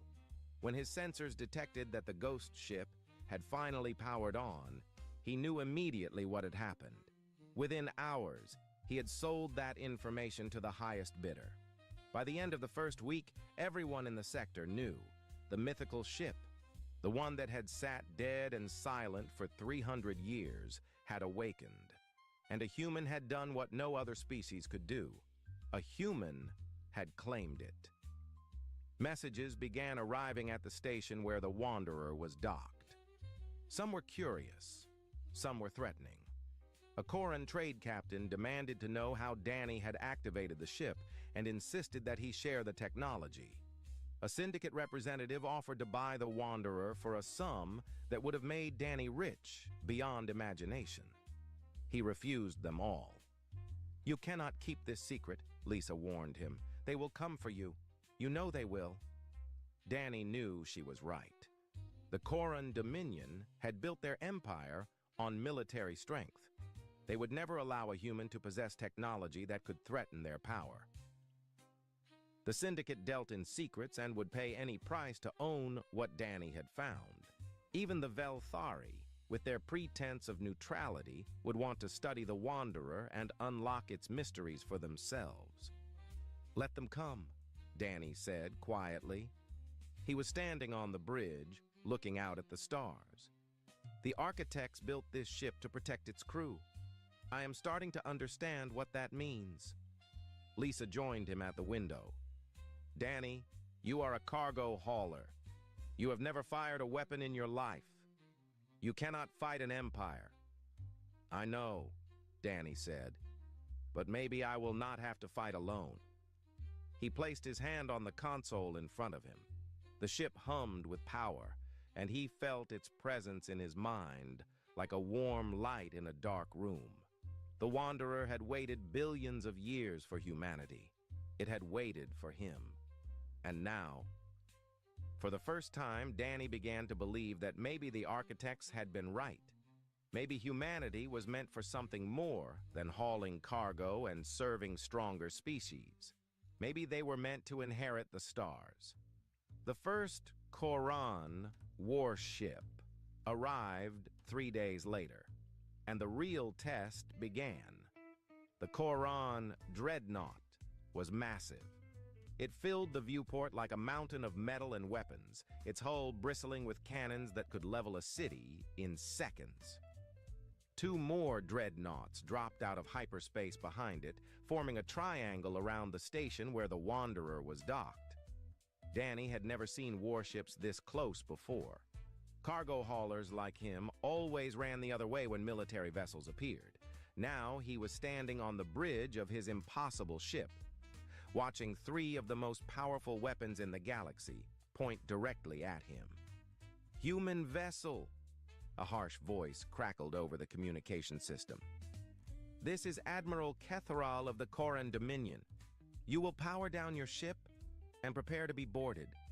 Any resistance will result in your immediate destruction." Lisa was gripping the edge of a console so hard her knuckles had turned white. "Danny, we cannot fight them.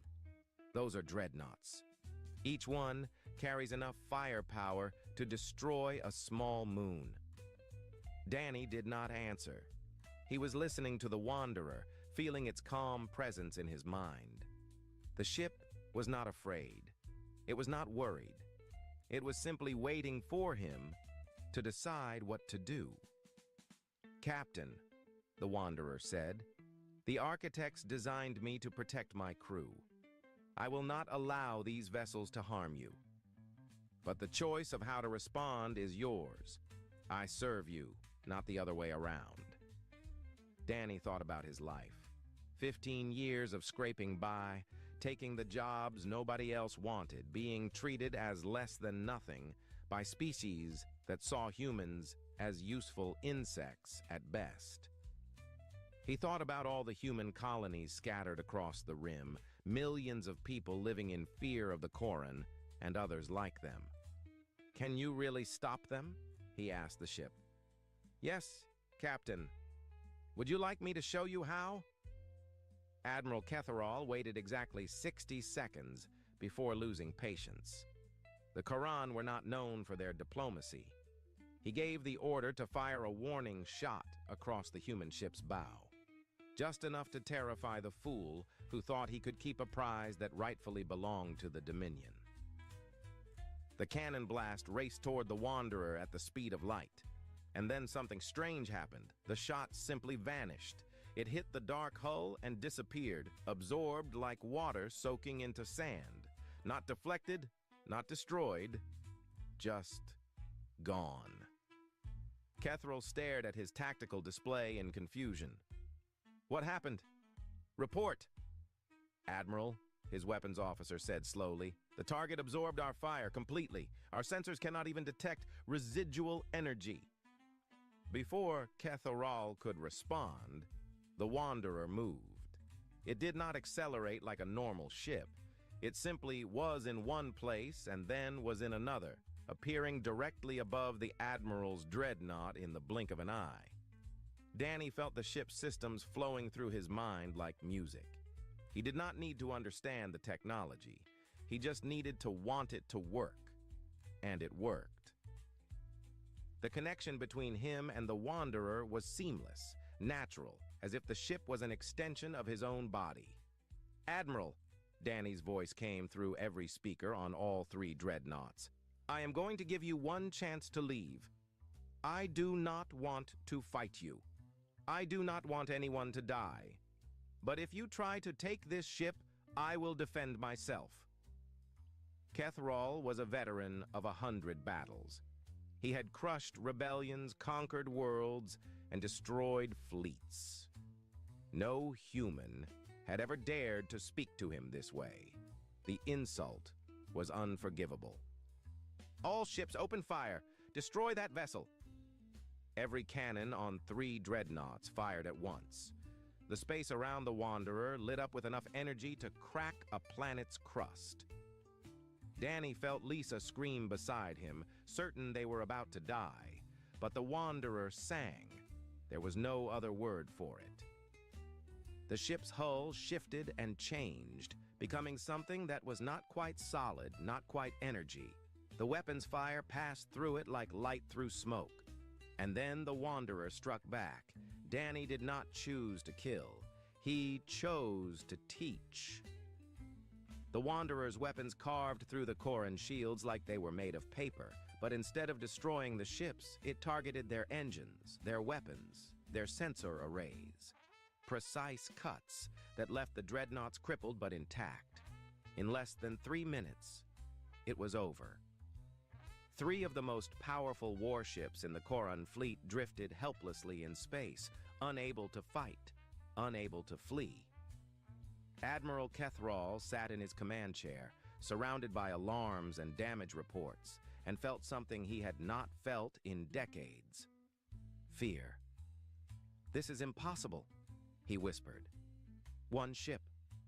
One human. Impossible."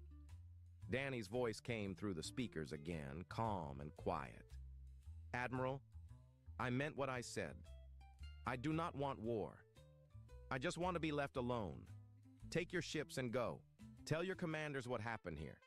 Tell them that humanity is done being pushed around. But if you come for me again, I will not be so gentle." The Koran retreated. There was nothing else they could do. Their ships were dead in space, and rescue vessels would take hours to arrive. Admiral Kethral gave the order to withdraw, his pride shattered beyond repair. News of the battle spread faster than light.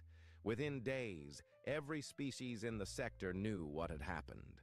The human with the ghost ship had defeated a Koran battle fleet, not by running, not by hiding, but by standing his ground and fighting back. For the first time in memory, other species looked at humanity with something other than contempt. Some felt curiosity, some felt hope, but many felt fear. Lisa watched the news feeds with growing worry. Danny, you understand what you have done, right? You did not just beat one admiral. You challenged an empire. They will not let this stand.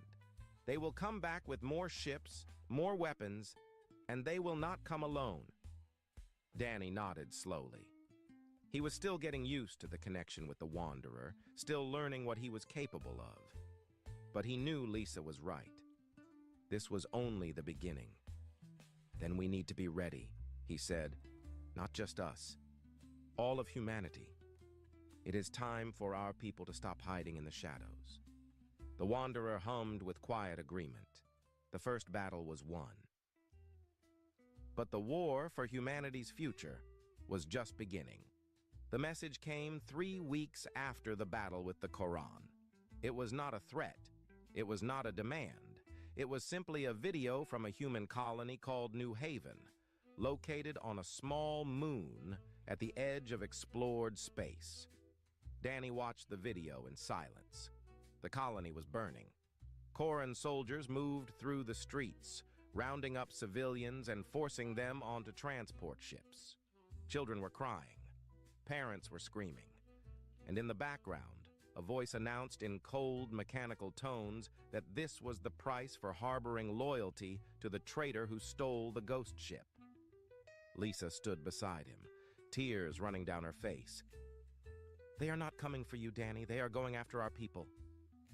The Koran were not alone.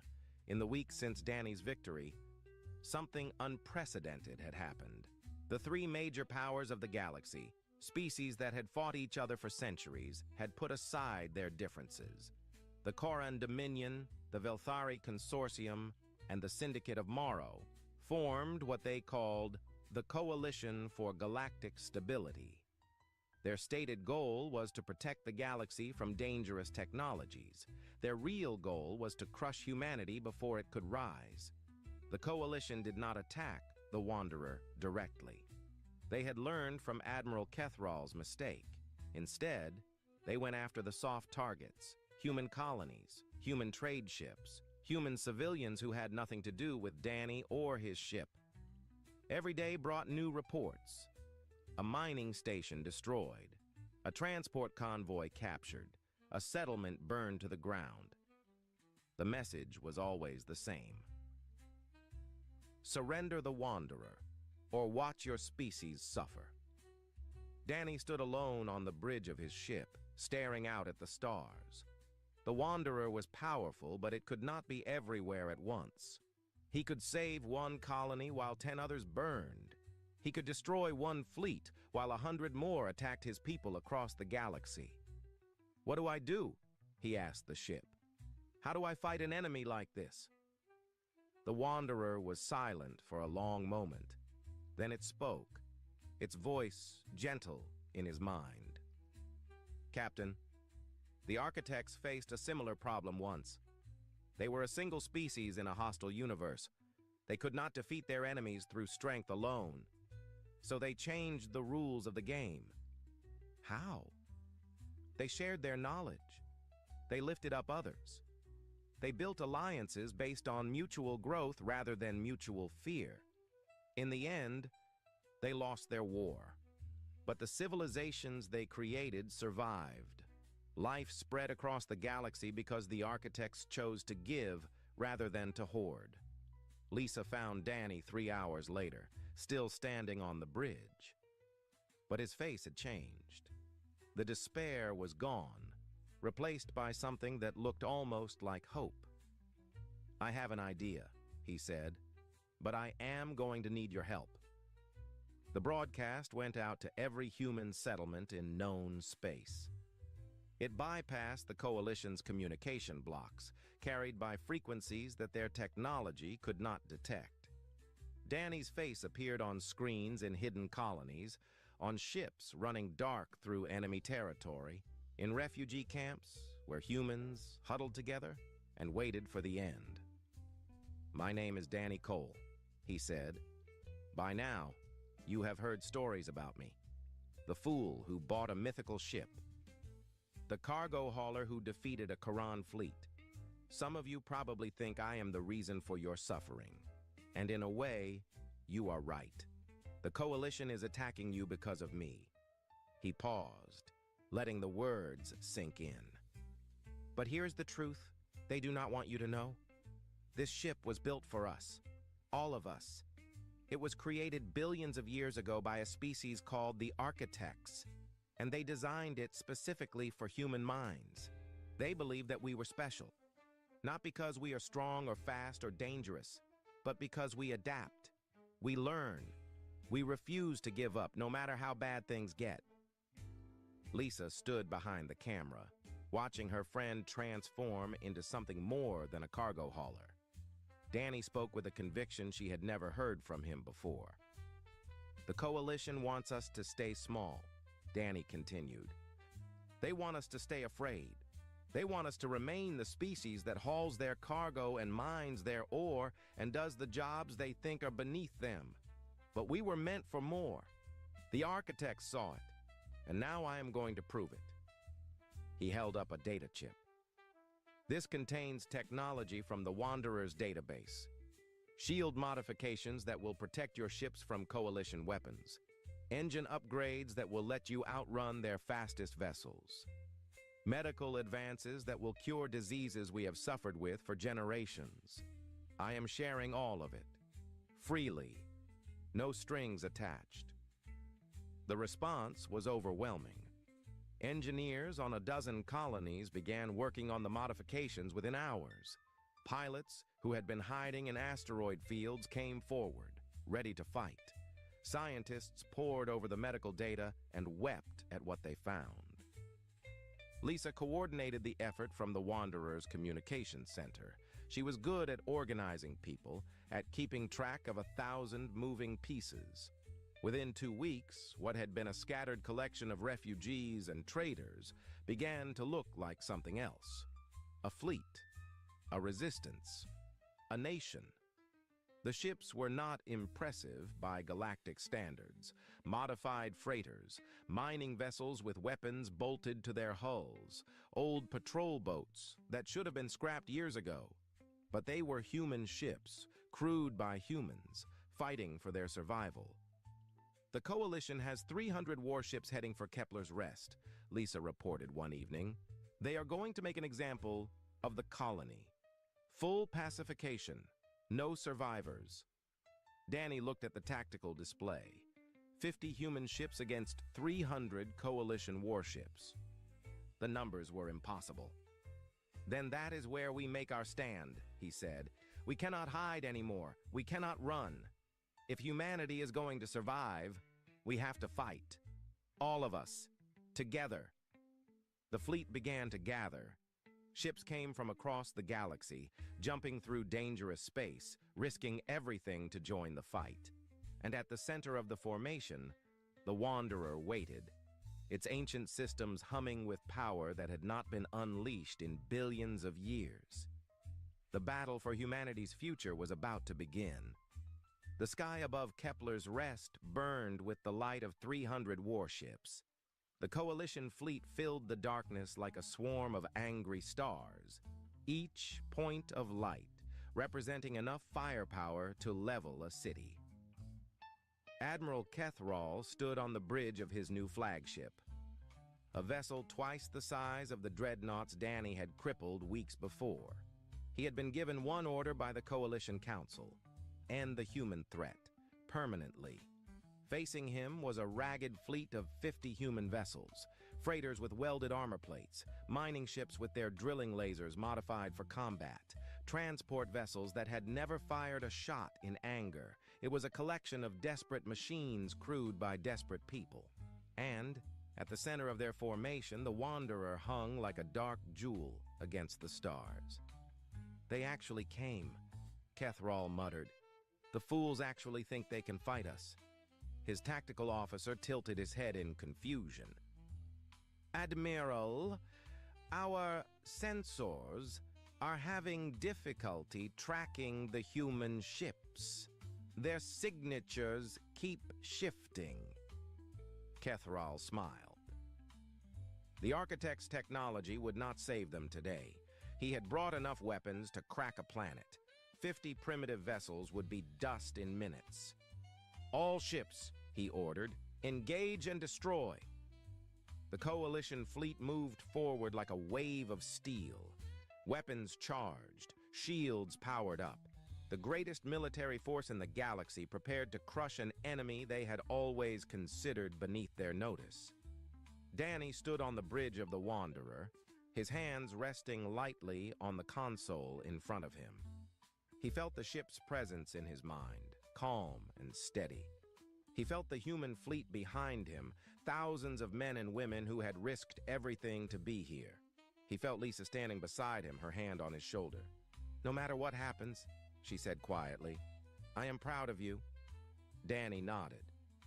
Then he reached out through the Wanderer's systems, connecting with every human ship in the fleet. The architect's technology hummed through the modified systems, linking them all together. 50 ships, 50 crews, one purpose.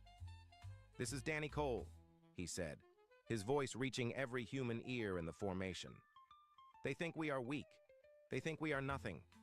Let us show them what humanity can do." The battle began. The Coalition ships fired first, unleashing a storm of energy that should have vaporized the human fleet in seconds. But the ships were not where they should have been. The modified shields bent the light around them, making them appear in places they were not.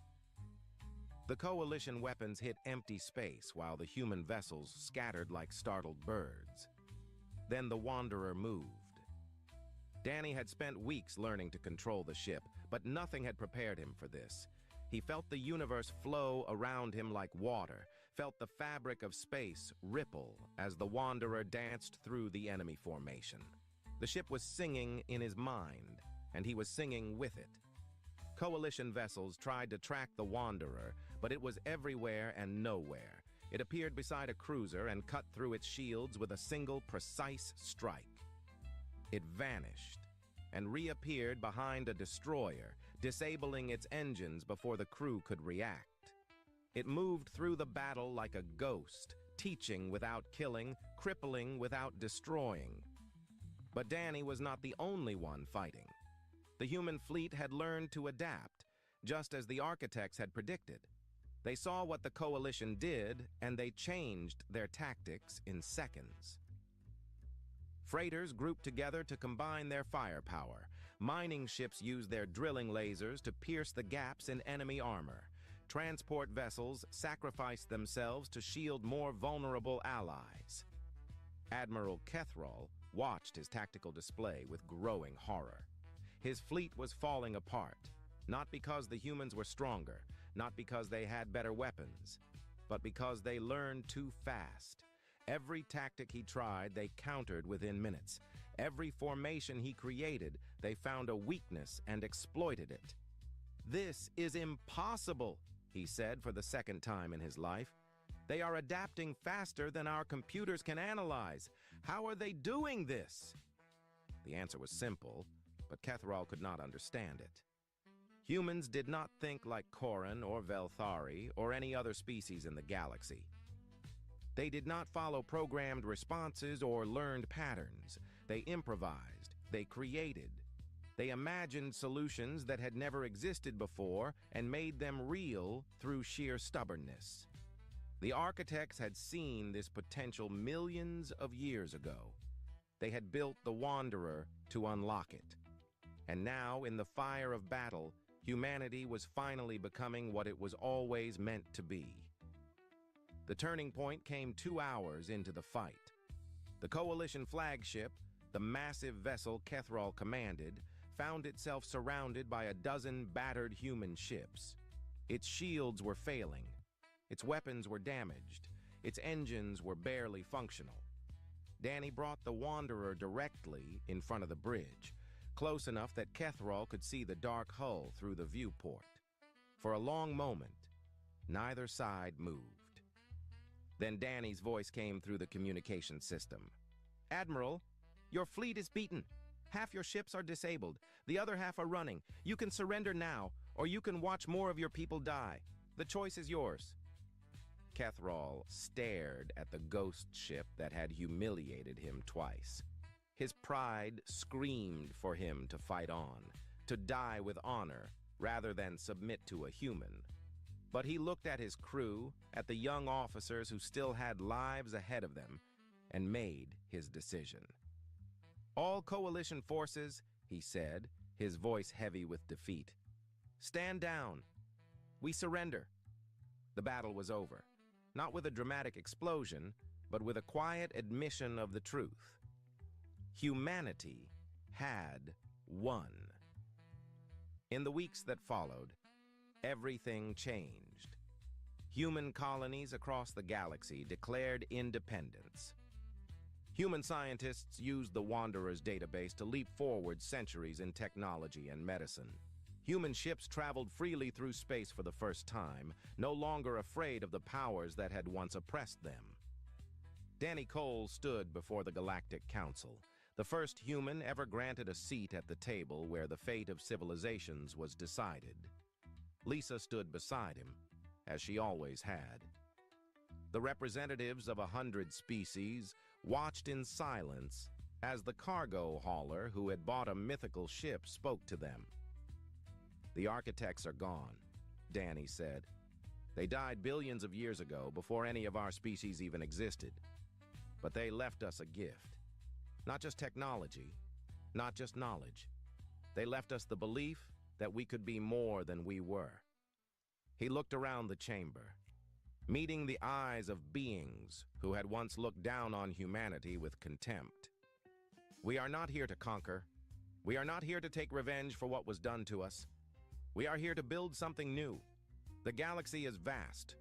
There's room for all of us to grow, to explore, to become something greater than we are today." High above the council chamber, the Wanderer orbited in patient silence to reality. The ship that had waited billions of years for the right species to find it had finally fulfilled its purpose. In the database deep within the Wanderer's core, a message from the architects played on a loop, words that had been recorded when the universe was young. "To our final children, whoever you may be, we built this vessel as a gift and a challenge. The galaxy is full of darkness, full of species that fear what they do not understand.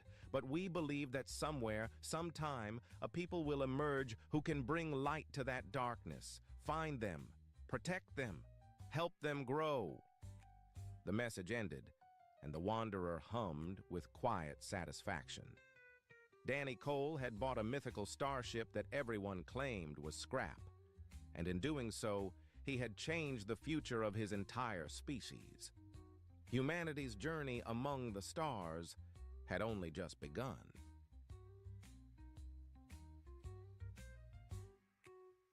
The alarm systems across Zenith Prime Station screamed warnings that made no sense. Ambassador Thakren watched the main display with growing confusion as his four eyes tried to process what the sensors were telling him. Something massive was coming out of empty space, tearing through reality itself like paper being ripped apart. The object that emerged made the ambassador's blood run cold. It was a warship, larger than anything he had seen in his 300 years of service to the Galactic Council. Its hull was dark and scarred, covered in burns and impacts from weapons that shouldn't exist anymore. The metal looked ancient, corroded by time itself, yet the ship's engines still glowed with power. Strange symbols marked its side, letters from a writing system that predated modern galactic civilization by thousands of years. Thakren pressed his communicator with a trembling claw. "Get me the historical archives immediately. I need identification on this vessel." Around him, the council chamber erupted into chaos. Representatives from 847 different species began shouting questions and demands. Some called for military response. Others wanted to flee. The mantis-like ambassador raised his arms for silence, but nobody was listening anymore. The ancient warship hung in space like a ghost from a forgotten era. Its weapon systems were powered down, but every military analyst in the station could see the truth. Those guns were old, yes, but they were built with technology that modern science barely understood. If that ship decided to fight, Zenith Prime wouldn't survive the encounter. Then the transmission came through. The audio was broken and filled with static, but the words were clear enough to make Thakren's heart skip several beats. The language was old, so old that the computer needed 17 seconds to find a translation matrix. When it did, the message played across every speaker in the station. This is the United Earth spaceship Indomitable, Terran Expeditionary Fleet. We are returning home after mission completion. Please provide current navigational coordinates for Earth, Sol System, Orion Arm. Requesting immediate assistance. Our crew is in critical condition. The silence that followed was absolute. Earth. Sol 3. The dead world. The planet that had destroyed itself in nuclear fire 20,000 years ago, leaving nothing but radioactive dust and broken cities. Every school child in the galaxy learned about Earth as a warning, a cautionary tale about what happened when a species discovered weapons before wisdom. But here was a ship, claiming to be from Earth, asking for directions home. Thakren made a decision. Open a channel, and someone wake up our linguist experts, all of them. It took 6 hours to establish proper communication. The ship's AI was sophisticated but ancient, operating on principles that modern computers had abandoned millennia ago. When the channel finally stabilized, 3 faces appeared on the screen, and Thakren found himself staring at creatures he had only seen in archaeological reconstructions. Humans. Actual living humans. The woman in the center wore a uniform that was falling apart at the seams. Her hair was gray and white, pulled back from a face lined with exhaustion. Her eyes were the color of Earth's ancient oceans, blue and deep and currently filled with confusion. This is Captain Sarah Chen of the Indomitable. Who am I speaking with?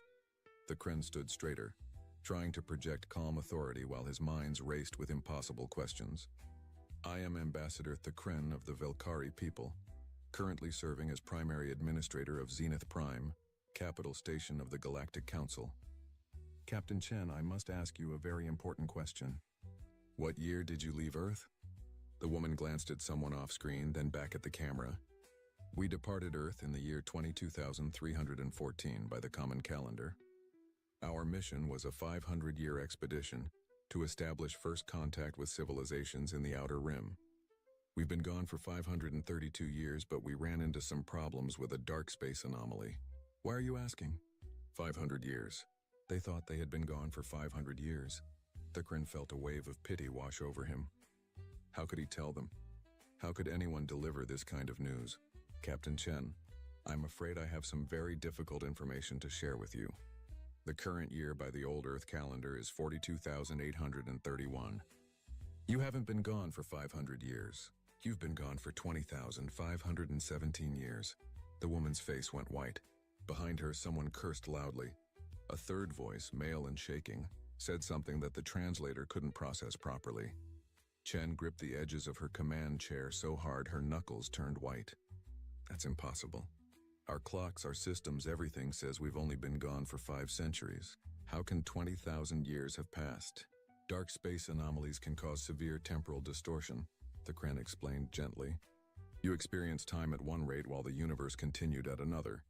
Captain, there's something else you need to know. According to our historical records, Earth was destroyed approximately 18,000 years ago.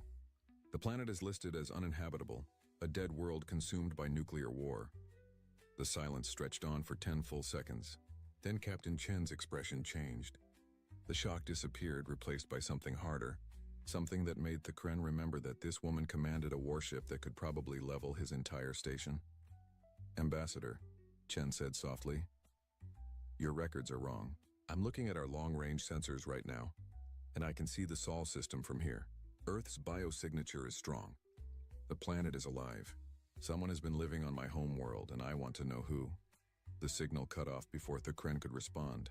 In the silence that followed, every being in the council chamber understood what had just happened. They had told these ancient humans that their world was dead. They had lied, whether intentionally or not. And now a 20,000-year-old warship was heading for Earth, with a crew that had just learned their entire civilization should be extinct. Thikrin looked at the readings coming from the Indomitable's power systems and made another decision. Prepare my personal ship. I'm going with them. And someone tell me everything we really know about what happened to Earth, because something tells me the official story is about to fall apart. The journey to Earth should have taken 3 weeks with modern drives. The Indomitable needed 6 because its engines were running on technology that predated most of the species in the Galactic Council. Captain Sarah Chen stood on the bridge watching the stars slide past and tried not to think about everything she had lost. 20,000 years. Her parents were dust. Her friends were dust. The world she had left behind, the cities and cultures and entire civilizations she had known. All of it was gone. She had left Earth as a young captain in humanity's first great adventure into deep space. She was coming back as a ghost. Behind her, Ambassador Thikrin worked at a temporary console the crew had set up for him. The mantis-like alien had insisted on joining them, claiming he wanted to ensure a peaceful first contact. Sarah suspected the truth was simpler. He wanted to see what had really happened to Earth, and he didn't trust the official story any more than she did. Captain, you should see this. That was Marcus Webb, her chief engineer. He looked terrible, with dark circles under his eyes and hands that shook when he thought nobody was watching. Marcus had a daughter back on Earth, or at least he used to. Now that daughter had been dead for 20,000 years, and Marcus was barely holding himself together. Sarah walked over to his station. What do you have? I've been going through our long-range database, cross-referencing it with the information Ambassador Thikrin provided. 3 of the colonies we were supposed to visit are gone. Not destroyed exactly, but empty. The infrastructure is still there, but there's no life, no power signatures, nothing. Just ruins. The screen showed images of dead cities on airless worlds. Buildings that had once housed thousands of humans now stood silent under alien stars. Sarah felt something cold settle in her chest. What happened to them? Thikrin approached, his multiple legs making soft clicking sounds on the metal floor. The official records say these colonies were abandoned during the resource wars of the 35th millennium. But Captain, I've been reviewing the historical archives more carefully. The timeline doesn't match. These colonies went silent thousands of years before the supposed wars began. Sarah met his compound eyes. You think someone is lying about our history? I think someone has been lying about humanity's history for a very long time. Dr. Amara Okonkwo emerged from the medical bay where she had been reviewing biological samples. The xenobiologist looked exhausted but determined. I found something in the ship's memory banks. The Indomitable wasn't alone. Earth launched 12 expedition ships, all identical to ours, all heading in different directions. According to the departure manifest, we should have all returned within the same century. Sarah felt her stomach drop. Let me guess, none of the others came back. According to the galactic records, no. We're the only one that survived. But here's the strange part. There are reports throughout the past 20,000 years of ghost ships appearing in various sectors. Ancient vessels matching the Indomitable's design, seen briefly before vanishing again. What if the other ships hit the same temporal anomaly we did? What if they're still out there, lost in dark space, trying to find their way home? The bridge fell silent. Somewhere in the darkness between stars, 11 more ships might be wandering, their crews believing they had only been gone a few centuries, unaware that humanity had apparently died and the galaxy had moved on without them. Marcus broke the silence. Why didn't anyone look for us? 12 ships disappear and nobody launches rescue missions? Because by the time you were officially declared lost, Thikrin said quietly, Earth had already fallen to the Archons. Sarah spun to face him. What did you say? The ambassador's antenna drooped in what Sarah was learning to recognize as regret. I wasn't supposed to tell you this. The council leadership wanted to control the information flow. But you deserve the truth. Earth wasn't destroyed by nuclear war. 21,000 years ago, a species called the Archons invaded your system. They were an ancient race, powerful beyond measure, with technology that could enslave entire worlds through psychic connection. They took Earth, Captain. They conquered your people and ruled them for 3,000 years. The rage that filled Sarah was hot enough to burn stars, and the council did nothing. The Council didn't exist yet, not in its current form. By the time we had the power to challenge the Archons, they had vanished. They abandoned Earth and disappeared into the space between galaxies. We assumed they had taken humanity with them, or exterminated them entirely. The nuclear war story was created later, to explain why Earth was empty when survey ships finally reached the system. Marcus slammed his fist on the console. So for 18,000 years, while you all built your perfect galactic civilization, nobody bothered to check if any humans actually survived. That's not entirely fair, Thakren began, but Sarah cut him off. Isn't it? You erased us. You decided we were extinct and didn't bother to verify. Well, guess what, Ambassador? We're not extinct. Someone is living on Earth, and I'm going to find out who. The tension on the bridge was thick enough to cut. Then an alarm sounded, and all personal conflicts were forgotten in an instant. Captain, we're entering the Sol system, reported the navigation officer, and we're being scanned by multiple defense platforms. Very sophisticated designs, unlike anything in the database. The view screen shifted, showing Earth's home system. The sun burned bright and familiar, exactly as Sarah remembered it. But everything else was wrong. The asteroid belt was filled with massive stations. Mars had orbital rings. Jupiter's moons were covered in cities. And Earth itself was surrounded by a network of defense satellites that would have been impossible with the technology humanity possessed when she left. Then the communication panel lit up with an incoming transmission. The voice that came through spoke English, but the accent was strange. The words clipped and formal in a way that suggested the language had evolved significantly. Unidentified vessel. This is Terran Commonwealth Defense Command. You are entering restricted space. Power down your weapons and state your identification, or you will be fired upon. This is your only warning. Sarah looked at Thakren, then at her crew. She had left Earth as an explorer, a representative of humanity's hope and curiosity. She was returning to a world that didn't know her, defended by people who spoke her language but thought she was a threat. She opened the channel, keeping her voice steady and strong.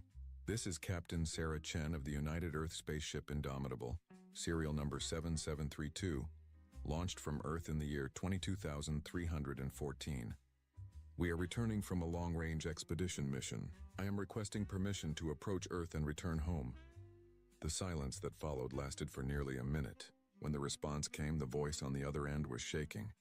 Indomitable. The ghost ship. You're really real. Stand by for escort.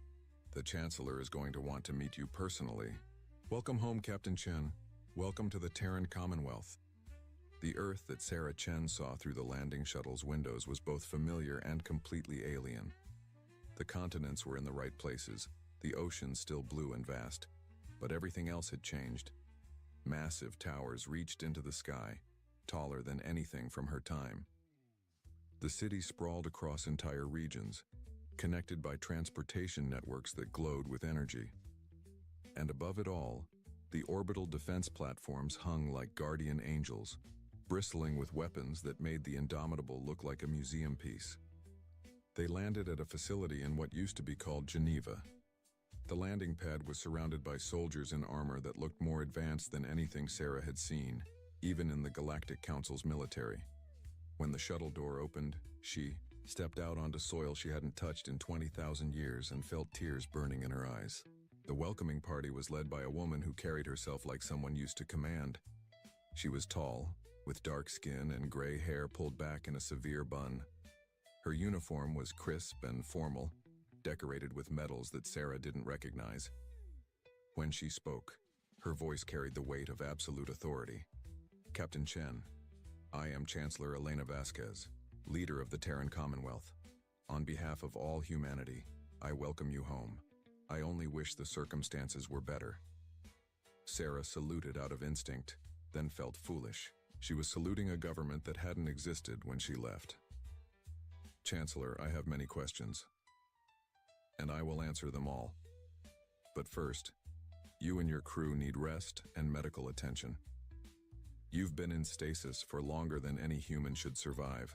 It's a miracle you're alive at all. They were taken to a facility that was part hospital, part research center, part military base. Over the next 3 days, doctors examined them while historians interviewed them, recording every detail of the world they had left behind. Sarah submitted to it all patiently, but what she really wanted was answers. On the 4th day, Chancellor Vasquez invited her to a private meeting in a room with walls made of transparent steel, overlooking a city that never slept. The Chancellor poured 2 glasses of something that tasted like whiskey, but had a smoothness that suggested 20,000 years of refinement. "You want to know what happened?" Vasquez said. It wasn't a question. "I want to know why the galaxy thinks we're extinct when we're clearly not." The Chancellor took a long drink before answering. "Because for 3,000 years we might as well have been. The Archons came when you were gone, Captain. They arrived with ships that could crack planets and minds that could bend entire populations to their will. They didn't negotiate. They didn't offer terms. They simply took control." Sarah listened as Vasquez explained the horror. The Archons had a weapon, a psychic network that could connect to most species' neural patterns and force complete obedience. They had used it to enslave hundreds of worlds, building an empire that stretched across multiple galaxies. Earth was just one more conquest, its people reduced to biological components in a vast machine. But we had something they didn't expect, Vasquez continued. Human neural chemistry is different from most species. The Archon network could affect us, but it couldn't completely control us. Some people, maybe 1 in 1,000, were completely immune. Others could resist for short periods. It wasn't much, but it was enough. "The resistance," Sarah said. "The last rising. It took nearly 3,000 years, but we learned. We studied our captors. We stole their technology. We built weapons, in secret, passed down through generations that knew nothing but slavery. And then 15,000 years ago we struck. Every hidden cell, every secret base, every resistance fighter activated at once. We killed them, Captain. We killed every Archon on Earth and destroyed every one of their ships in our system." The pride in Vasquez's voice was mixed with something darker. Sarah recognized it because she had felt it herself during combat missions. It was the satisfaction of survival earned through violence. What happened to the Archons after that? They left. They abandoned this part of the galaxy entirely. We assumed we had hurt them badly enough that they decided we weren't worth the trouble. So we stayed hidden. We used their cloaking technology to hide our worlds. We spread false information through the galactic networks, making everyone think Earth was radioactive and dead, and we rebuilt. We took everything the Archons had taught us, everything we had learned from defeating them, and we made ourselves strong.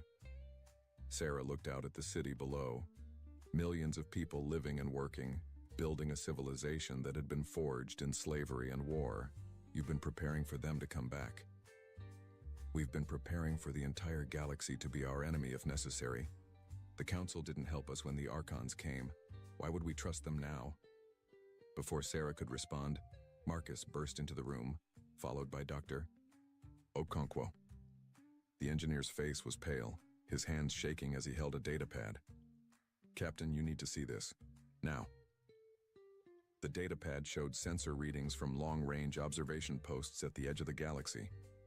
Sarah didn't understand most of the technical details, but she understood the conclusion. Ships were moving in the void between galaxies, thousands of them, maybe millions. And their energy signatures matched the Archon vessels that had been found in Earth's historical databases. "They're coming back," Okonkwo said quietly. "The Archons are returning, and they're bringing an army." Chancellor Vasquez took the datapad and reviewed it with the calm efficiency of someone who had been expecting this moment for years. "How long do we have?" 18 months. Maybe less if they have better drives than we think. The Chancellor nodded slowly, then looked at Sarah. "Captain Chen, I'm going to be blunt. The Indomitable is a symbol. It's proof that humanity had a past before the Archons, that we were explorers and dreamers before we became warriors. I want to use your ship to announce Earth's return to the galactic stage. I want every species in the Council to know that humanity survived, and that we're not asking for permission to exist anymore." Sarah thought about the dead colonies she had seen on the way here. She thought about 20,000 years of human suffering, of generations born into slavery, of people who had fought and died just to earn the right to be free. And she thought about the Archons coming back with an army that could enslave the entire galaxy. "What do you need from me?" Vasquez smiled, and for the first time, it looked genuine. "Help me convince the galaxy to fight. The Council thinks we're a myth or a threat. You're evidence that we're neither. You're the bridge between who we were and who we've become. The Archons are coming for everyone, not just Earth. If we don't work together, we'll all fall separately. Marcus spoke up from behind Sarah. There's something else. I've been going through the Indomitable systems and I found something strange. The ship has components that don't match the rest of the design, pieces that were added in secret before we launched. I think someone knew this was going to happen. I think someone prepared for it. Sarah turned to look at her engineer. What kind of components? The kind that could activate a defense network. Captain, I think the Indomitable isn't just a warship. I think it's a key, and whatever it unlocks has been waiting for us to come home for 20,000 years. The room fell silent as everyone absorbed this information. Outside, the sun was setting on a world that had survived extinction. Inside, 5 people stared at each other and realized that the war they had been dreading was about to begin, whether they were ready or not. Ambassador Thakren stood before the Galactic Council and wondered if he was about to commit career suicide. Around him, representatives from 847 species filled the chamber, their voices creating a noise that sounded like chaos given form. They were arguing about Earth, about the Archons, about whether any of this was real or just human propaganda. Order! The council speaker, a crystalline being named Jarketh, rang a chime that cut through the noise. Ambassador Thakren has requested emergency session time. We will hear him. Thakren stepped forward, his 4 legs steady despite the nervousness coursing through his body. Thank you, Speaker. I have just returned from Earth. The world we all believed was dead is very much alive. The humans have not only survived, they have thrived, and they bring warning of an existential threat to our entire civilization. He activated the holographic display, showing the sensor data from the void. The images of Archon ships moving in formation silenced the chamber faster than any call for order could have. The Archons are returning, Thakren continued. Our intelligence estimates they will reach Council space within 18 months. They bring with them a fleet numbering in the millions, built over 18,000 years of preparation. And according to human historical records, their psychic network can enslave most known species within minutes of exposure. A representative from the Kelhari Collective, a species known for their militant stance, spoke up. Even if this is true, why should we trust the humans? They've been hiding from us for thousands of years. How do we know they're not the real threat? Before Thakren could respond, a new voice cut through the chamber. Captain Sarah Chen walked in, escorted by Chancellor Vasquez and a contingent of Commonwealth guards. She moved with the confidence of someone who had nothing left to prove and everything to fight for. You don't have to trust us, Sarah said, her voice carrying clearly through the chamber, but you should trust your own survival instinct. The Archons will come whether you believe in them or not. When they do, they won't negotiate. They won't offer terms. They'll simply take control of your minds and turn you into slaves. Earth learned this the hard way. We paid the price in blood and suffering. Now we're offering you a chance to avoid the same fate. Chancellor Vasquez stepped forward. The Terran Commonwealth proposes an alliance. We will share our anti-Archon weapons technology, our knowledge of their tactics, and our defense systems. In exchange, we ask for full membership in the Galactic Council, reparations for the 3,000 years of abandonment, and a unified military response to the Archon threat. The chamber erupted into debate. Some species saw the logic in the proposal. Others saw it as blackmail. A few suggested that humanity was exaggerating the threat to gain power. Thakren watched it all and felt his hope dying. The council was too fractured, too political to act quickly. Then the alarm sounded. The holographic display shifted, showing real-time sensor data from a colony world called Threshold 7. Archon ships were coming out of dimensional folds, dozens of them attacking without warning. The colony's defenses were being overwhelmed within minutes. That colony has 40 million inhabitants, Jarketh said, his crystalline voice shaking. We have ships in the area, but they won't arrive for hours. The Indomitable can be there in 30 minutes, Sarah said. Give me clearance and we'll defend your people. The speaker looked at her, then at Vasquez, then at the data showing millions of lives hanging in the balance. Granted. Save them, Captain. Sarah was already running. The Indomitable dropped out of faster-than-light travel above Threshold 7 and immediately opened fire. The old warship's weapons had been designed to fight unknown threats with overwhelming force, and against the Archon ships, they proved devastatingly effective. Energy beams that could crack planetary crust tore through Archon armor. Missiles loaded with experimental warheads detonated in patterns that disrupted their shields. But Sarah wasn't alone. Chancellor Vasquez had sent 12 ships from Earth's defense fleet, each one a modern interpretation of the Indomitable's design. They moved in perfect formation, their tactics honed by 15,000 years of preparation for exactly this moment. Marcus worked frantically at the engineering station, routing power to weapons that were never meant to fire continuously. Captain, the old girl is holding together, but I don't know for how long. Keep her running, Marcus. We just need to last until Council reinforcements arrive. Dr. Okonkwo was at the sensor station, analyzing the Archon ships as they fought.